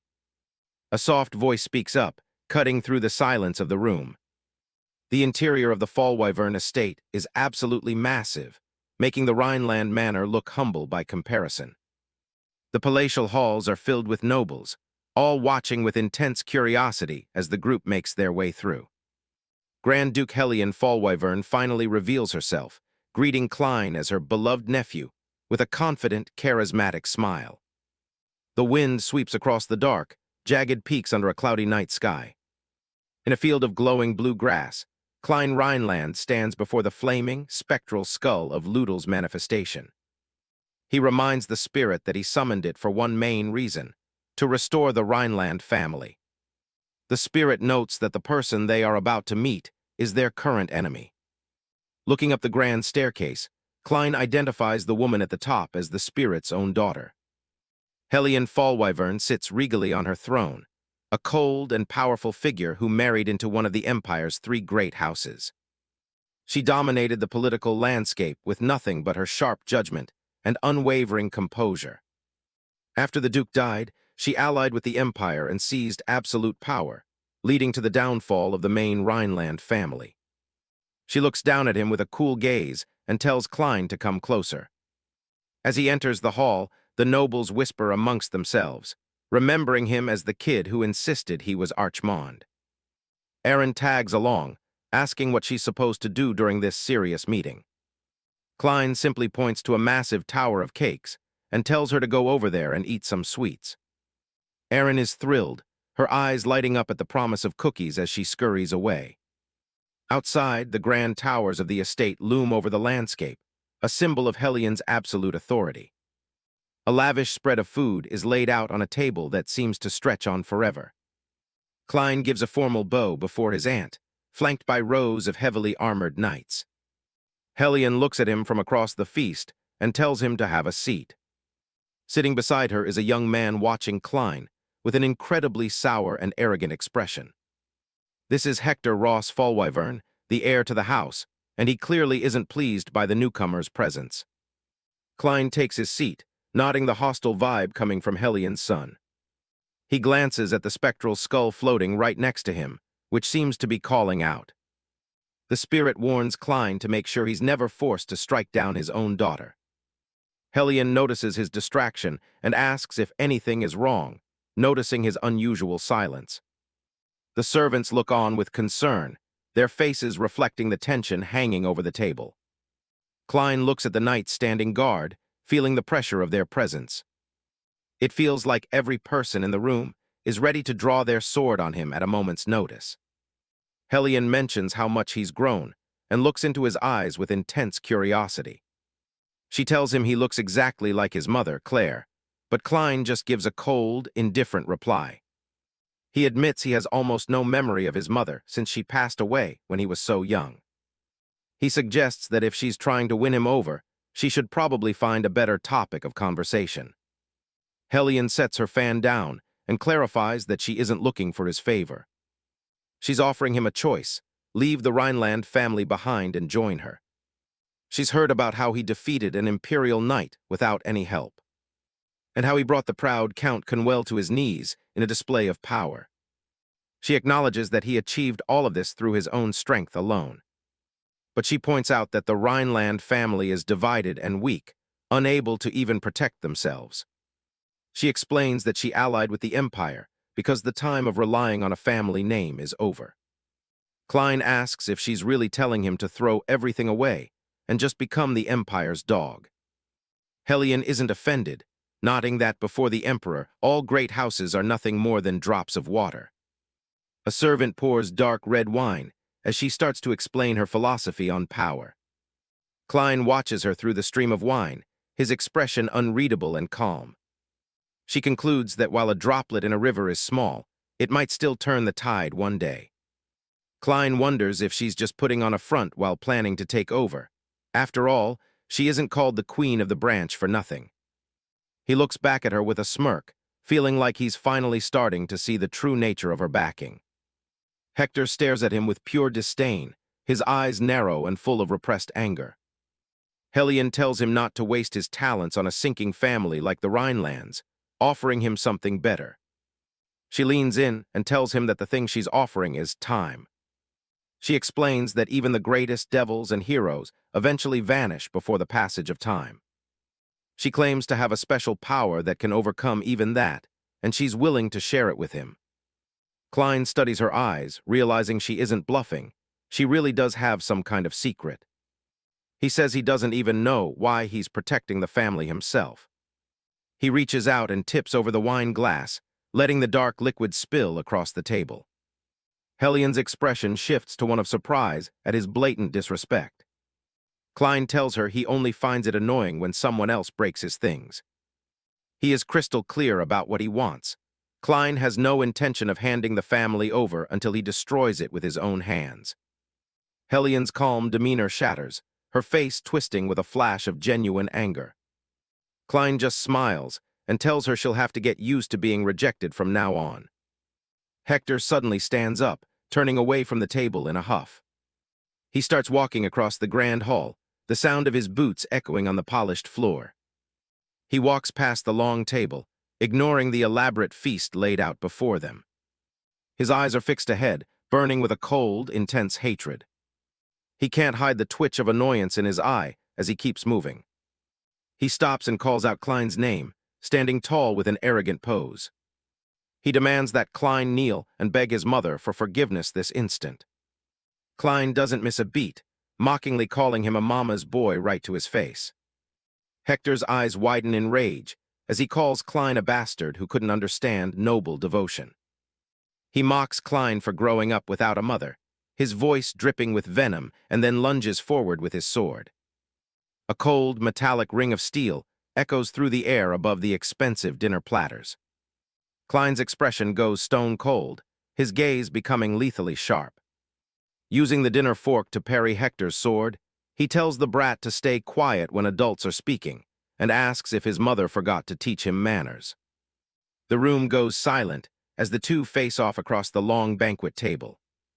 Hector is fuming, offended that someone who looks younger than him would call him a brat. Klein tells him to shut up and stop talking back like a child. Hellion finally speaks up, telling her son that he's had enough. But Hector is already past the point of listening, his hand gripping the hilt of his sword. He apologizes to his mother, but says he can't let this bastard's insults to the Duchess stand. He vows to take at least one of Klein's hands as payment for his insolence. With a sudden dash, he lunges across the table, sending plates and silverware flying. Hector's eyes are filled with bloodlust as he watches Klein. Now he has the perfect excuse to do whatever he wants. He grabs the silverware hovering in midair. Then he hurls them all at Klein. Finally, Klein draws his sword with a sharp metallic ring. Klein effortlessly brushes aside the flying silverware with a slight flick of his sword. Taking advantage of that moment, Hector lunges forward, his sword ready to strike down. Hector's strikes are frantic and wide, leaving him completely exposed. Klein, on the other hand, moves with terrifying precision, his eyes never leaving his opponent. Klein observes that while Hector's form is decent for a successor, it's still far from enough. A slight smirk plays on Klein's lips as he decides he's seen enough of his cousin's talent. He addresses Hector Ross Fallwyvern by his full name, his voice dripping with cold authority. With a sudden, violent movement, Hector is sent flying backward, his boots sliding across the floor. Klein lunges forward, catching Hector by the throat before he can even recover. He slams Hector down onto the table, shattering the fine china and scattering the remains of the feast. Klein repeats his aunt's words with a sarcastic tone. Time really is precious. He looks down at the terrified boy beneath him, noting how much more valuable time feels now that he's back. He asks why he should waste a single moment of that precious time on a worthless pest. His eyes glow with a dark intensity, as he suggests that killing him would be much more efficient. Hector's eye wide with terror, he realizes Klein isn't joking, he's looking at his own death. A booming voice suddenly cuts through the tension, ordering the violence to stop. The towering figure of Sanchez, Hellion's direct knight, steps forward with a hand on Klein's shoulder. The banquet hall remains in a state of chaos, the table a ruin of splattered food and broken glass. Klein is momentarily stunned, realizing the knight approached him without making a single sound. Hellion watches the scene through her fan, her eyes cool and calculating as she assesses the situation. Hector lies on the table, trying to catch his breath after nearly being strangled. Sanchez's hand is a heavy weight, a clear reminder of the power dynamic in the room. Hector stands up and tries to regain his dignity, claiming this is an act of mercy from his mother. But as he walks away, he discreetly grips a golden knife, his true intentions far from merciful. He suddenly whips around, shouting that he hasn't finished yet. The golden blade flashes through the air, aimed right at Klein's face. But the attack is intercepted in midair by another figure who has just entered the hall. Hector's eyes widen in confusion as his secret strike is effortlessly countered. Sanchez looks on with a grim expression, recognizing the newcomer immediately. Klein turns to see the blonde-haired girl with a red streak standing behind him. Leia Fallwyvern stares at him with cold amber eyes, declaring she's here to make him pay for what happened on the carriage. Hector looks like he's seen a ghost when Leia suddenly steps into the middle of the confrontation. She drops a bombshell, telling the group she's here to take responsibility for being rude to Klein in the carriage. High above the estate, the sky is clear, but the tension in the grand hallway is suffocating. Klein's caught off guard too, wondering if she's actually serious about apologizing. A quick flashback shows the moment in the carriage when she first gave him her word. Hector's jaw practically hits the floor at her sudden change in attitude. He tries to play the victim, claiming Klein insulted his mother and their family name. Leia cuts him off, telling him a knight who draws his sword on a guest has no business talking about authority. She delivers a final blow to his ego, reminding him that he was the one who actually got subdued earlier. Hector's eyes widen as he realizes how much he's being humiliated. Then a massive shadow falls over the group as a new voice orders Hector to stop. Grand Duchess Rhineland finally steps in to interrupt the two sisters' tug-of-war. Her eyes glow with a terrifying light as she asks her son how long he's going to keep acting like a fool. Hector starts sweating, clearly terrified of his own mother. Klein can feel the sheer weight of the spiritual pressure she's emitting. Leia doesn't hesitate to bow, offering a formal apology to the Grand Duchess for the scene. Hellion stares her down, warning Leia that she'll remember who she's choosing to stand up for. Leia keeps her head down, but insists her duty is to protect the safety of all guests. Hellion turns her gaze toward the other knights standing at attention. She commands the Blue Holy Spear Knights to be ready for a brutal training session the next morning. The knights respond with a unified salute to their commander. Klein realizes he's not just dealing with any commander.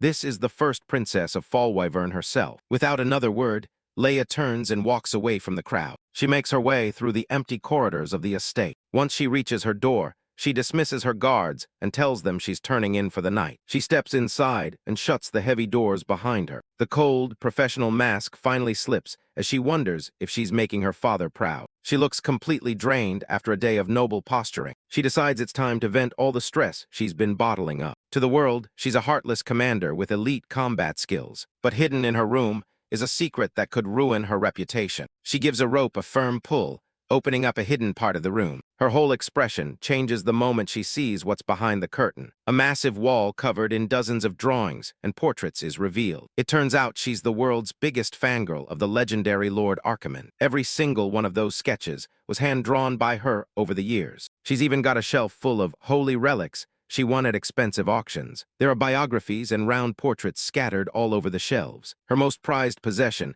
is a custom-made, double-sided Archimonde body pillow. She gets lost in a fantasy where her idol actually praises her for a job well done. She starts ranting to herself about how historians are clearly blind for getting his face wrong. Since nobody else can get it right, she decides she's just going to have to redraw his entire history herself. Back in her room, Leia is still lost in her own little world, clinging tightly to the custom cushion she made. In her mind, she sees the legendary Lord Archimonde standing right there, telling her everything is going to be okay. Her mind even ends up having a nosebleed from her own wild imaginations. Out in the hallway, the maids pause in their tracks, hearing the muffled commotion coming from behind her door. Leia quickly pulls herself together, kicks off her boots, and hops into bed. She thinks about how the whole world calls him a devil, but she secretly finds that kind of reputation enviable. To her, the most impressive thing about him was that he stayed true to himself until the very end. Her biggest regret is that he vanished from the history books long before she was even born. She sighs, wishing she could have seen him in person just a single time. Her heart skips a beat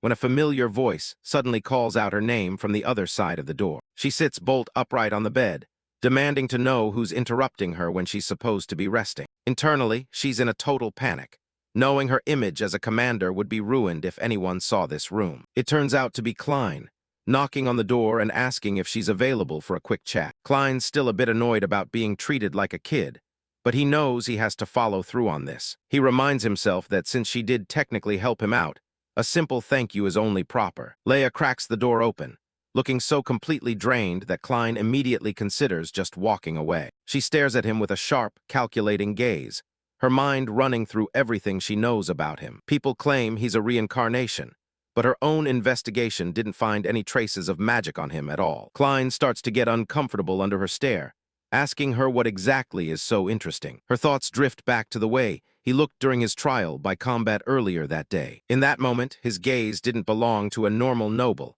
It was the look of a predator hunting its prey. She warns herself that he still carries Hellion's bloodline, meaning she can't afford to trust him easily. The heavy atmosphere is shattered when Aaron comes charging into the room, amazed by how huge it is. Leia is instantly flustered, shouting at the maid for barging in without waiting for an invitation. Klein follows her inside and gives a formal thanks for her help in stopping Hector. He admits that things could have ended very badly if she hadn't stepped in when she did. Leia gives him a hesitant response, still keeping her guard firmly up. Without wasting any more time, Klein cuts straight to the chase and asks if she's interested in making a deal. He brings up some sensitive information he gathered about the Fallwyvern family's past. He mentions that the way her father, the former Duke, passed away seemed more than a little suspicious. Evidence suggests that Hellion was directly connected to the Duke's final moments. Klein points out that they both have the exact same enemy to deal with. He knows she has the hatred needed to take action. She just lacks the proper justification to move. He proposes that he can provide the very resources she needs to finally shake Hellion's power. Leia listens intently as he explains how he can help her manipulate the political factions as she wishes. He makes it clear that they don't need a full alliance, just a partnership between two people with a common goal. Leia remains silent, carefully weighing the potential risks and rewards of his proposal. Klein pushes a bit further, asking if there's anything else she would want in exchange for her help. Aaron just stands by, looking back and forth between them as the conversation gets more serious. Leia finally speaks, realizing he must have done some deep digging into her father's past. She clenches her fist, the mention of her father clearly striking a deep chord. She tells him straight up that he's just like Hellion, someone who calculates how to use another person's pain. Klein stares at Leia in a stunned silence, her harsh words still hanging heavy in the air. He's completely taken aback by her comparison, unable to fathom how she could see him as being like Hellion. Leia maintains her intense gaze, her expression a mix of sharp defensiveness and deep-seated bitterness. The heavy tension between the two is suddenly shattered by a high-pitched shout from just outside. After rummaging through Leia's room for a while, Aaron bursts out with a bright, innocent smile, holding up a bizarre-looking object in her hand. She excitedly shows off what she thinks is a cute frog doll, though its actual appearance is somewhat bizarre. Leia's heart stops as she recognizes the item, a handmade tribute she's kept hidden away. She immediately loses her cool, frantically rushing toward the maid to get the secret item back. She manages to snatch it out of the air, desperately insisting that it's a very important piece of history. Klein watches the chaos with a sweat drop, wondering how anyone could find that piece of rag important. He narrows his eyes, his curiosity getting the better of him as he looks more closely at her reaction. When he asks to see the doll for himself, Leia just screams at him to get out of her room immediately. Her eyes widen in pure panic as she realizes he's standing right next to a hidden compartment. While the two of them are busy focusing on the doll, the maid cheerfully reaches out and grabs a thick purple rope hanging from the ceiling, wondering what it does. With a firm pull, the hidden mechanism is triggered, and a section of the wall slides open. A massive secret shrine is revealed, filled with paintings and drawings of the man Leia admires most. Aaron gazes with wide-eyed curiosity, pointing at the wall filled with portraits with her mouth hanging open. She leans in to get a better look at one of the drawings, trying to make sense of the man's face. On a side table, a framed portrait sits prominently amidst a collection of books and lit candles. Klein is frozen in horror as he recognizes the drawings as attempts to capture his own previous appearance. The realization hits him like a physical blow, and he finds himself unable to look away from the shrine. His mind goes into a tailspin, repeating the same shocked thought over and over again. He's left absolutely speechless, the sheer absurdity of the situation leaving him completely stunned. The more he stares at the elaborate display, the more he realizes how deep her obsession truly goes. He finally manages to find his voice, horrified that his own likeness is the center of her secret world. Aaron holds up a cushion featuring a chibi version of the same face, and Klein feels a wave of pure disgust. Leia covers her face with her hands, wishing she could just disappear from the face of the earth. Her face is flushed a deep, embarrassed red as she stands there, exposed and totally mortified. She feels like her entire life has just fallen apart, her dignity as a knight commander destroyed in seconds. Her thoughts are a frantic mess of humiliation, as she realizes her private sanctuary is now public knowledge. Klein is still reeling, staring at a particular drawing and wondering why it looks so much like him. He finally reaches his breaking point, his mind flooded with utter panic as he questions what he is seeing. He yells at Leia to explain herself, demanding to know why his pathetic face is plastered everywhere. Leia snaps, her embarrassment turning into a flash of protective rage as she rushes to cover the items. In her panic state, she ends up delivering a sharp slap across Klein's face that stuns them both. Tears of frustration and shame fill her eyes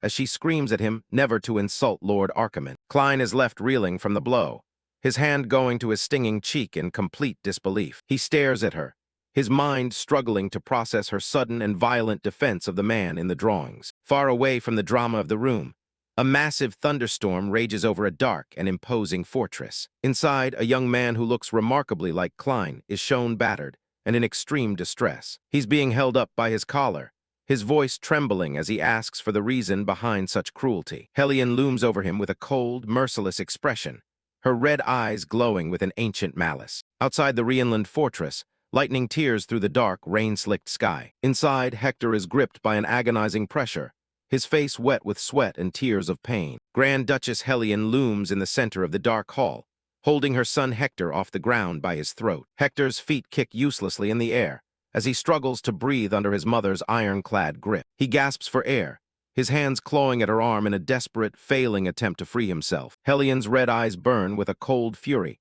as she asks if he truly understands the consequences of his actions. Hector's vision starts to fade, the terrifying silhouette of his mother reflected in his wide, trembling eye. She finally drops him to the floor, where he collapses and coughs, listening to her recount his failures. She berates him for losing his temper in front of the council and allowing himself to be subdued by Leia. She reaches out a hand toward his bowed head, her voice dripping with disappointment at his lack of care. Hector remains on the floor, shivering in the cold atmosphere of the room as his mother stands over him. She mentions the ruined dinner, lamenting the lost chance to spend time with her nephew, Klein. As she turns to leave, Hector manages to speak, his voice full of a desperate, wounded pride. He shouts that he only acted because Klein had the audacity to insult her right in front of him. He claims that his love for her as a son far outweighs his sense of duty as an heir to the family. A single tear falls as he expresses his heartbreak at her decision to favor a nephew over her own child. His voice rises in a pained crescendo as he asks why she refuses to return the love he feels for her. Hellion stops in her tracks, her voice a low murmur as she tells him that she loves him more than anyone. But her eyes remain devoid of warmth, as she adds that his love is currently of no practical use to her. She orders him to leave immediately for the fortress city of Garland to serve as its defense commander. She attempts to disguise the exile as a great opportunity for him to receive specialized training. Hector stares at her, the realization of his mother's true intent beginning to dawn on him. He understands that he isn't being given an opportunity. He's being discarded and sent away. Swallowing his bitterness, he bows low and vows to return as a more useful son for the Rhineland family. Grand Duchess Hellion Rhineland stands alone in her dark office, the only light coming from the window. She calls out into the shadows, ordering someone to show themselves. Sanchez, a scarred knight, steps forward into the moonlight. He bows and asks if the Grand Duchess had a specific task for him. Hellion gives him a direct order to contact the Fallen Leaves Assassin Guild. Sanchez is visibly shocked by her choice, but she confirms that's exactly what she wants. Her target is clear. She wants Klein Rhineland and his maid eliminated. Sanchez offers to handle the job himself to ensure things don't spiral out of control. Hellion acknowledges his skill, reminding him of his past heroics at Carmen Gorge. However, she decides to keep him nearby and instructs him to simply report back once the job is finished. Sanchez acknowledges the order with a serious expression. He turns to leave, the heavy clack of his boots echoing through the room. Hellion is left alone again, staring out at the night. She turns her attention to the desk. Walking over to her drawers, she prepares to retrieve something hidden. She pulls open a drawer to reveal a glowing red elixir tucked away inside. She stares intensely at the strange, shimmering liquid. She whispers to herself about how beautiful the concoction looks. Without hesitation, she downs the entire bottle in a single drink. Veins begin to bulge and glow across her neck and face as the elixir takes effect. Her eyes shift into animalistic red slits, a sinister aura surrounding her. She issues a silent challenge, wanting Klein to prove he's even worth keeping alive. The transformation continues, making her look like something far from human. Outside, the storm rages on as the wind rustles against the mansion. Meanwhile, Klein stands in silence, clutching the side of his face where he was just slapped. Leia Polwyvern realizes she's messed up, sweating as the panic sets in. She can't believe she actually hit the second young master of the Rhineland family. She scrambles to explain herself, claiming there's more to the story. Internally, she tries to convince herself that she just genuinely hates him. The two of them just stand there in an incredibly awkward silence. She starts rambling about Archimonde, the ancient devil from 200 years ago. She insists that as a knight commander, she has to study history to understand her enemies. She's terrified that if the truth about her obsession gets out, her dignity will be destroyed. She knows she has to find a way to smooth this whole situation over. She doubles down, saying the collection is purely for historical research. Klein looks completely unconvinced, still feeling the sting on his cheek. He plays along and tells her she's working hard, but internally he knows he's in serious trouble. He looks at the portraits of himself on the wall, wondering why her supposed hatred looks like a fan club. In his POV, Leia looks like a buff monster, and he's baffled by how she's this strong. He realizes that if she ever finds out who he truly is, she'll probably kill him on the spot. Erin, the maid, holds up a doll and points out how much it looks like the young master. Leia immediately snaps back, shouting that the doll looks absolutely nothing like him. Rhineland stands there in a brief moment of silence, the atmosphere heavy and awkward. He decides it's time to head out, jokingly thinking that staying any longer might actually shorten his life expectancy. Surprisingly, Leia Polwyvern speaks up and agrees to go through with the deal. She offers a rare apology for hitting him earlier, admitting she just got too caught up in her emotions. She confesses that she let her pride blind her, and realizes she can't take down Hellion on her own. She looks over at him, ready to discuss the terms they'll both have to live by. Klein suddenly pulls a total 180 and tells her to just forget the whole thing. He explains that the look of sheer desperation he saw on her face earlier is still sitting wrong with him. He notes that she's making the same pained expression as Hellion, and he doesn't want to be the reason she's dragged into something that hurts her. Klein tells her she doesn't need to rush into a decision right now. He starts to walk away, telling her to find him once she's actually ready to commit. Leia is left frozen. That sudden shift in his presence felt way too familiar. Klein stops and offers a blunt, cold apology before looking back. He tells her he's heading out, leaving her to deal with her own confusion. The one who tried to use my pain against me until just moments ago acts like a total scum, then changes so quickly. But in one moment, even Leia herself couldn't believe it when she suddenly proposed to Klein. Instead of a deal, how about an alliance? Leia sees the logic in it, realizing they both need each other to get their families back in line. Klein points out that a deal is just business that ends when it gets risky, but an alliance goes deeper. She asks him if they can actually trust one another when things go south. Leia clenches her fist. He isn't the hero she worships, but she's tired of getting her hopes up for nothing. She looks him in the eye and officially asks him to be her ally. Klein pauses in his tracks. She immediately gets flustered, telling him not to get the wrong idea about her offer. He considers the word ally. It's not something he usually likes, but he'll take it. He reaches out his hand, deciding this arrangement isn't too bad for now. They shake on it, finalizing the partnership between their two families. Leia promises him he won't regret making this choice. She knows that even if this ends someday, it's the right move for now. Klein gives a small, confident smirk. This is only the beginning of his plan. Somewhere in the city's dark underbelly, rats are scurrying through the filth. Deep inside a maze of sewer tunnels, someone is on the move. A heavy boot splashes down into the murky, stagnant water. It's the scarred client, hidden under a thick cloak as he navigates the dark. He follows the path until he reaches a specific dead end. He stops in front of a massive, reinforced iron door bolted into the stone. He stands there for a moment, waiting for someone to acknowledge his presence. He reaches into his cloak and produces a single gold coin. He slides the coin onto a tray and states that he has a request. The coin sits in the tray as he waits in silence. Suddenly, a pale, gnarled hand with long claws reaches out and snatches the payment. A voice from behind the door asks for the target. He wants Rhineland's second young master dead. The client looks completely dead inside as he speaks. He makes sure to specify that the maid needs to be eliminated as well. A creepy, hunched-over old man appears and tells him to follow. The old man explains that the Fallen Leaves assassins never deal face-to-face with anyone. He hands the man a scroll, telling him it'll connect him to the guild's leadership. He's given a stern warning not to open his eyes under any circumstances. Thick black shadows start to billow out from the ground around him. The darkness expands rapidly, swallowing the man whole. A distorted voice echoes out, promising to verify the request. A glowing purple figure confirms the targets. Rhineland and his maid are officially marked. The representative confirms the targets are currently under the protection of House Polwyvern. Hellion's agent agrees to the extra fee and presents a rare, glowing potion. He explains it's an Imperial family exclusive and promises 10 more after the job is done. Payment is confirmed.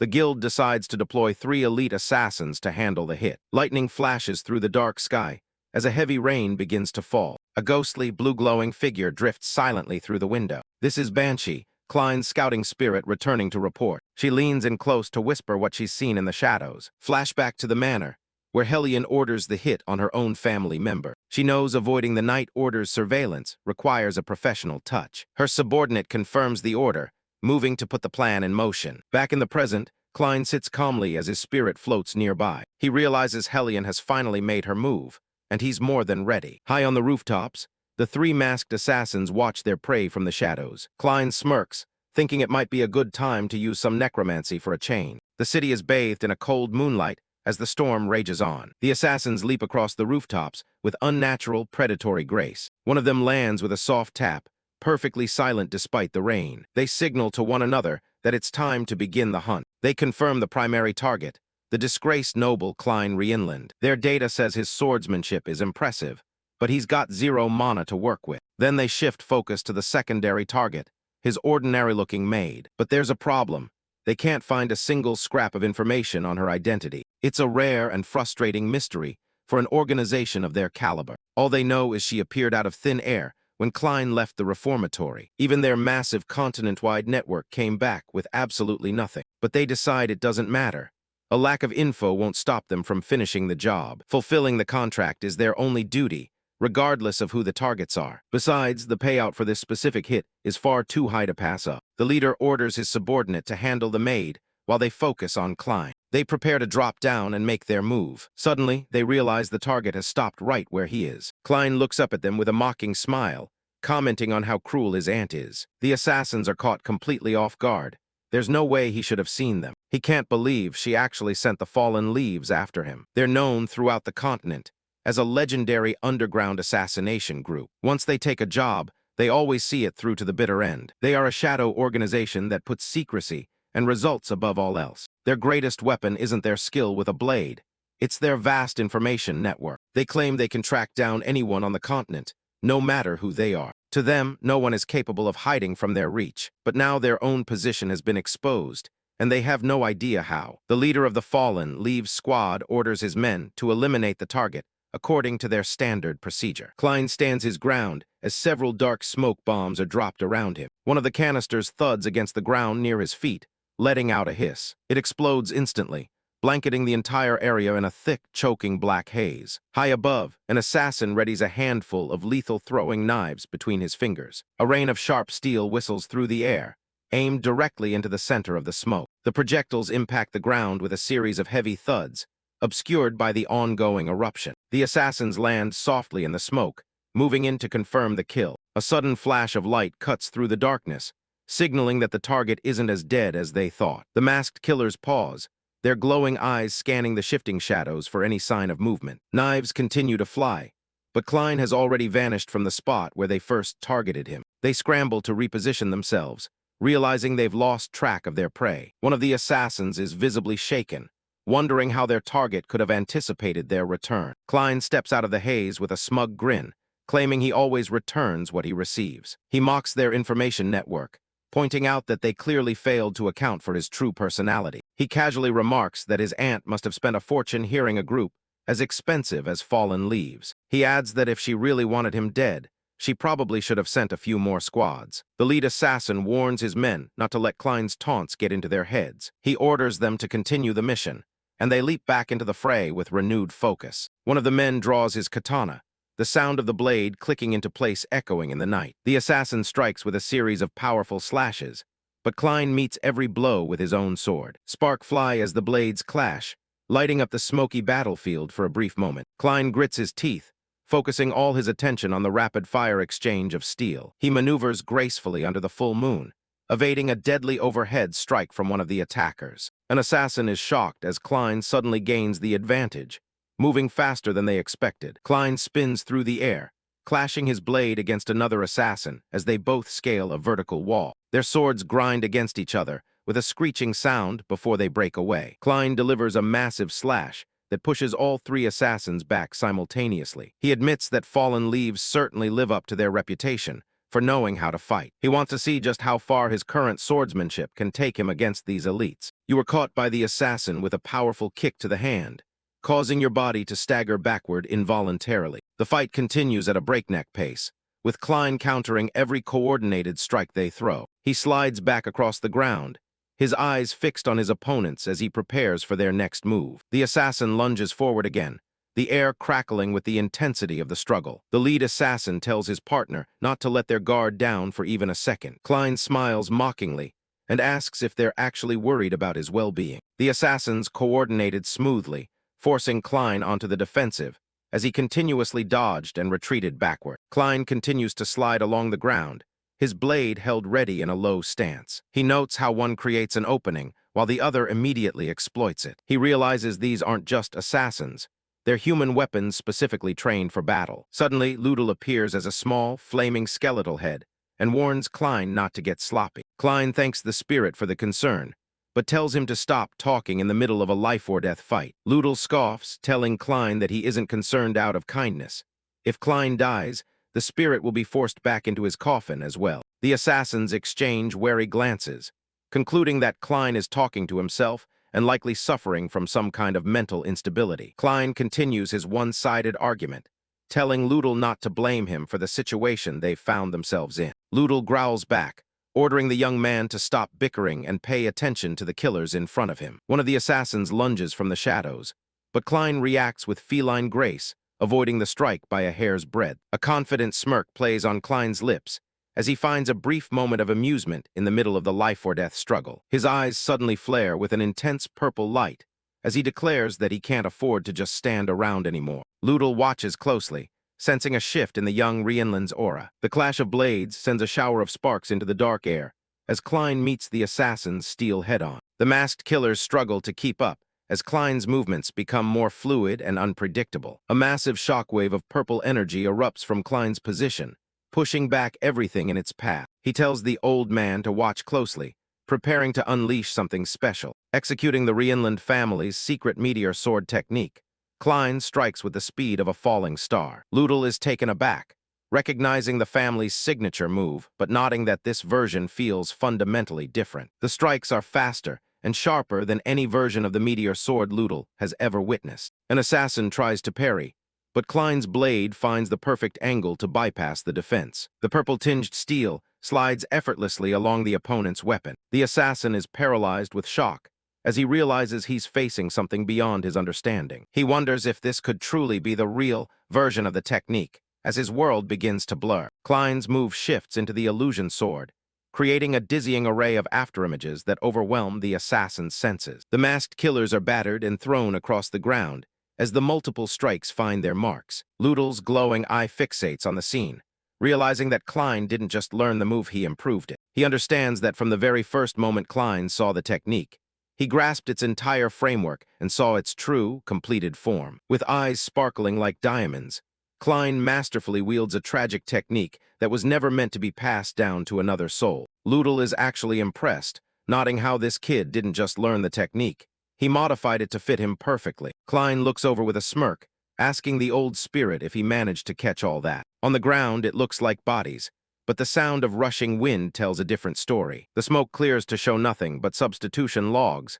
The assassins weren't that easy to hit. Klein stares at the decoys, his expression staying ice cold. From the shadows, the lead assassin recognizes the move, the legendary meteor sword. He knows the history. That was the signature move of the Rhineland family's seventh head. And the footwork he just saw belonged to the eldest son, Delane. This kid is a walking encyclopedia of family secrets. But there's one more technique that's bugging him, the illusion sword. That specific style supposedly died out with Rudel Rhineland, becoming a myth in the world of swordsmanship. The assassin is visibly shaken, realizing he's looking at a record that technically shouldn't even exist. Klein doesn't care about history books.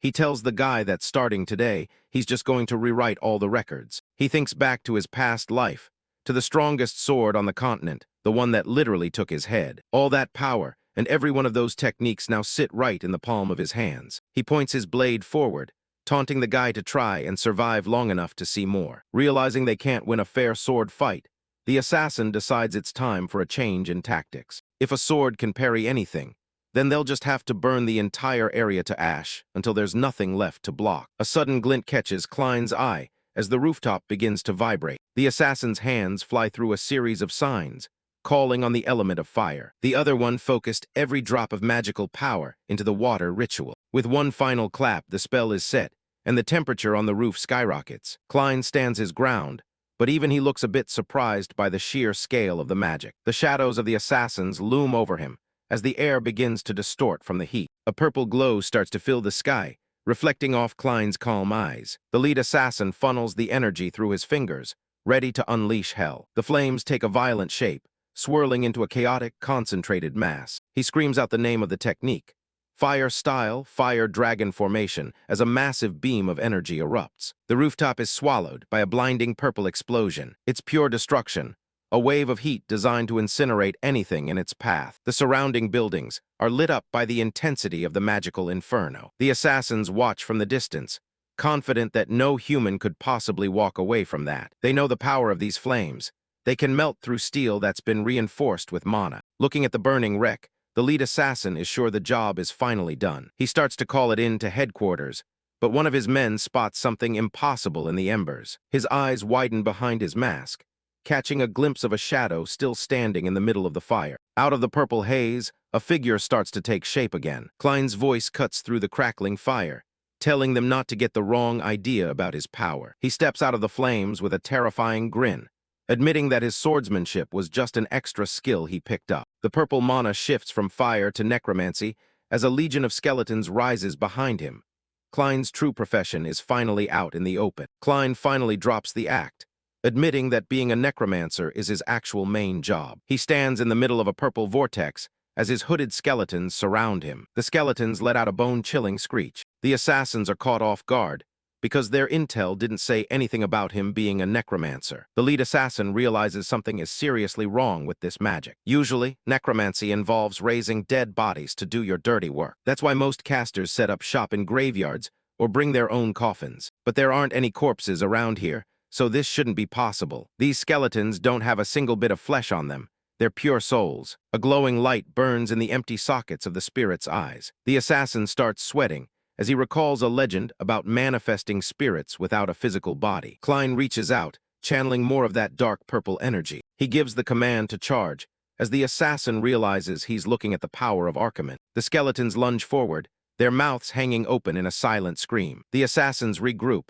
keeping their eyes on the incoming swarm. One of the masked killers focuses his gaze, waiting for the perfect moment to strike. The battle kicks off with a massive explosion of dust and magic. Assassins leap into the moonlight to dodge the first wave. The lead assassin figures a skeleton is just a skeleton, no matter how it's made. He readies his chain weapon, convinced he knows how to handle this. He decides they just need to smash them all to bits. He whips the heavy chain around, aiming for the skeleton's ribcage. The iron head of the weapon slams right through the spirit's torso. He doesn't stop there, pulling the chain back for another swing. The force of the impact shatters the bones into a million pieces. A massive white flash erupts as the skeletons are blown apart. Bone fragments and scraps of cloth rain down onto the pavement. Klein just smirks, asking if they really think smashing them once will be enough. The broken pieces of bone start vibrating on the ground. The assassins stop in their tracks, noticing the strange movement. The skeletal heads start laughing as they pull themselves back together. In just 3 seconds, the entire army is back on its feet. The assassins are stunned to see them completely restored so quickly. But the leader sees this as a chance to gather new info on these legendary beings. He grips his sword hilt, ready to test their limits. He declares that the fallen leaves will be the ones to write the new record on this magic. Klein watches with a cold, bored expression. The assassins move as one, their blades glowing with blue energy. A clean blue slash cuts through the dark night air. They unleash the falling leaves formation, a web of lethal sword strikes. Another skeleton is sliced clean in half by the high-speed attack. The lead assassin starts calculating exactly how long it takes for them to recover. One half of a severed skeleton starts reforming in less than 2 seconds. It takes only 3 seconds for them to achieve a full recovery. The assassin thinks they might have a chance if they pin them down during that window, but the skeletons are already staring them down with those eerie, glowing eyes. A close-up of the spirit's hollow face shows just how unnatural this magic really is. It lets out a high-pitched screech as it stares into the assassin's soul. The assassins are visibly shaken as their confidence starts to crumble. They realize the severed heads on the ground are actually moving on their own. The skulls start rattling and laughing at the men who thought they were predators. It looks like the skeletons are actually having fun with this slaughter. The leader realizes these aren't just puppets.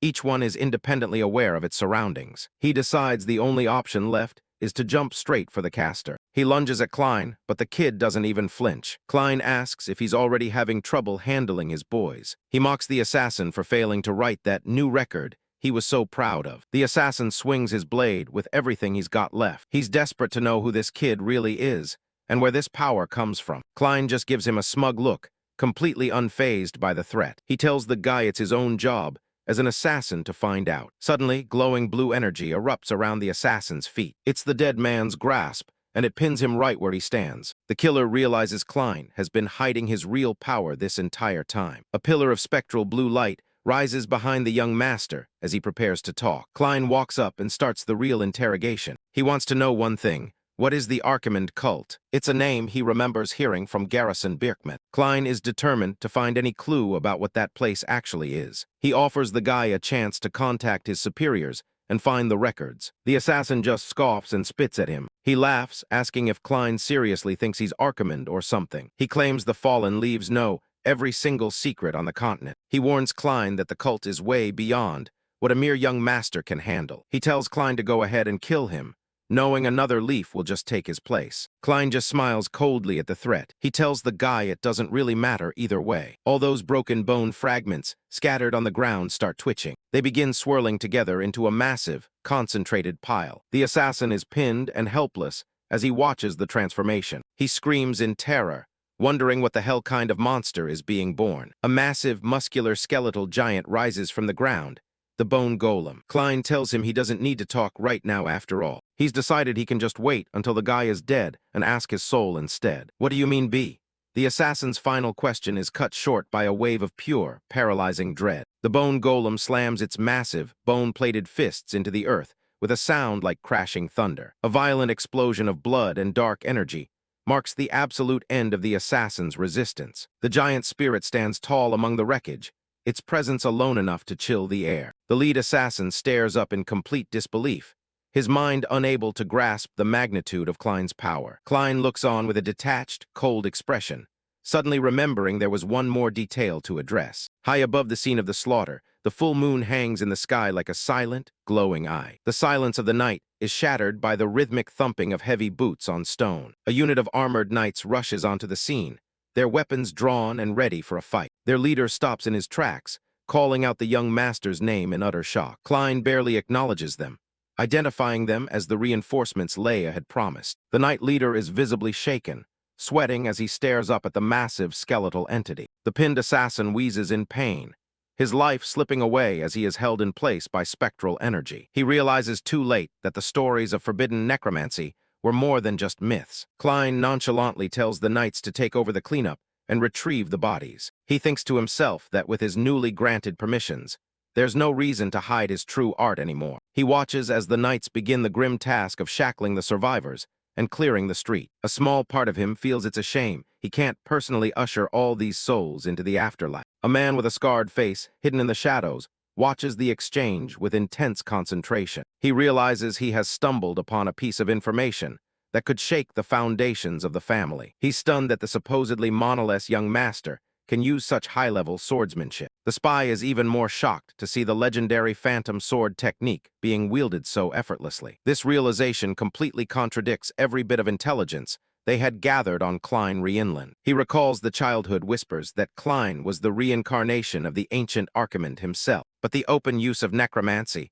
is the real revelation that he knows his lord will want to exploit. The fact that Lady Leia's knights didn't even react to the forbidden magic suggests a deep, secret pact. The spy grips his sword hilt, thinking this is more than enough evidence to ruin the young master. He decides that taking Klein's head himself would secure him a place of ultimate honor. He's convinced that all the credit for exposing and killing the Necromancer will be his alone. He begins to move through the dark alleyways, closing in for what he thinks will be an easy kill. The metallic clatter of his armor echoes slightly as he descends into the gloom. He stops abruptly as his battle-honed instincts scream that something is very wrong. He can sense a powerful, chilling energy nearby, something that doesn't belong in this world. He breaks into a cold sweat, his hand trembling as he wonders what could be radiating such malice. He wonders if the Grand Duchess Hellion herself has come to personally deal with him. Suddenly, he realizes with a start that the energy he's feeling is something even more primal. A pair of glowing red eyes flares to life in the pitch-black darkness of the alley. A masked figure steps forward,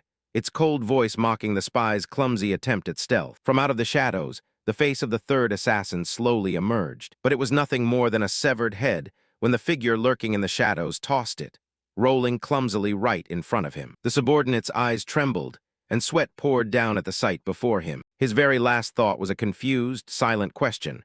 Who was the one that killed this assassin? Erin slowly stepped out of the shadows, Her blood-soaked maid outfit a chilling sight in the moonlight as she offered a simple greeting. She wears a twisted, joyful expression, clearly unimpressed by how quickly the man succumbed to her attack. Her crimson eyes flare with a terrifying intensity as she looks forward to finding someone who can provide her with more lasting entertainment. A cold blue moon hangs over the silent forest. Rhineland looks out at the sky, sensing that his plan is finally in motion. He's just hoping Erin doesn't go too overboard with her power tonight. Nearby, the unnamed knight is already breaking into a cold sweat as he realizes what's happening. Erin stands before him, her face splattered with blood and a playful look in her eye. The veteran knight is stunned.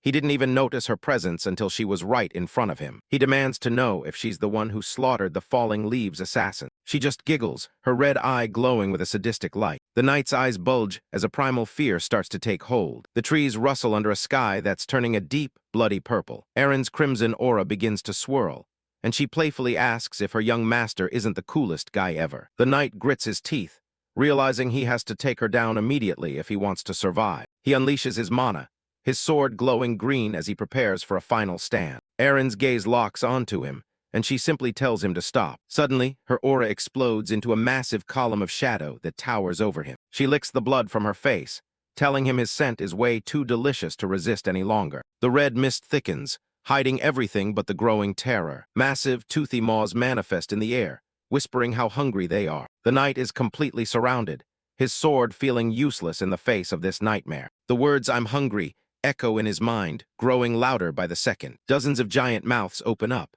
all chanting the same terrifying words over and over. He's staring up at a literal wall of teeth, feeling like a bug about to be crushed. The voices start debating how to eat him, asking if they should just gobble him up right now. Blood drips from the shadows as Erin's voice calls out to him from the dark. She leans in with a terrifying smile, asking if she can start by eating his eyeballs. Her glowing eyes narrow as the maws claim his bone marrow for themselves. The knight is hyperventilating, listening to them plan out exactly how they'll tear him apart. He's too terrified to even answer when she asks why he's being so quiet. A massive burst of shadow and hands erupts around him, swallowing him whole. Driven by pure panic, the veteran knight turns tail and runs into the red abyss. This is a man who spent his whole life on battlefields, cutting down hundreds of soldiers without flinching. He's never once turned his back on a fight, no matter how bad the odds were. He lived by the certainty that only the strong were meant to possess invincibility. But all that pride is gone now, replaced by something he can't even fight. Countless eyes track him from the darkness as he desperately flees. He's crying like a child,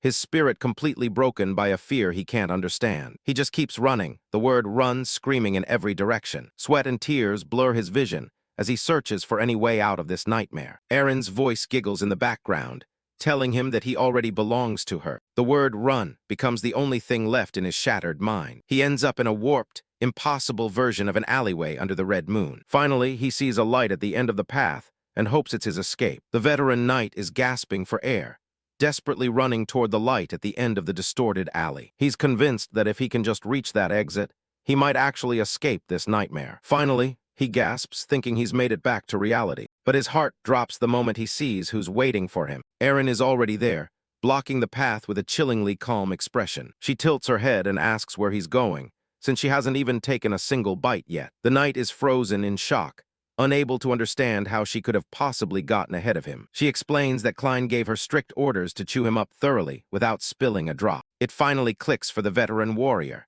the realization hitting him harder than any physical blow. He realized the ousted second young master was the one pulling the strings the whole time. He thought he was the one watching Klein from the shadows. In reality, he was in the palm of the boy's hand from the very start. A massive, shadowy maw snaps shut with a sickening sound. The knight can only let out a hollow laugh as his spirit finally breaks. He realizes he wasn't the hunter.